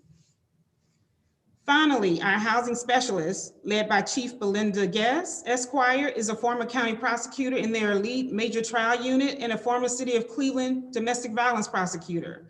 Chief Guest's efforts to streamline and improve processes and procedures, in addition to establishing a healthy, balanced work life for the housing specialist, does not go unnoticed. Chief Guest supervises, manages, and oversees the operation of the department, training, probation, and mediation activities. We have currently 8 housing court specialists who are certified through the Ohio Supreme Court as mediators and probation officers. We have added an additional compliance specialist who is a former Cleveland Division of Air Quality Environmental Enforcement Specialist and Outreach Specialist. She has a Bachelor of Science degree in environmental health and completed graduate work in environmental science. She will be responsible for our corporate cases involving dumping, air quality, environmental hazard, and lead safe compliance cases that are coming in the foreseeable future. She is also certified through the Ohio Supreme Court as a probation officer and mediator. We have 1 advanced trained mediator who also specifically handle rent deposits mediation along with standard mediation. And our deputy chief in our house is our in-house fair housing expert and is also trained probation officer and mediator. The housing clinic was relocated to the 1st floor of the Justice Center due to COVID. The operating hours are from 8:30 to 3:30 p.m. And this is to protect not only staff, but the public. Just to give you insight on how hard our housing specialists work, they have received 15,985 helpline calls. They have returned 3,210 voicemails. They have assisted 4,532 individuals at the housing clinic. They have mediated 653 cases, and they have referred 54 individuals to services. And as I go through this, this is kind of, we can go along through the power slide to give you more data of what's going on. I look forward to a strong continuous partnership with council and making Cleveland Housing Court the premier specialized court throughout this country. As you see on your screen, these are our bailiff vehicles that were set ablaze back on May 30th.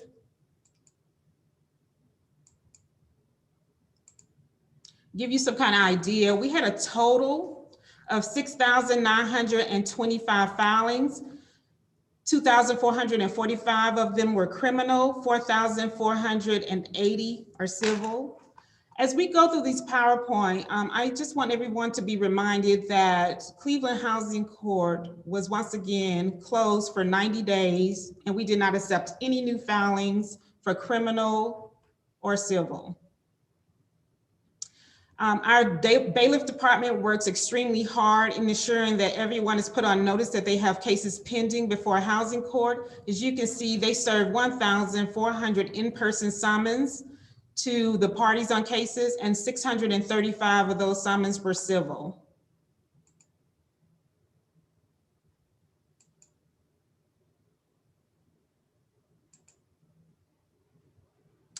As I sat in on some of the hearings, I've heard this question asked by many of city council members about the nullification of cases. And it wasn't us, it was the city prosecutors nullied 954 minor misdemeanors. Those are citations. Those are the things that are just like a traffic ticket. Either individuals can come in and pay the waiver, or it could be nullied and dismissed by the City of Cleveland Prosecutors Code Enforcement Office. They also nullied first degree misdemeanors, 105. The total nullifications for 2020 is 1,054.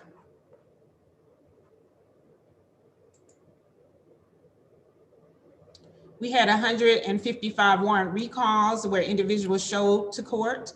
I have moved away from issuing warrants for individuals arrested for their failure to appear, and I have begun asking my deputy bailiffs to issue vehicle registration and license blocks. I signed off in 2020, 260 search warrants, where 143 of those were returned.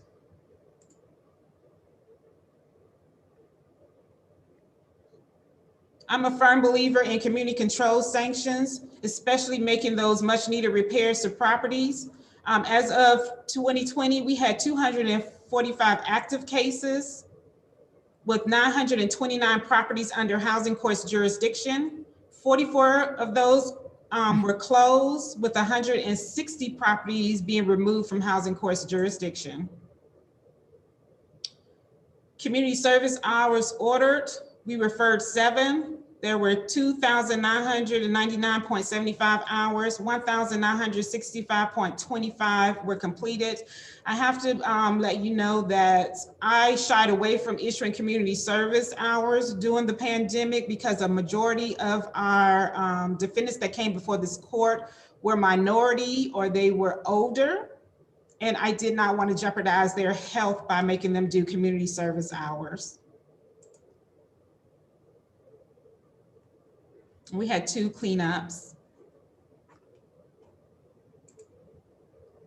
I'm noticing a small uptick in hoarding, and it could be triggered because of the pandemic, that even those that were on our hoarding abatement initiative are starting to recidivate. And then we're seeing new cases come down the pipe. So we are working diligently to establish a process and procedure. One of the things Housing Court would love to do is have a specialized mental health docket. Although currently the Ohio Supreme Court and the ORC prohibits us from doing that, but that's something we'll be looking forward to do for future legislation. E-payments made online has been 435.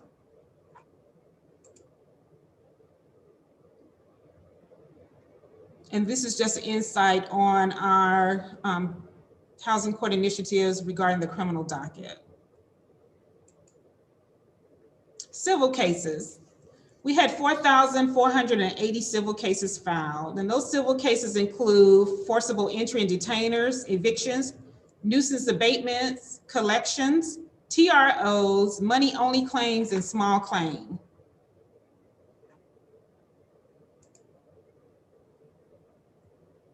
This is giving you some kind of idea of what our eviction outlook has been in 2020. Move-outs that actually occurred were 691. Rent deposits filed was 92. Stays granted from the Center for Disease Control order was 240. Bankruptcy stays granted, it was 10. And when we say the stays granted, that means we could not allow for evictions to take place. Other civil actions filed, compare repairs, rent release was 290. And of course, this is information just about our housing specialists and the phone calls received.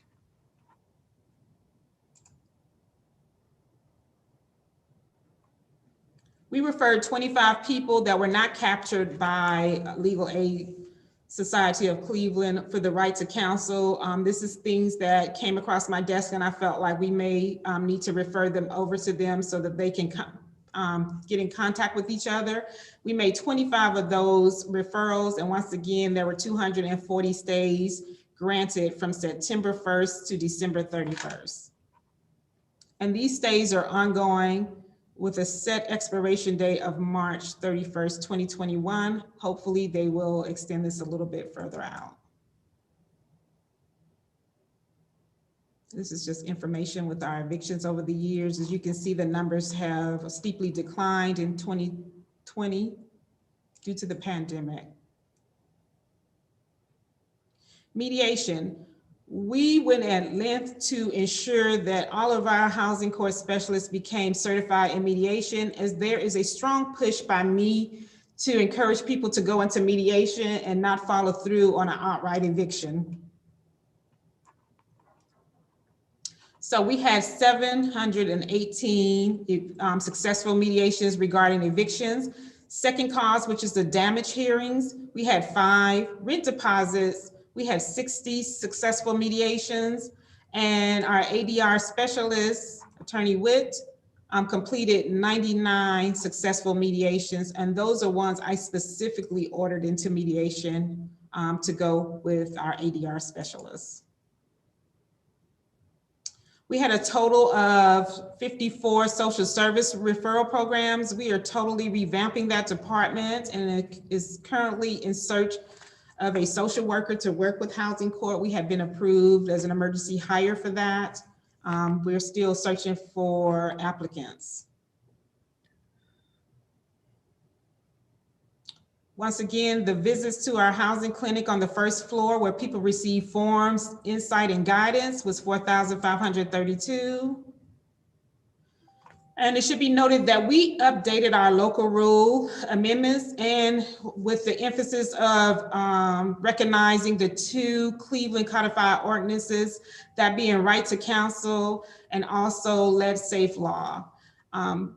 I could go on and on about how layered each department is, but we work diligently with Cleveland Legal Aid Society to ensure that those who qualify to right to counsel has access to right to counsel.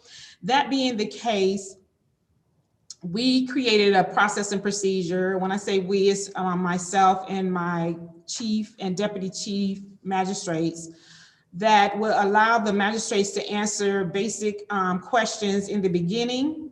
And then if they are in need, if they qualify from those preliminary questions, legal aid has been allowed to go out into a breakout room to have one-on-one conversations with those individuals.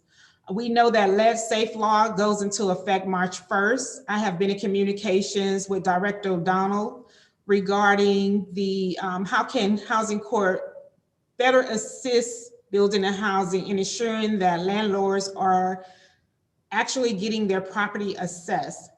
We decided to create a lead certification affidavit.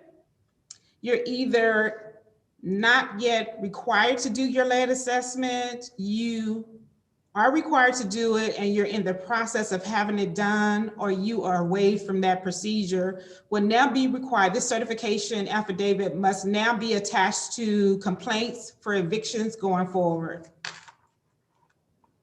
We also created a virtual court hearing rule. And then you also see the evidence of a current lead certification affidavit has been added. I began strictly enforcing rental registration as of June 15th, 2020. I would not sign off on any eviction. And it wasn't just rental registration, it was all of the required forms, business being in good standing, showing proof that you're a property owner, rental registration, all of those things.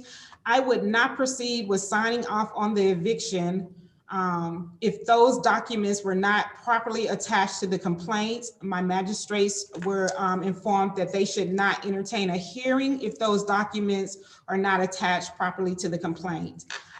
With rental registrations, my understanding, 57,883 renters or landlords registered their property with the city of Cleveland.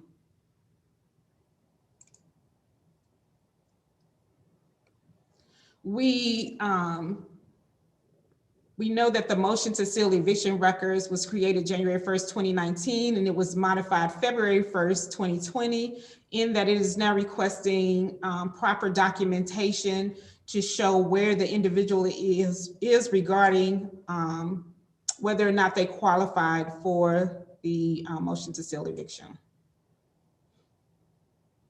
So a little insight on Housing Court's initiatives for the civil divisions. We have, we're trying to connect more people with social services referral, that including rental assistance, strengthening our sealing of eviction records.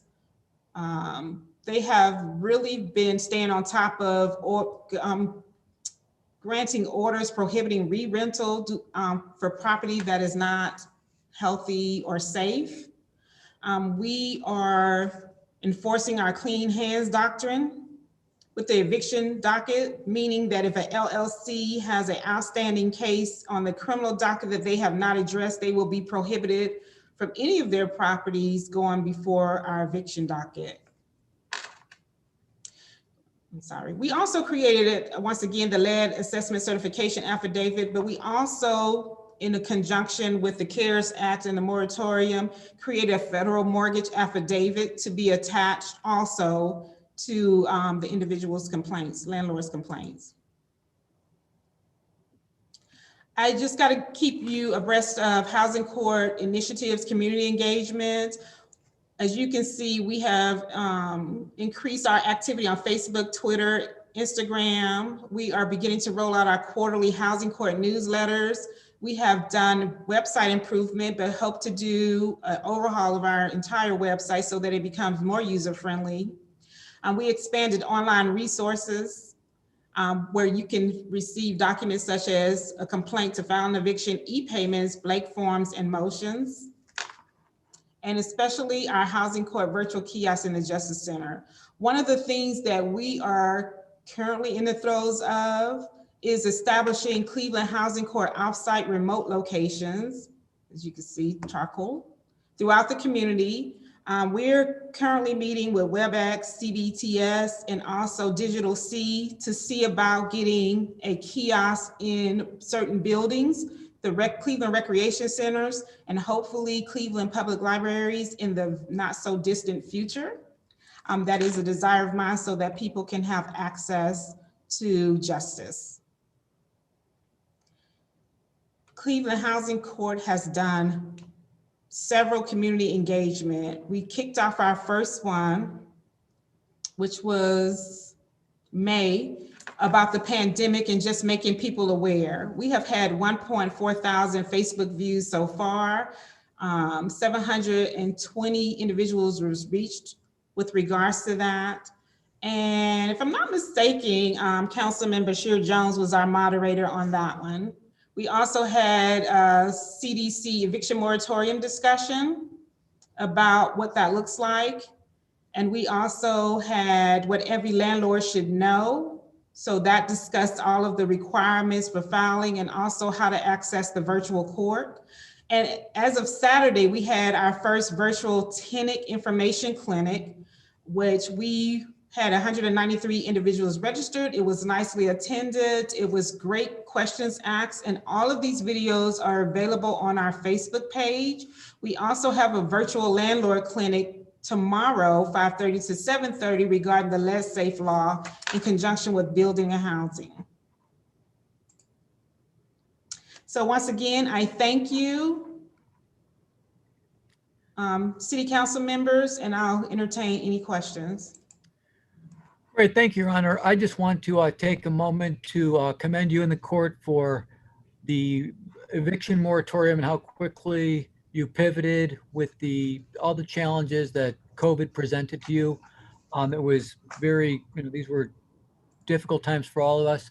And I just also want to acknowledge your court's working with the Right to Counsel program and all those that need representation in the court system. So I just want to commend you and your staff for those things and look forward to however 2021 works out. Hopefully we'll come out of this soon. But I think we all know that once we start coming out of this, there's going to be a predicted tsunami of evictions coming. Then we'll do what we can on our part to be ready. And I just want to thank you in advance for everything that you do to make the court accessible to people. Thank you. And with that, let's turn to my colleagues, Councilman Mike Polensek. Thank you, Your Honor. Thank you, Mr. Chairman. Can you hear me? Yes. Thank you. Thank you to my honorable colleagues, Your Honor, and your staff that has been assembled. First of all, I want to thank you for the times that I've appeared in court. I was a regular attendee in person when court was in session.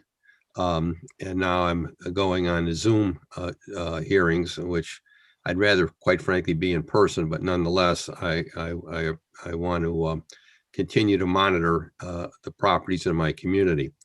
So I want to thank your staff. I want to thank Jeff Engelbrecht, Bob Fuchs, and my former colleague, Jeff Johnson, for their due diligence and the help that and insight they have provided me. And above all, I want to thank you for your concern and commitment on those cases that affect our neighborhoods. In Ward 8, we feel very strongly about code enforcement and holding individuals accountable, especially absentee landlords and people who and speculators and people who've been taking advantage of our communities for a very, very long time. Earlier today, we talked about in community development administration and code enforcement, we talked about the issue of the proliferation of LLCs in the city and the fact that those are properties that then are brought up on a corporate docket, but there's really nobody to hold accountable. So I was wondering, do you have any thoughts or suggestions to the body, to this legislative body, as to additional legislation, ordinance, any additional steps we can take to try to rope in again these individuals that are just proliferating all over the city? I've never ever seen the numbers, and as Councilman Jones and others have brought up, it's one thing to be dealing with individuals in our own neighborhoods, but we're dealing with people who don't even live in the state of Ohio. I'm dealing with an apartment building on Lakeshore Boulevard. It was purchased by a group of Ukrainians. I mean, I had never experienced that before. So we are getting it, and I've asked, in fact, in my discussions with one of these individuals, I asked, what is the whole thing about Cleveland, and indicated that they believe properties are so low versus where they live in other parts of the country and other parts of the world. They feel, from a standpoint of speculating and to be able to retain and receive rent, that it's well worth their while. The whole problem is they don't maintain the property. They don't have any stake here. They're not stakeholders. It's all about the bottom line, and that's taking money and sucking money out of properties and not putting anything back in. So do you have any thoughts or suggestions how to better deal with the LLCs? Your Honor. Thank you, Council President, to the councilman. One of the things that, you know, the infamous piercing of the corporate veil, right? The purpose of people going into LLCs is to prevent them for pretty much being held personally accountable and liable. We do have a corporate docket in that after so many attempts to try to serve the individual for this criminal case, after the third attempt, I instantly put it on the corporate docket, in which they are receiving a $1,000 per day diem for their failure to appear. What I'm noticing now is that a lot of them are responding.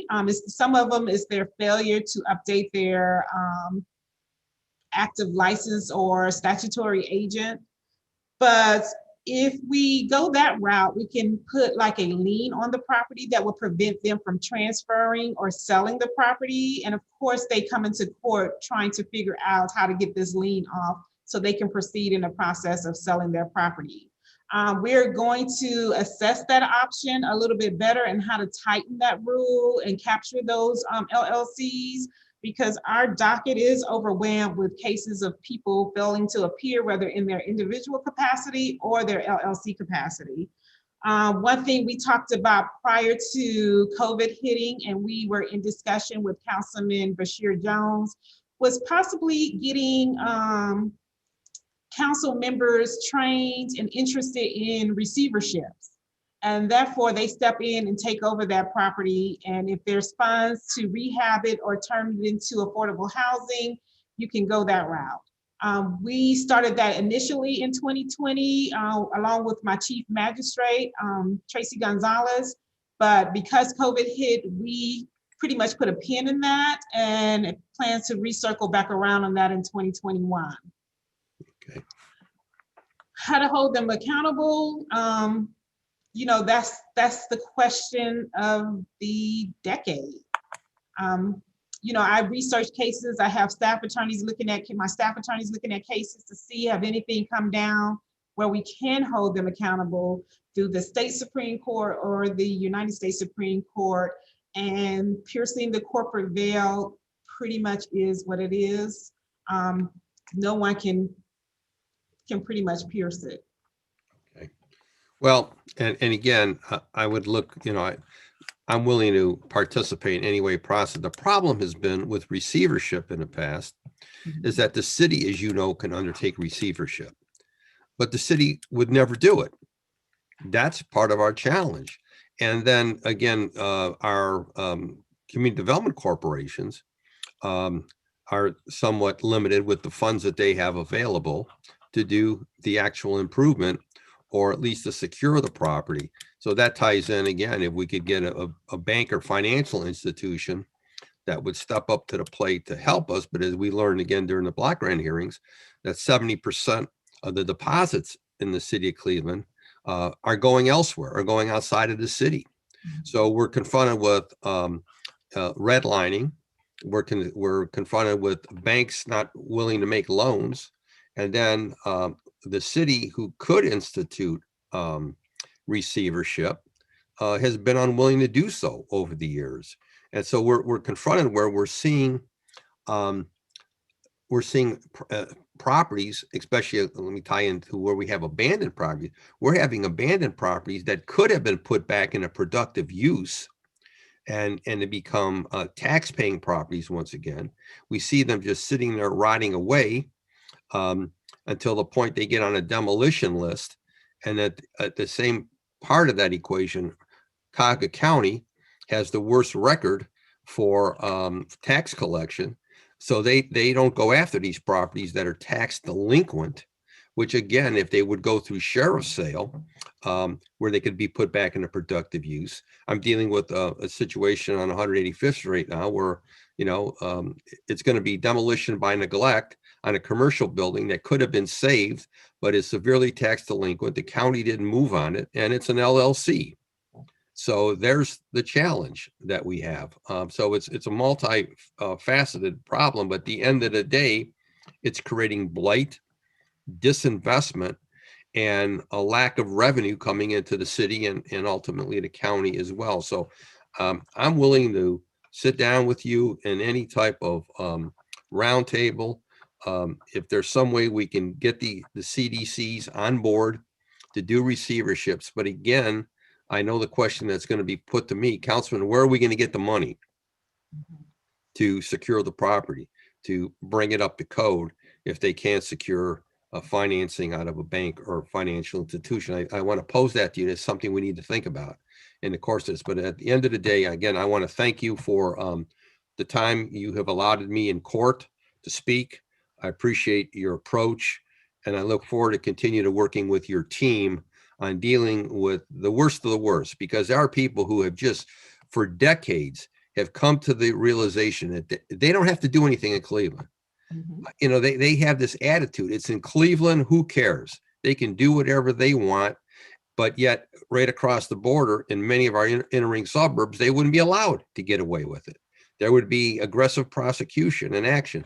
So my last question to you is, as it pertains to the city, how is it as it pertains to the number of cases coming into your shop? Are they stable? Are they low? Where are we? That's been a problem in the past with the city remanding cases over to housing court. Where are we? Your Honor, can you answer that question, please?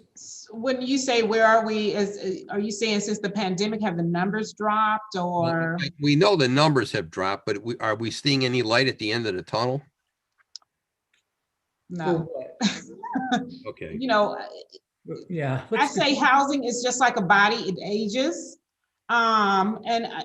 What I've learned from the people that have come before my bench is that they really want to get those repairs done. The sad part is that the pandemic has hit. And so we are just getting back on par with connecting them with resources. And even LLCs are struggling to make repairs because it's hard to find people to come and do the construction work that's required. And now that we are, a lot of the cases, I can say that a lot of the cases that I've placed on probation have actively made repairs or been working towards repairs and pulling permits. For those ones that have been on prior to me ascending to the bench, I'm calling them in a lot more frequently. I do not believe people should be on probation 5 years making repairs to their homes, and that it does a disservice to the community at large. I live in this community, and so we all know that no one wants to be by a vacant or blighted piece of property, or someone that is a homeowner that doesn't keep their properties up to code, whether they have a whole bunch of junk and debris in their front yard, they're parking on the grass.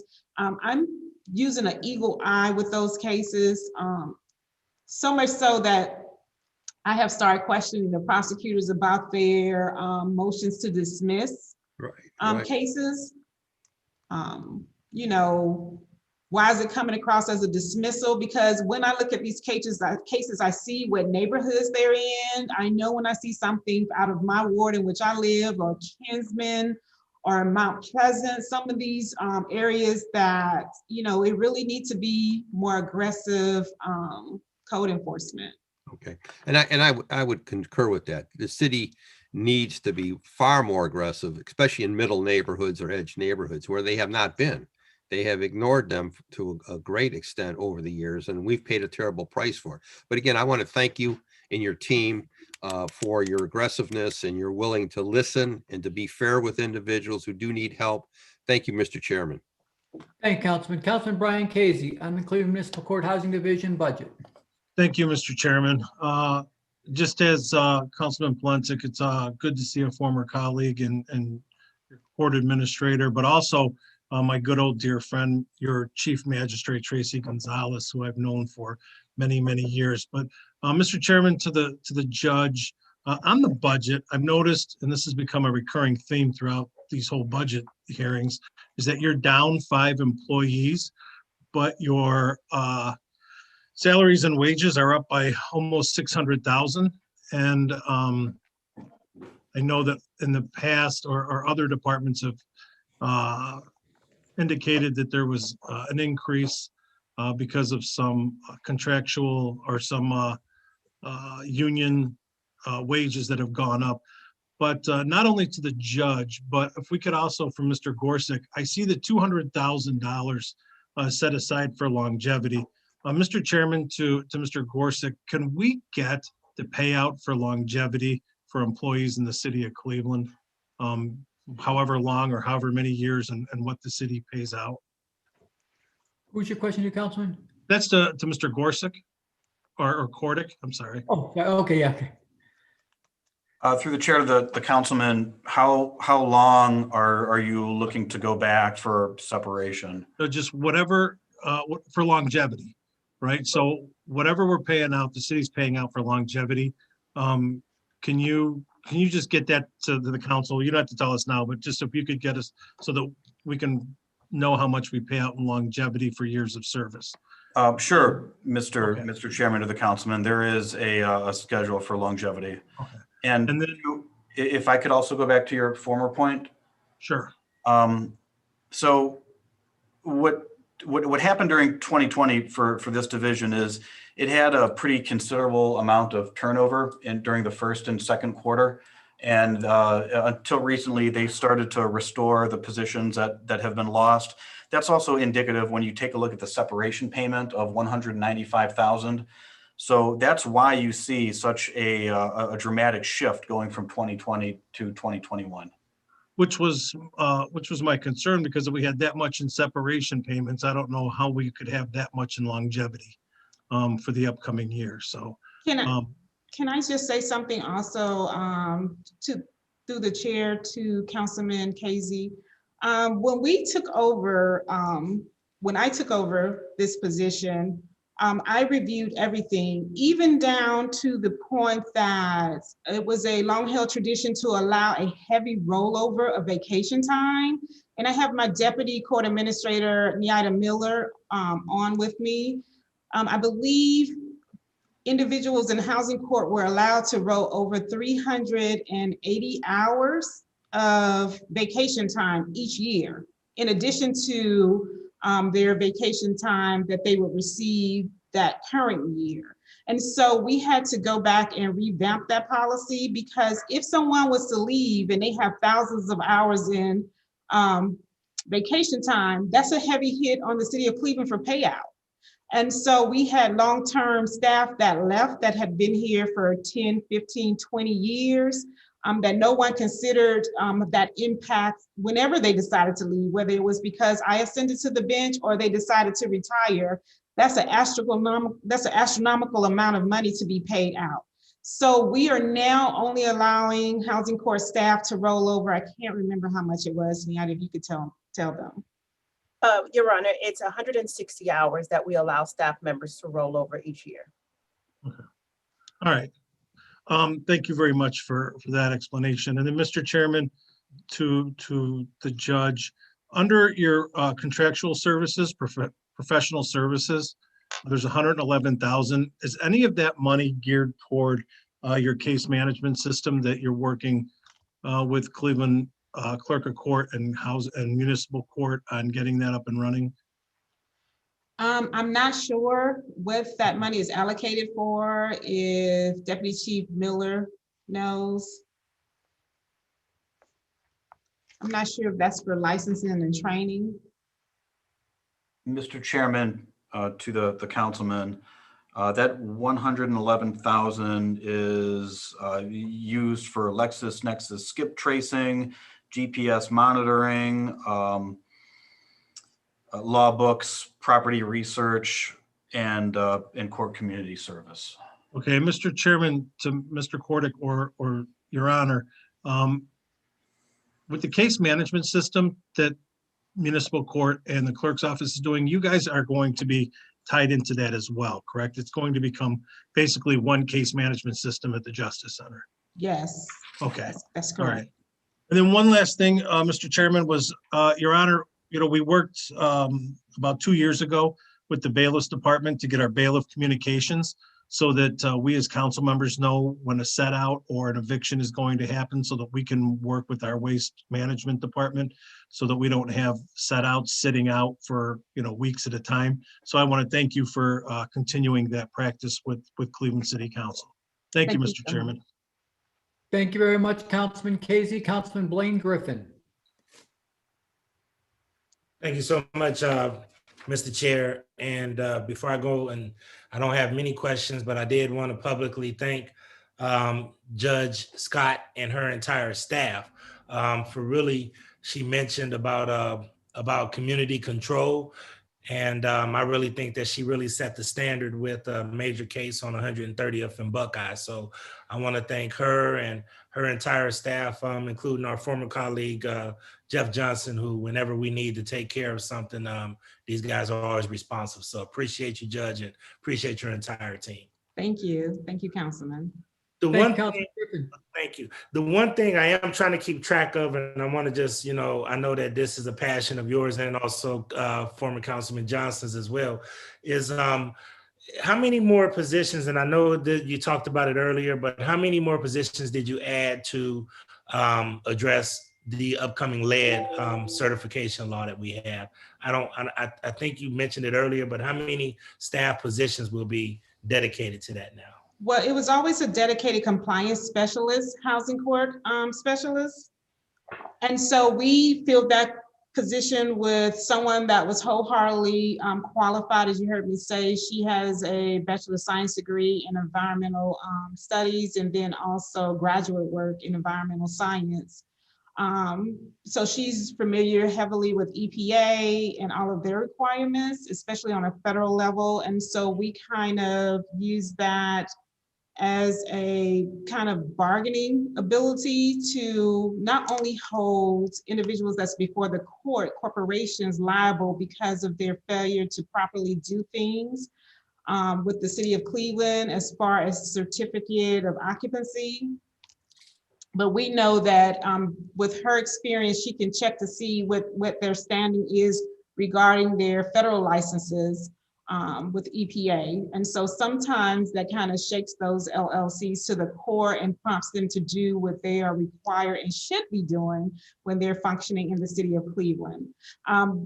We are possibly short. I think we are down, if Chief Guest or Court Administrator Johnson knows, we're down 2 housing specialists. Yes, Your Honor, I do believe that that's correct. We are down 2 housing court specialists, but as Judge Scott indicated earlier, we are starving for space in housing court. And so although we are down some positions, we don't have anywhere else to put people at this time.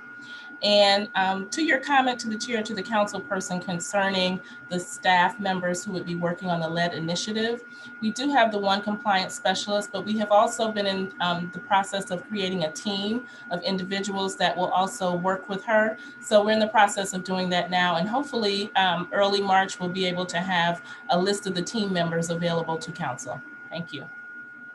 Great, that's good news. And I would love to have that person's name because, as you know, we're really ramping up and March 31st is the day. So it'd be good to know who that contact person is. So if we can get that, that'd be great.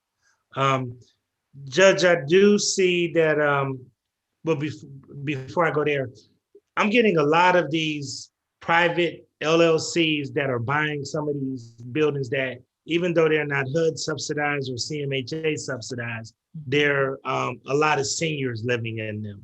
And I'm not sure, if, who you work with on some of those cases, but one of the things that I'm really starting to see is a backlog of, like, when they get cited for trash and those kind of things in those areas. Does your department handle those, or does your court handle those cases as well? And do we have a backlog of those cases? Because I'm pounding health department to give them tickets, but they're saying that they're not going through court. Does your department handle that?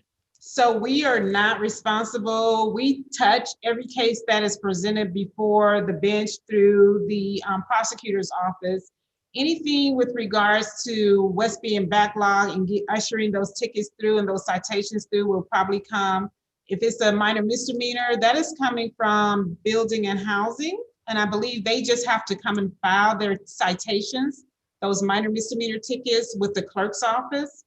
But if it is a misdemeanor in the 1st degree, which is a failure to comply to a code violation, zoning violation, any type of those violations, then those go through directly code enforcement prosecutors or directors of law assistance.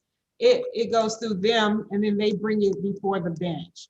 So, I wish that I can say that we're currently, the court is working with the prosecutor's office to streamline a lot of things. I think everything is so kind of glitchy and all over the place that there is no clear and defined process with regards to even citations. You'll notice they'll cite a LLC. One that I saw and that I talk about and that I use to them is a LLC was cited on Southmoreland. And that case brought specific attention to me because that was the first place and area I moved to when I relocated up to Cleveland, Ohio to attend law school. And the offender was the LLC. And the place was that their driveway was, heavily damaged. And so they issued a citation and then we couldn't get them into court. Well, why couldn't we? Because my bailiff goes out to serve this summons personally to this LLC, only to find out that it is an apartment building. And we know that the LLC does not reside in an apartment building. And so we're trying to get the prosecutors to make sure that their inspectors, their public health inspectors, their building and housing inspectors are following through with locating the proper address to serve these defendants so that we can get them in court. Thank you, Judge. And that's very helpful because we really push the health department and building and housing to really, pass out these violations. So we really try to do them. And if we need to ever be court watchers, then that's something we'll do too, just like we did on the Buckeye case with you. But other than that, thank you, Judge. You guys are working hard and doing a great job over there. Appreciate you guys. Thank you, Councilman. Thank you, Councilman Blaine Griffin. Councilman Joe Jones, questions on Cleveland Municipal Court Housing Division budget. Councilman? Yes, Mr. President. Thank you, sir. Looking here at the budget, first I want to start out. I think that want to just say thank you, Judge, for your presentation this morning, and now this afternoon, rather. And looking at all the work that you did, you made a number of presentations in terms of work that you're doing throughout the entire city of Cleveland in terms of warrant recalls.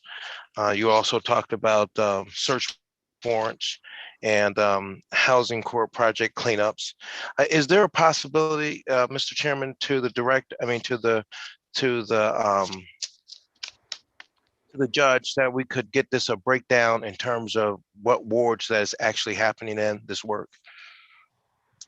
I'm sorry, what, could you restate Can your we, question? can we get a breakdown of what's actually happening by ward? Your Honor. Well, So to the chair, to Councilman Jones, we are not, because we're in the throes of updating our case management system, it's kind of twofold. It does not, our old one, Odyssey, does not have the capabilities of pulling that data out that specifically. However, in the process of me preparing for this hearing and also just being a data-driven kind of judge, wanting to know how resources are allocated, what is being resolved on all ends and parties, we are putting processes in place and that allows the new upcoming case management system to pull out that type of specific data. We can't do it this way. And I have to say, and I have to commend my chiefs and the entire housing court staff, because every day I was asking them for different numbers and they're literally having to go and kind of count these out manually. And it's really because after we opened back up in the pandemic, we started pulling some more certain data as far as our contact with the community.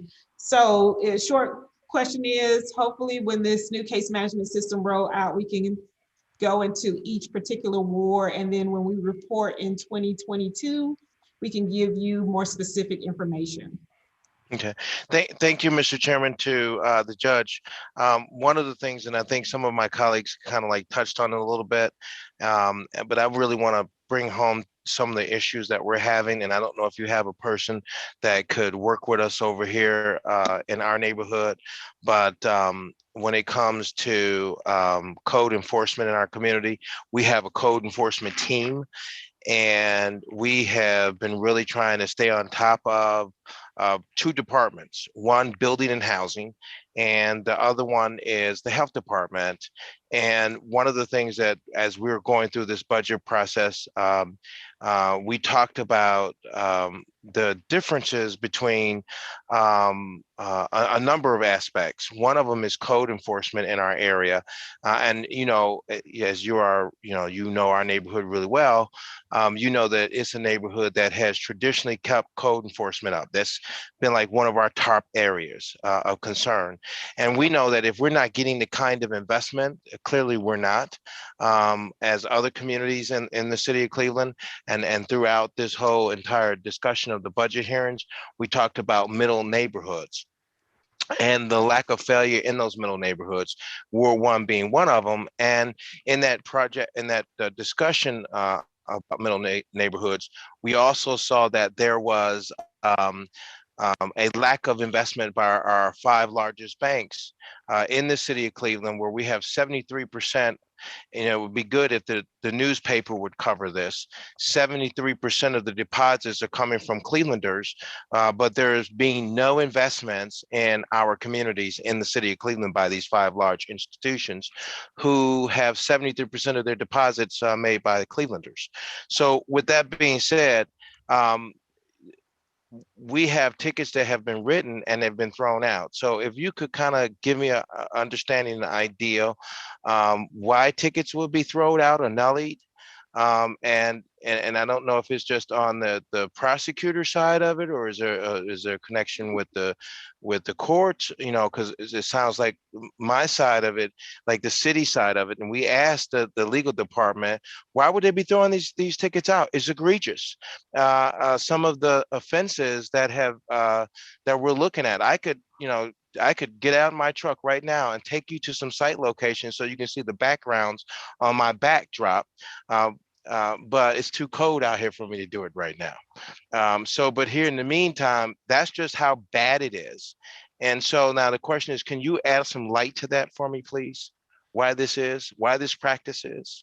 So to be clear to everyone, the court has no authority to throw out cases. You would never see me or my staff, the bench, just say, oh, these tickets are coming, I'm gonna automatically dismiss it. That is not what the court is to do. We are an adjudicating body. We are to be impartial. That being said, I start getting concerned when I see a lot of nollies coming from the prosecutor's office. And one thing that I have done is reestablish a relationship with building and housing, public health, and the prosecutor's office, because I've learned in the past that housing court kind of worked as a silo and didn't really partner with the people that make the wheels run in housing court, especially when it came to criminal cases. And so I now require, there is no outright dismissal of misdemeanors in the first degree, where you're looking at, if you're LLC, $1,000 fine, I'm sorry, a $5,000 fine for each day you're out of compliance.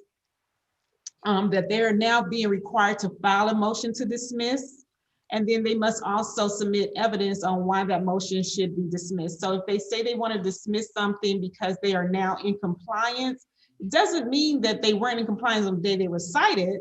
It just now means that, 1 or 2 years later, they finally made those repairs. Should that case be outright dismissed, or should we say, this is an LLC, let's look and see if we have other properties in their name that are up to par. And now we have hearings on those motions to dismiss for misdemeanors in the first degree, and then I make a ruling. It is not automatic dismissals.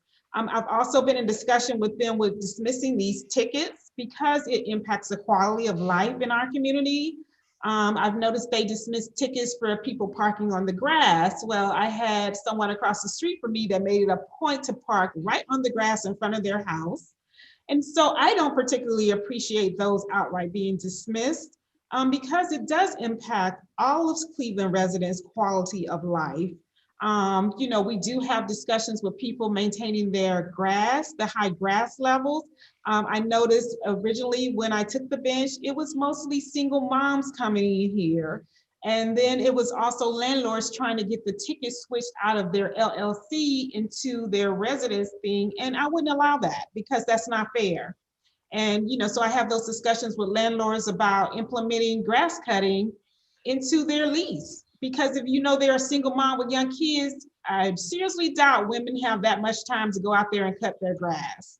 Well, So here's what, and I don't, because I got a limited amount of time, and I get what you're saying, Judge. I want to get straight into it, right? So I would like to sit down with you because we have a real disconnect in this city. We have a code enforcement team that's out here in the neighborhood, and I'm putting a lot of money over there, and I'm really bearing down hard on them to make sure that we keep our code enforcement where it ought to be. And when they do the good work that they do, and by the way, that that right across the street from you was one of our people who got on top of that. And we've been dealing with that house. Now it has been burnt out, and we're still dealing with those people who have it.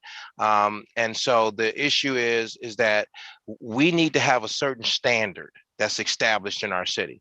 We need to draw the line that says this is our city, and you will not come over here and disrespect our communities. And right now we have in the law department, and I hate to say this, they're not doing their work appropriately. So for my community, I would like to see the enforcement. If that means that we work with you, we also sit down and talk to the legal department to figure out why they're letting these tickets go. Right here at the corner of Lee Road and Harvard, the actual phone booth location right next to the old Shell gas station, there is a huge amount of debris that would not be accepted in any other community surrounding me right now. And so I know you want to shut me down, Mr. President, but I need to say this. I'll let her, she'll say it. I haven't finished yet. And so the issue is, this is egregious, and it should not be. If it was in any other community, we'll be talking about a state of health emergency. And so right now it's right in the heart of my neighborhood. And we've been talking about it for 6 months. 6 months we've been talking about this one issue. And the health department just now wrote a ticket on it. So I need your help, Judge, to administer justice in my neighborhood. It's not getting what it needs to have. I need to have your assistance and help on it. As I represent these 25,700 voters who are really committed to having a quality of life, we're going to be looking at making sure that when we come down this voting time coming around this year, we're going to elect the people who are going to set the standard that this is our city, and that you cannot come into our city and be egregious with having dumpsters that are completely full for 6 months and overflowing. So here's how bad it is. They're not following any level of the code that we have. It's not contained, and we have triple of the debris that's in the container. We have it also on the outside of the container. So with that being said, I want to, on the inside, with all due respect to the president of City Council and the chairman of this committee, I would like to sit down with your staff to see, because I know in the past and building and housing in the Housing Municipal Court Division, we've always had people who work with our inspectors, and I don't know if we still have that now as a component to that, but I certainly would like to develop and build that bridge of working with you, with our 2 staff people. And when the courts do open, as you have virtual scenarios, I like to be a part of that. But I'm dead serious about making sure that we take care of the business of the citizens who are heavily taxed and are tax-paying citizens, that they deserve to have the right to live in neighborhoods that are not trashed out, burned out, and totally look a mess. So I'd like to work with you there on that. And then second, I want to talk about the issue of investors coming into our neighborhoods and communities. We talked to Director Mrs. Donald, who's another serious director in terms of building and housing, whom I'm so appreciative that we have her here. I would like to see what can we do of us working together to deal with these out-of-town people coming into our communities who not only live outside the state of Ohio, but who also lives outside the country.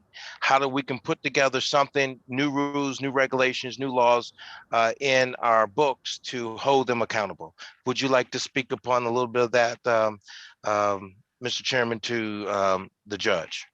We have covered it, but if the judge wants to comment again, Your Honor. With regards to investors coming, I know I have people sending me private text messages and DM that they're receiving a lot of phone calls with interest to purchase people's homes for cash. That's something that we will probably have to discuss. That's more of a legislative act from the City Council that I can't necessarily handle in my position as a judge.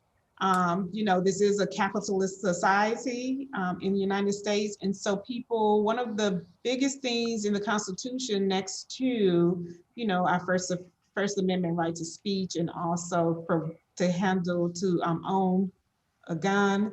It's property rights. It's high up there on the Constitution. And so to circumvent people's rights to trade, to sell, to purchase property should not be taken lightly.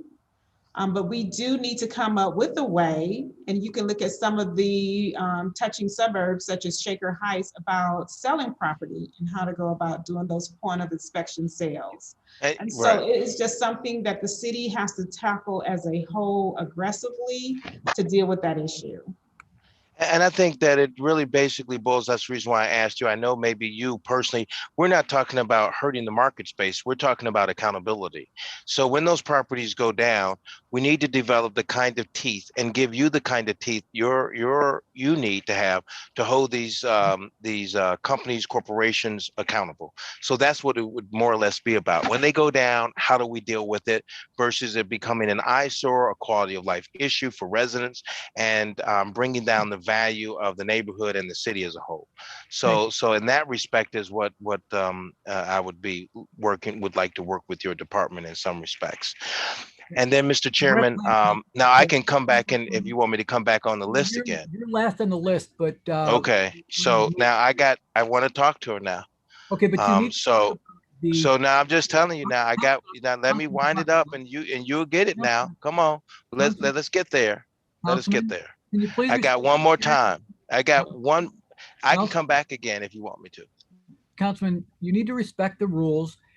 I'm going to give you some leeway to continue, but I want you to please speak on the matter that is before us, which is the housing court budget or what the presentation that the judge presented to us. Please continue. And Mr. Chairman, thank you. But at the end of the day, I know some folks get irritated, but these are the life quality kind of issues that our citizens are concerned about. Please continue, Councilman. These are the life quality issues that our citizens are concerned about, and this is meat and potatoes in our neighborhood. So that's the reason why I'm touching on it, with all due respect. Okay, but this isn't Looking at this here, the director talked about on the budget. The director talked about on the budget having an issue with her vehicles being down. Is there somewhere in the budget, Mr. Chairman, that we can help her, Mr. President, City Council, replace those vehicles? Your Honor, or Mr. Kordick, I'm assuming that's in the capital budget and those vehicles have been replaced. Is that accurate? Yes, that's accurate, Mr. Chairman. That wouldn't be funded through an operating budget. That would be funded either through bonds or restricted income, which is capital. That's outside the operating budget, Councilman. So we did put it in there? Is it in there? Will it be replaced? And how many vehicles is it that we replaced? To the chair, to the councilman, we are in desperate need of the 4 vehicles that were unrepairable or in disrepair. We have yet to reach back around to the Department of Finance with regards to that. We were to go in discussions. Of course, that was right during the time where the court was beginning to open up and rolling out its virtual court. And if it's, that old saying, if it's not one thing, it's another. And so we are hoping to be in discussion and have those vehicles replaced this year. It is seriously impacting our bailiff's department. If one person that are in a 2-car vehicle tests positive for COVID, that means 2 individuals will be out in our department, which was one of the reasons why we so desperately needed to hire those 3 additional bailiffs, because COVID is kind of spreading rapidly through the Justice Center. And, for some odd reason, housing court is not looked at, not housing court, just court in general is not looked at as frontline workers when we've never had the opportunity to stay home, so. Well, I appreciate the fact that they're looking at it, Judge, to get you those vehicles, because you need to have the tools necessary to be able to accomplish the job. And but I just didn't hear because my phone broke up. So we do have, I guess the clarification question would be, Mr. President, do we have actually in the budget the replacement of those vehicles that were damaged?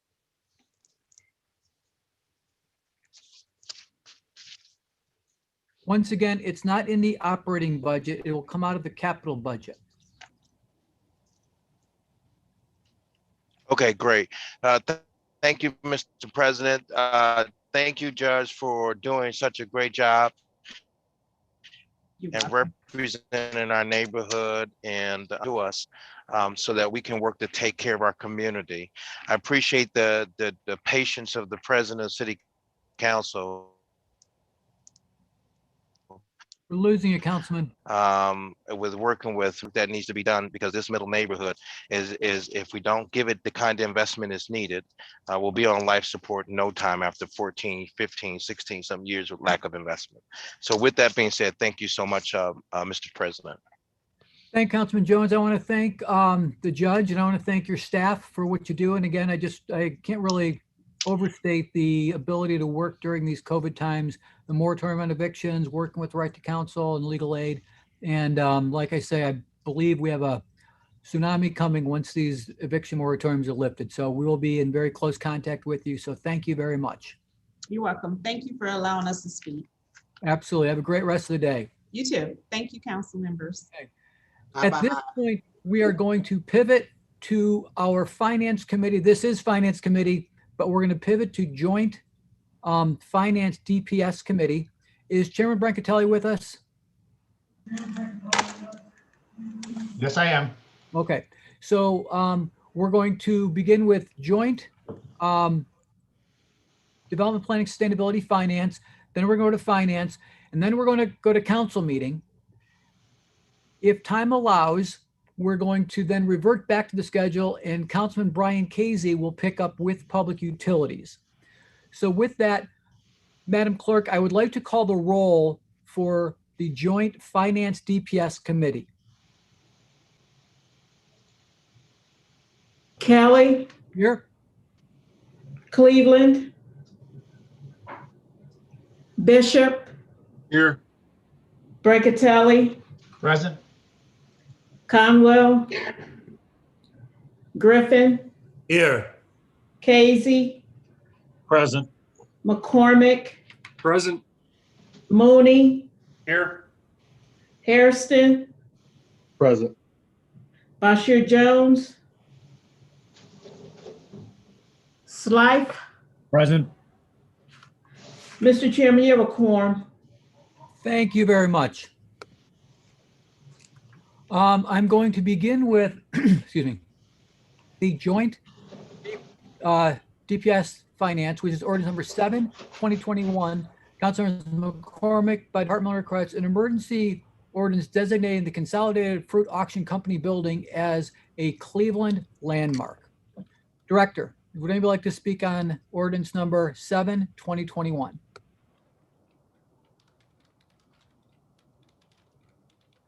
Mr. Chairman, this is Don Pettit. I'm the Secretary of the Landmarks Commission. How you doing, Don? Welcome. Thank you. Thank you all. Do you have my presentation, or can I share my screen with you? Please share the screen with Mr. Pettit for a very brief presentation.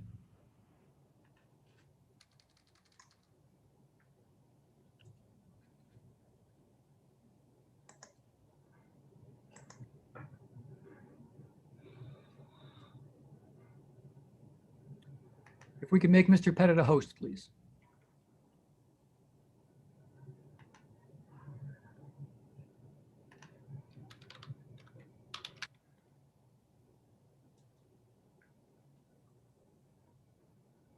Don, are you seeing it? Are you seeing the shared screen ability? He's not a co-host yet. I still don't have the ability to share. I can present this without it. Why don't we try that? Okay. I had some great visuals, but Well, if we can make him Also, a co-host, that'd be helpful, but if not, the show must go on.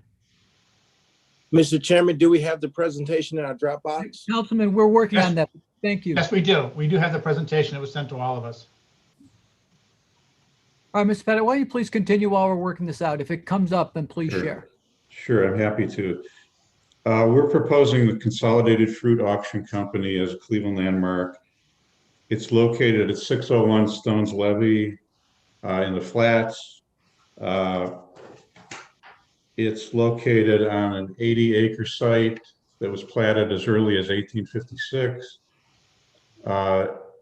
It was basically built as a project between the Big Four Railroad and the Consolidated Fruit Auction Company. It was built in 1911 by the Cleveland firm Henry G. Slatmeyer and Company.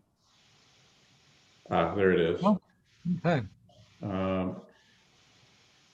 If you go to the next slide, that slide gives you some sense of the area that it was where it was constructed. The next slide shows you the historic building built in 1911. It's characteristic of the early 20th century commercial style, including segmental arched windows, brick corbelling, and no notable design references or past architectural styles. The next slide shows you the site at the time the building was built. The Consolidated Fruit Auction Company became the dominant wholesale selling location for fruit arriving in Cleveland and one of about a dozen important firms across the eastern United States, pivotal in the rapid growth of the auction method for fruit wholesaling during the teens and the 20s. The next slide will show you that there were additions made in 1915 and 1922.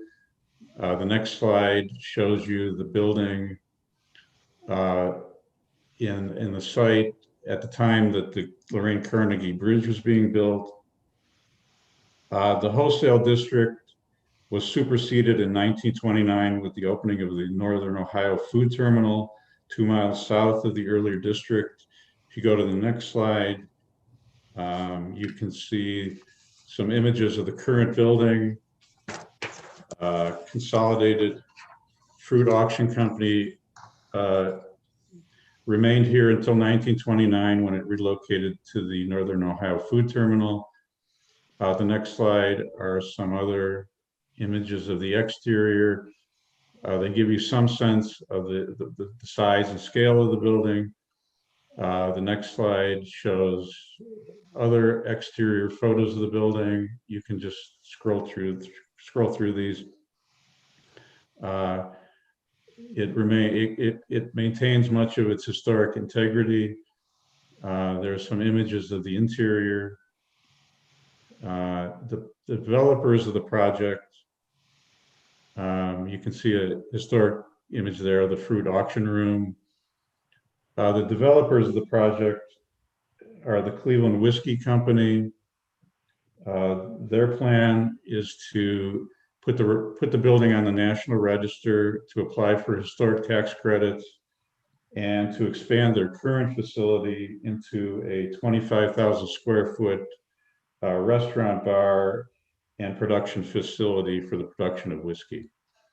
We have the support of Councilman McCormick, as well as the owners of the property, and thank you for considering this building today. Thank you very much, Don. Very interesting project, very interesting property. At this point, I'd like to go to the Chair of Development Planning Sustainability for comments. Councilman Tony Brancatelli. Thank you, Mr. President. This is an exciting opportunity to reuse this building and find a great location for them. Looking forward to this taking its next step. Thank you.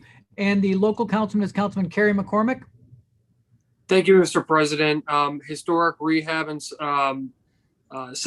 saving the building. It's economic growth and development of a great Cleveland company. Move for approval. Thank you. Any further questions or comments? Hearing none, ordinance number 7, 2021 stands approved. We are now going to conclude the joint portion of this meeting and go to the Finance Committee portion of the meeting. I do need to call the roll again. Madam Clerk, will you please call the roll for Finance? Kelly. Here. Cleveland. Here. Bishop. Here. Brancatelli. Present. Conwell. Griffin. Here. Casey. Present. McCormick, Present. Mooney. Mr. Chairman, you have a quorum. Thank you very much. We're going to begin with city planning. We're going to begin with ordinance number 104, 2021. This is for introduction and passage. So please be aware of this.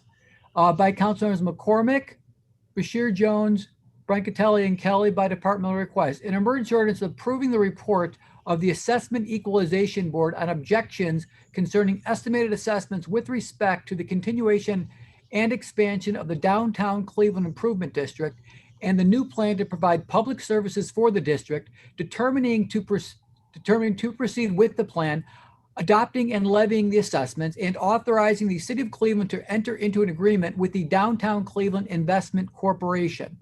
Director, who would like to speak on this? I can speak. Please, Mary, how you doing? Hi, good. So the board, there were a number of objections to this as the downtown district moved into the flats this time. So the board met on December 16th, but they didn't finish that day. So they adjourned and met again on January 13th. They did have some recommendations for you. They determined that a lot of the streets down there, or I'll call them streets, but were either vacated or are receive very little service from the city, such that they're not really even roads. So they wanted to eliminate those from the assessment, the linear footage along these alleys and stuff from the assessment, so that it was just the real, like more established streets in there. And then with respect to one parcel, the woman was able to show that she had already been to the Board of Revision, and they had revalued her parcel down to a lower value. So they recommended having her assessment based on the Board of Revision value. And with respect to the rest of them, the complaints were, all about the cost and the services and stuff, which they can't really change. Thank you. I see that Joe Marinucci has joined us. Joe, did you want to comment any further?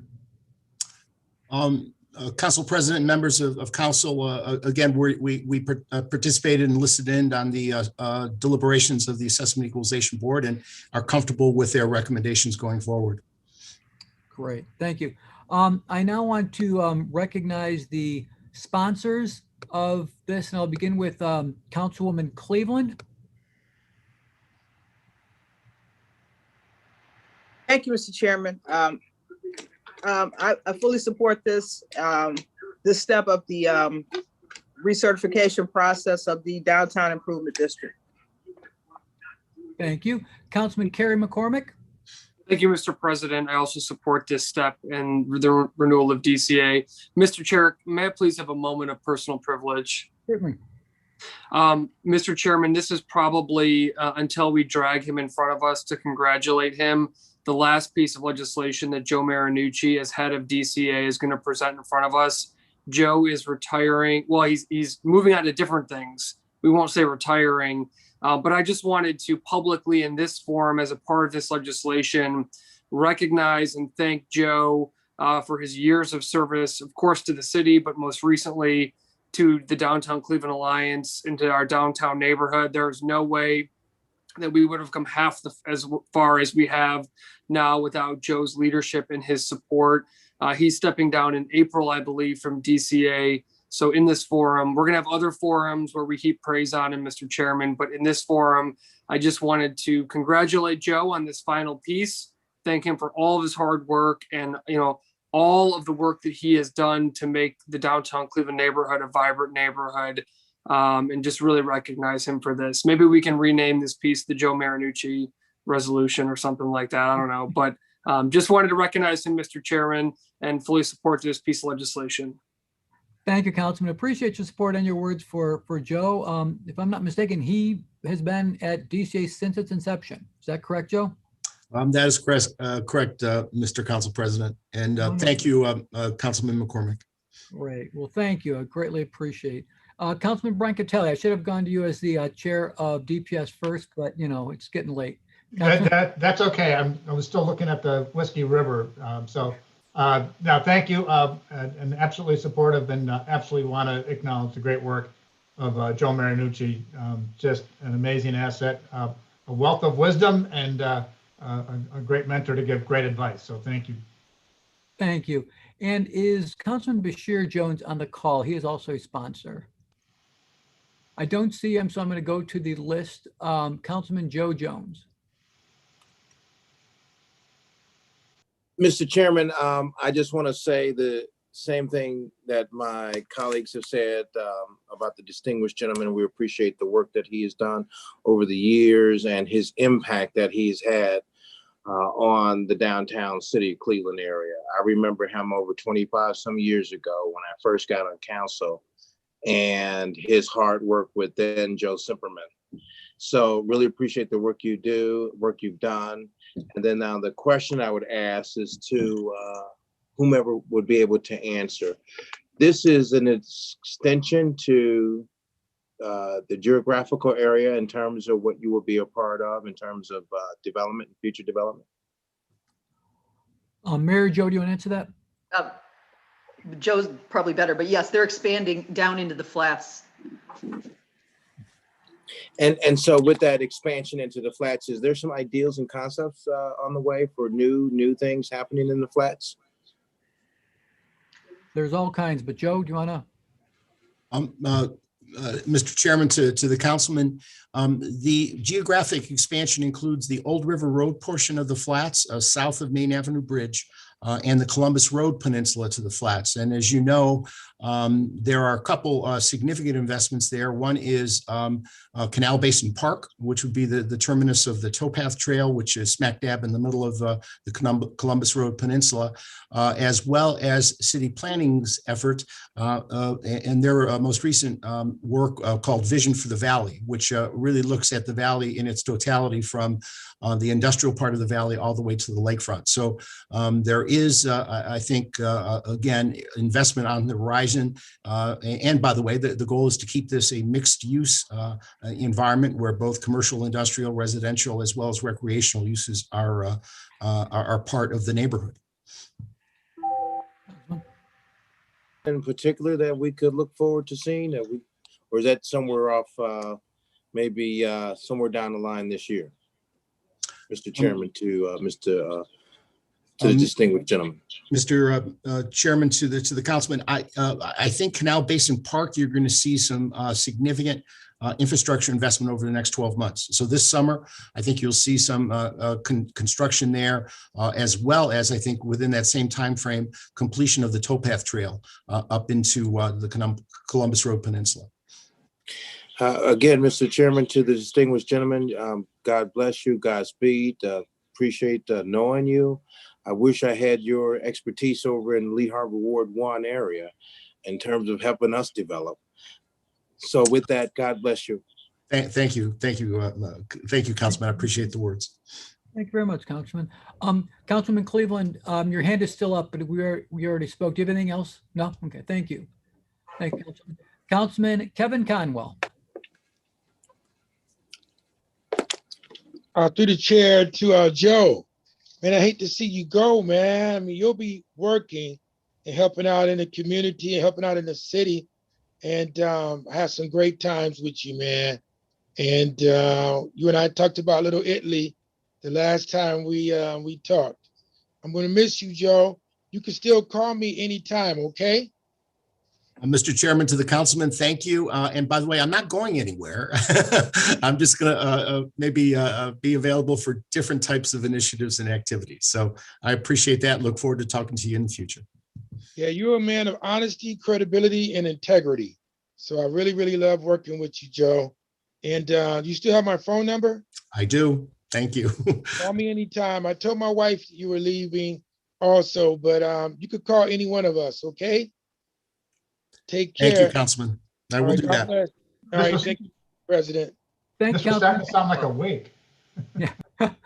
If there is nothing further, ordinance number 104-2021 will be considered by the full council this afternoon.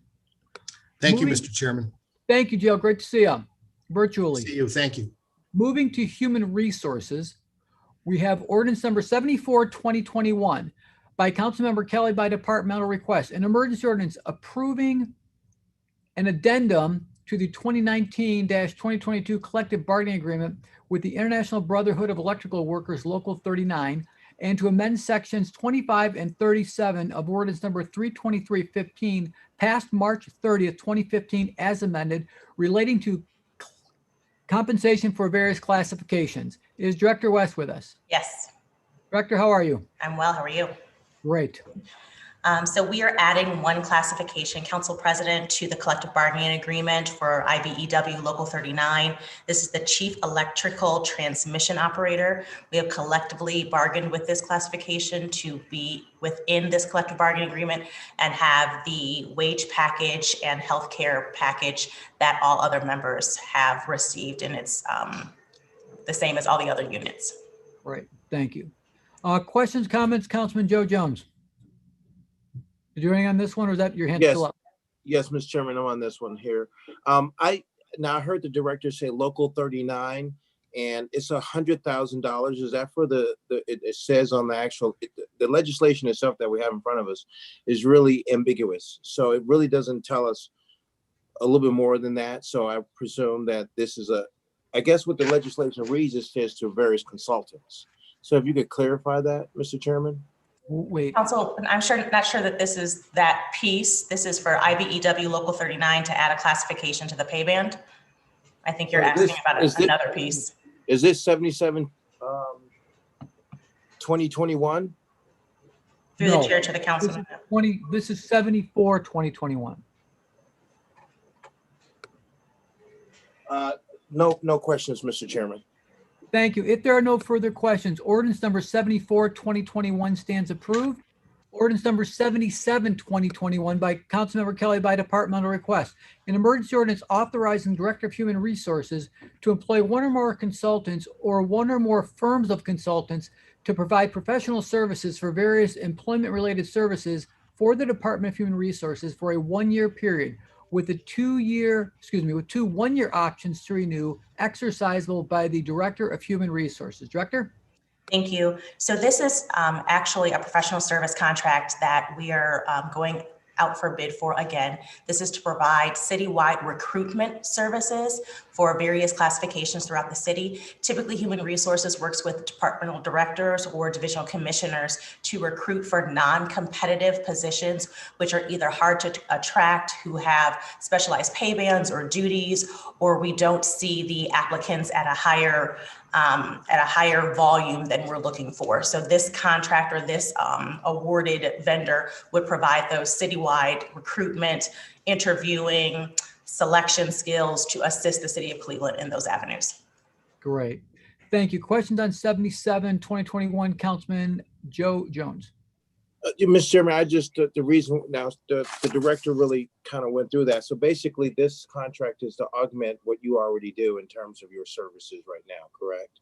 I've never seen one like this before. Through the chair to the councilman, that's correct. Okay. No further questions, Mr. Chairman. Thank you, Councilman. Anything further on 77, 2021? Seeing no hands, ordinance number 77, 2021 stands approved. Ordinance number 78, 2021 by Councilmember Kelly by departmental request, an emergency ordinance authorizing Director of Human Resources to apply one or more professional consultants to develop comprehensive wellness and well-being plans, implement programming, and educate employees and their families for the Department of Human Resources for a period of 1 year with two one-year options to renew, exercisable by the Director of Human Resources. Director? Thank you, Council President. As you all know, the City of Cleveland has a wellness program. We focus on 5 dimensions of wellness. We focus on physical, financial, environmental, occupational, and financial. We are looking for a consultant to assist us with creating targeted approaches that'll increase our employees' well-being. That is their comprehensive well-being. So we not only want folks to focus on their overall physical health, but their financial health, their mental health, their environmental health, and the health of those around them, and occupationally, what does that work-life balance look like? So we're looking to hire a professional consultant contract to help us carry out those initiatives and endeavors. Wonderful. Questions, comments on ordinance number, scroll down, 78, 2021, Councilman Joe Jones. Mr. Chairman, really briefly, so this is to augment what you already have in place, or is to develop the scope of services and then at some later date deliver the services to the employees of the city of Cleveland? This is a little different. This is not going to augment, but this is more so going to enhance, council, through the chair to the councilman.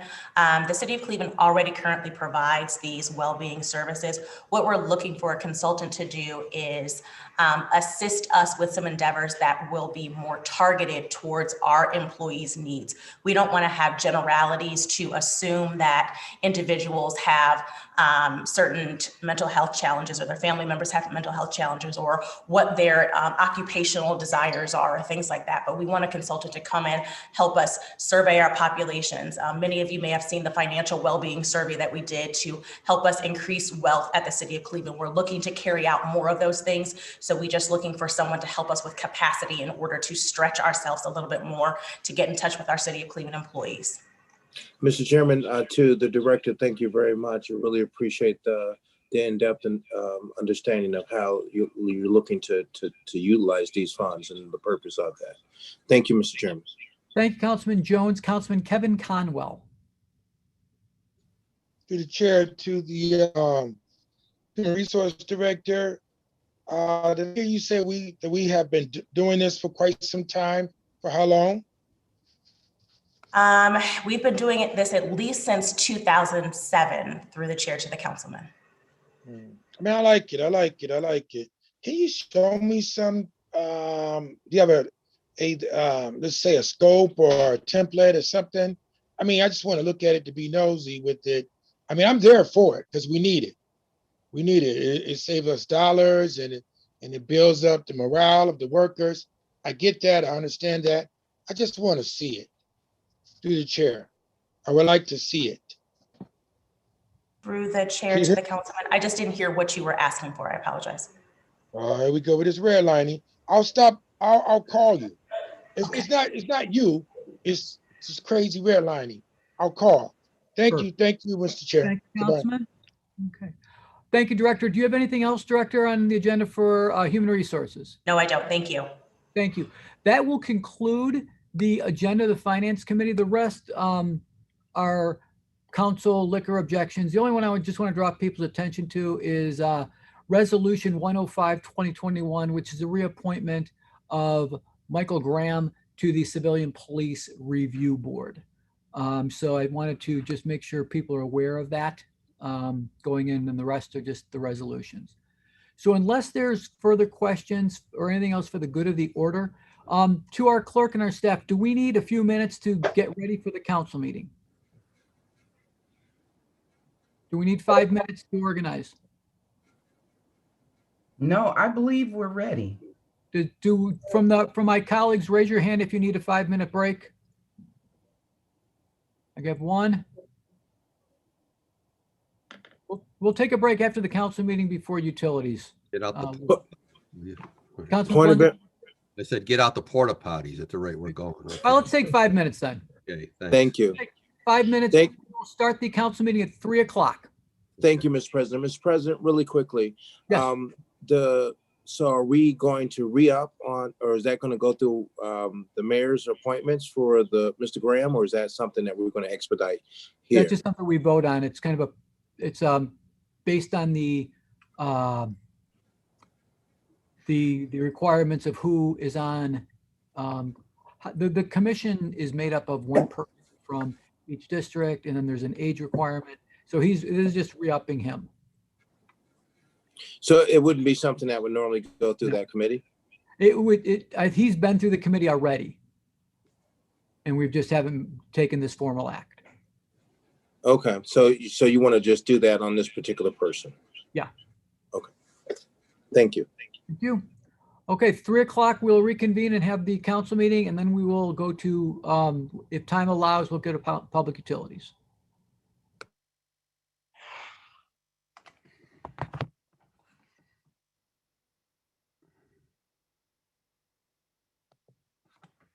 Get out the porta potties, will you? Get out the porta potties, will you?